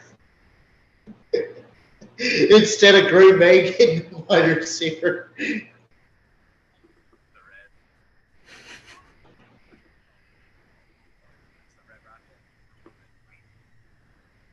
You know, they could go with Clemson's corner, Booth Jr. Yeah. I think that would be a good pick for him. I mean, Give it a B minus on that because one. they don't if have. they I don't do. think they have Patrick Peterson anymore. Like he's still on the block. Is he? I thought he re-signed with them for like a year or two. Yeah. I'm not sure. Oh, look at Roger Goodell wearing bling bling. This dude's wearing bling bling.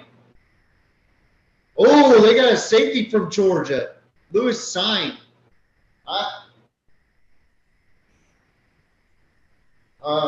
Okay. I'm just gonna go with a B on this.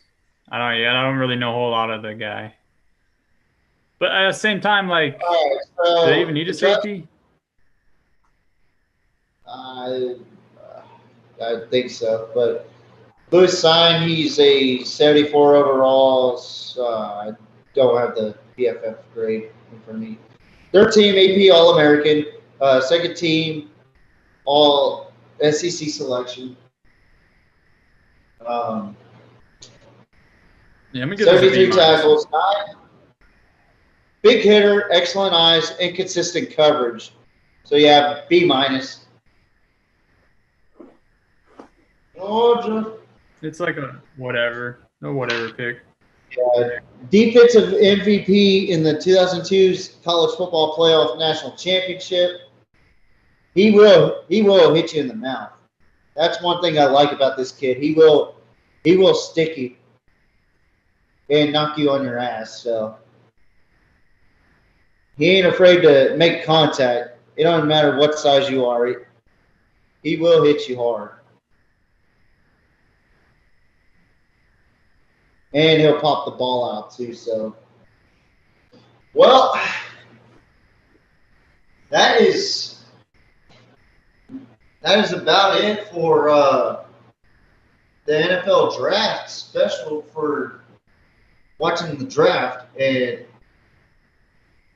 actually seeing and experiencing the draft. I mean, it's a game changer, dude. Like I wasn't expecting. We might even be done before midnight. Holy cow. Talk about sacrificing their time. We spent 4 hours. That was good stuff right there. A lot of action. Yeah. A lot of movement. A lot of stuff that I did not see coming. Oh, for sure. Especially some questionable draft picks by certain teams. But we'll get over that here in a little bit. Let's talk about all the trades that happened first. Like, you had 10 trades in the first round. I think that's the most we've seen in a long time in an NFL draft. So, it all started with the 11th pick from Washington to New Orleans, and the Saints selected Chris Olave, which that is going to help out Jameis Winston a lot, especially with Michael Thomas there. I mean, it's the Ohio State connection in New Orleans, baby. So, what's your thoughts on that one? I mean, that was a great pick for New Orleans. Yeah, that one makes sense. That one definitely makes sense. It was one of the better trade ups to do. Oh, for sure. And then I'm gonna go through these trades fast because I'm ready for bed. But Yeah, me too. yeah. So these trades, it started off with the Washington Commanders trading New Orleans, and then we go from that to the 12th pick from Minnesota to Detroit. They traded, or they pretty much swapped spots. So Detroit ended up getting Jameson Williams, good pickup. 13th pick, Houston trades to Philadelphia, and Philadelphia selected Jordan Davis from Georgia. And moving on down a couple spots, and then probably a big break move on Tennessee's, and they traded Philadelphia for or they traded Philadelphia for Traylon Burks. So, you know my thoughts on this. What are your thoughts on Tennessee? I did not see that. Yeah, the whole AJ Brown thing, I do not like that at all. I think it's a win for sure for the Eagles, and I did not want Traylon Burks. We all kind of wanted him to go to Dallas, so it was just kind of tough to see. Yeah, I think I pretty much was vocal about that. But next thing we got with the 21st pick, New England to Kansas City, and they got McDuffie out of Washington. And then we move down to probably the craziest trade throughout the whole draft. It started off with Arizona's draft pick. Then Baltimore trades Marquis Goodwin off to Arizona. Then Baltimore trades Buffalo to swap spots. And Buffalo gets, what was that? Oh, yeah. Buffalo gets Kyer Elam from Florida. Then we have another back-to-back trade from the 26th pick to the 27th pick, which those two will be the last two trades in our draft.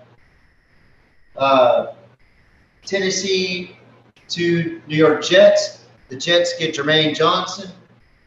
And then from Tampa Bay to Jacksonville, Jacksonville gets Devin Lloyd. Now, in your eyes, Caleb, which trade made the most sense and which trade pretty much won their won that trade, you think? That made the most sense, I thought, was one of the bigger trades at first. The one with the Commanders trading with the Saints, the one that we kind of already went over. Yeah. They traded down. They wanted to get Chris Olave because, they just wanted to make that happen really quick, obviously. Apparently, the wide receivers are coming off the board pretty early.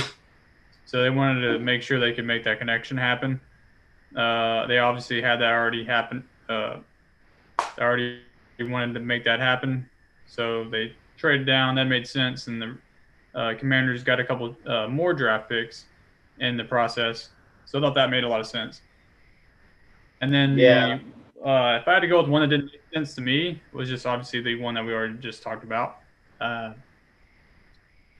Titans, they obviously wanted AJ Brown out, and hopefully for some reason. Traylon Burks.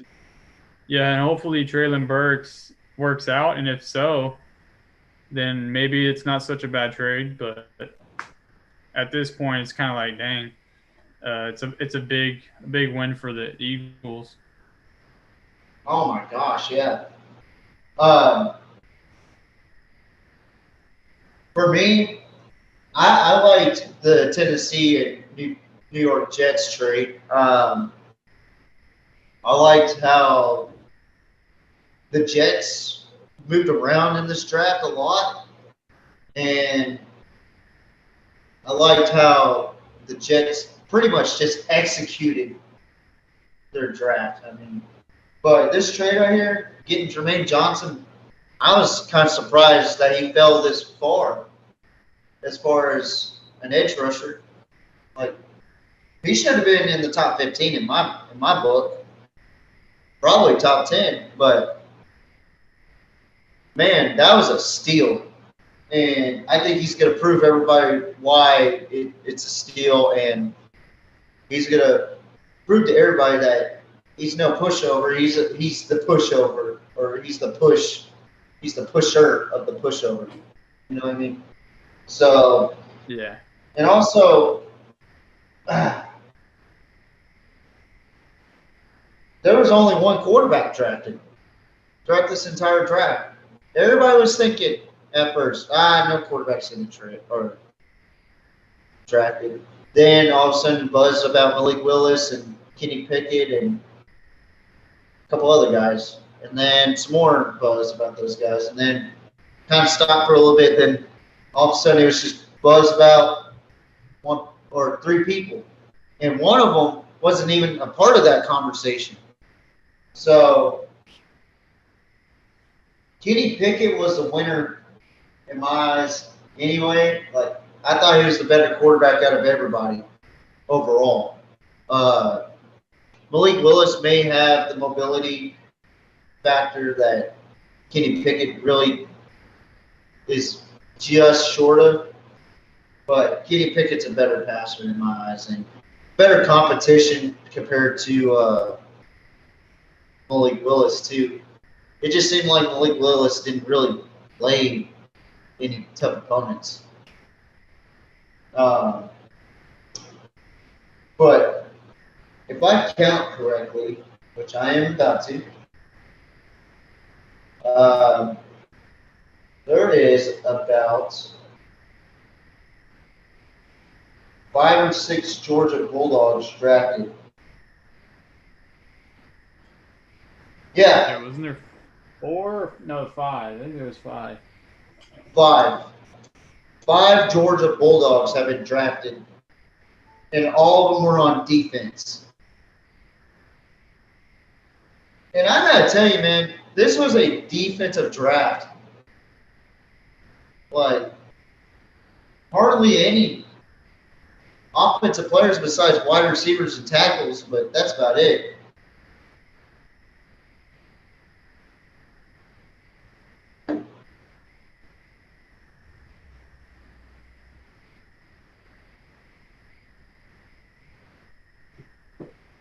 But before we go, who's your winner throughout this draft, and who is your biggest loser? Winner, let's see. I'm going to have to say winner would be the Jets.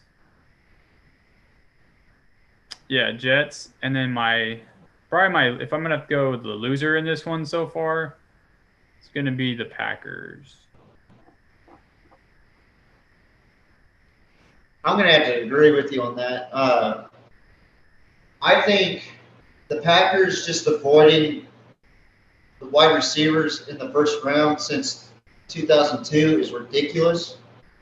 I think the Packers need to step their game up because this is a passing league now, and Aaron Rodgers is almost out of time as a quarterback for the Green Bay Packers. You know, I mean, you can only have one Aaron Rodgers once a generation, so you got to take care of it. You got to take care of him with support, not just linemen, not just defense. You need wide receivers. And that's what most Packer fans that I know, they are so frustrated about, and that's why they fall so short in the divisional rounds. That's why they can't beat San Francisco, or they can't beat the teams in the divisional, or they can't get past the NFC Championship because they don't have enough weapons for Aaron Rodgers and that Green Bay offense. And I don't know what kind of dog and pony show they're running over there, but they better get their heads out of their ass if they're going to play against teams like,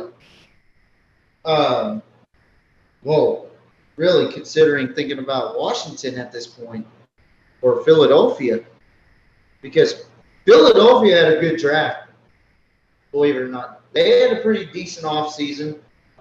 New York had a okay offseason up until this point. And New York, the Giants had a really good draft as well.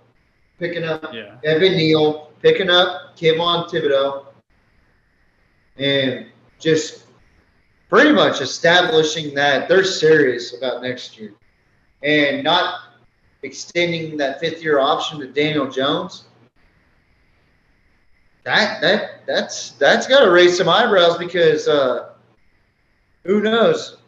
They could be trading for somebody, or they could try to tank this year and get a first round or get an early first round draft pick, like they did this past season. But they'd have to get a quarterback, and I don't know who's going up as quarterback next. Yeah, true. But yes, I agree. The Jets did win this draft. But also another team that I liked in the draft was the Detroit Lions. They actually did some really good things in the draft. I mean, getting Jameson Williams for Jared Goff, Aidan Hutchinson for that defense. I mean, that's a recipe for somewhat success for them guys, you know. And Detroit's been struggling. And last season, there's a couple games that they lost by a large margin, but they were fighting hard last season for a 3-13-1 team. So, yeah, that offense is going to be looking pretty nice. You got Jameson Williams, and then you got DJ Chark that just got in, and then they had Armon St. Brown, who led the team last season. That's going to be a pretty great, and especially towards the end there, he did really good. Then you got Hawkinson, so you got all these weapons. They're all young. It's a young group. Yeah. You got DJ, you got Swift, so you got it's a young offense, but they're pretty powerful, yeah. Yeah, and they're hungry too. Like records don't indicate character, you know. I mean, sometimes it does, sometimes it don't. I mean, in this case, it doesn't for the Detroit Lions. I mean, they actually competed. They felt bad after they lost to the Baltimore Ravens with that 66-yard field goal, which made every Detroit Lion fan cry because they were actually competing and they were having a good time, and all of a sudden that happened, and then just crickets. But yeah. Well, folks, this concludes the live stream. We thank you so much for participating and for watching our live stream, even though it was long, tedious, confusing because of the draft picks. And hopefully we'll have a better setup, a better plan on how to do this. So, Kaleb, any final thoughts for our lovely Mafia members? Yes. Thanks everyone that tuned in today, and we got a lot more to go, a lot more to come rather, and yeah, I still think going to be some trades possibly, but who knows? 10 trades first round, that's crazy in itself. But yeah, a good draft. It was definitely a lot of spiciness going on, and yeah, not too bad. A lot of sauce.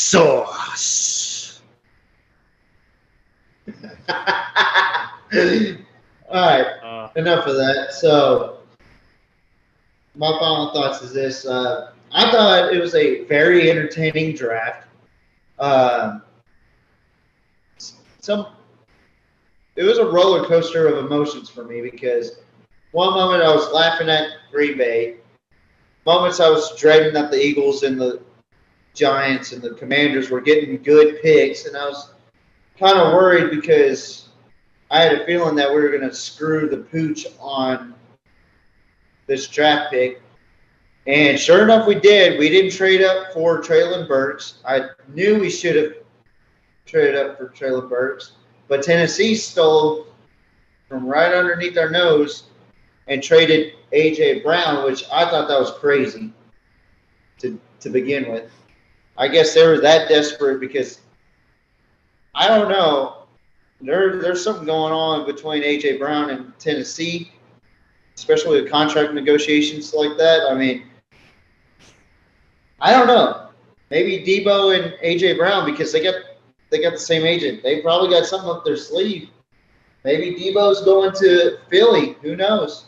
But other than that, I was really impressed with a lot of the ways the organizations that I usually bash a little bit really handled this draft. I mean, what a draft to be a part of it, especially with the teams that I really usually just go, what the hell is going on with this organization? And then for them to answer like that is awesome. Like, I had a fun time doing this. Maybe we should go live stream more often.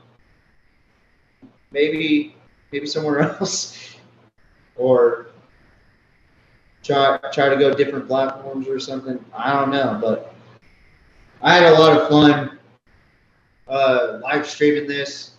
Kaleb had a phenomenal time live streaming this. I mean, it was tedious work. There's a little bit of cursing, but you know what? That's part of the live streams. We're allowed to curse on live streams, but on a podcast, we try to stay as professional as we can. We stay professional as we can, but we're allowed more unrestricted rules. I'm not saying we're not partnered with anybody or anything. I'm just saying that's the rules of what we do here. So I'm going to leave y'all with this. We are the cream of the crop of all podcasting of football. We are the best damn show to produce out of this entire platform. This was our first live stream, and I am very proud of it. Even though there's technical difficulties, and we have worked on them, I'm proud, and I am happy. Until next time, we are the PMP.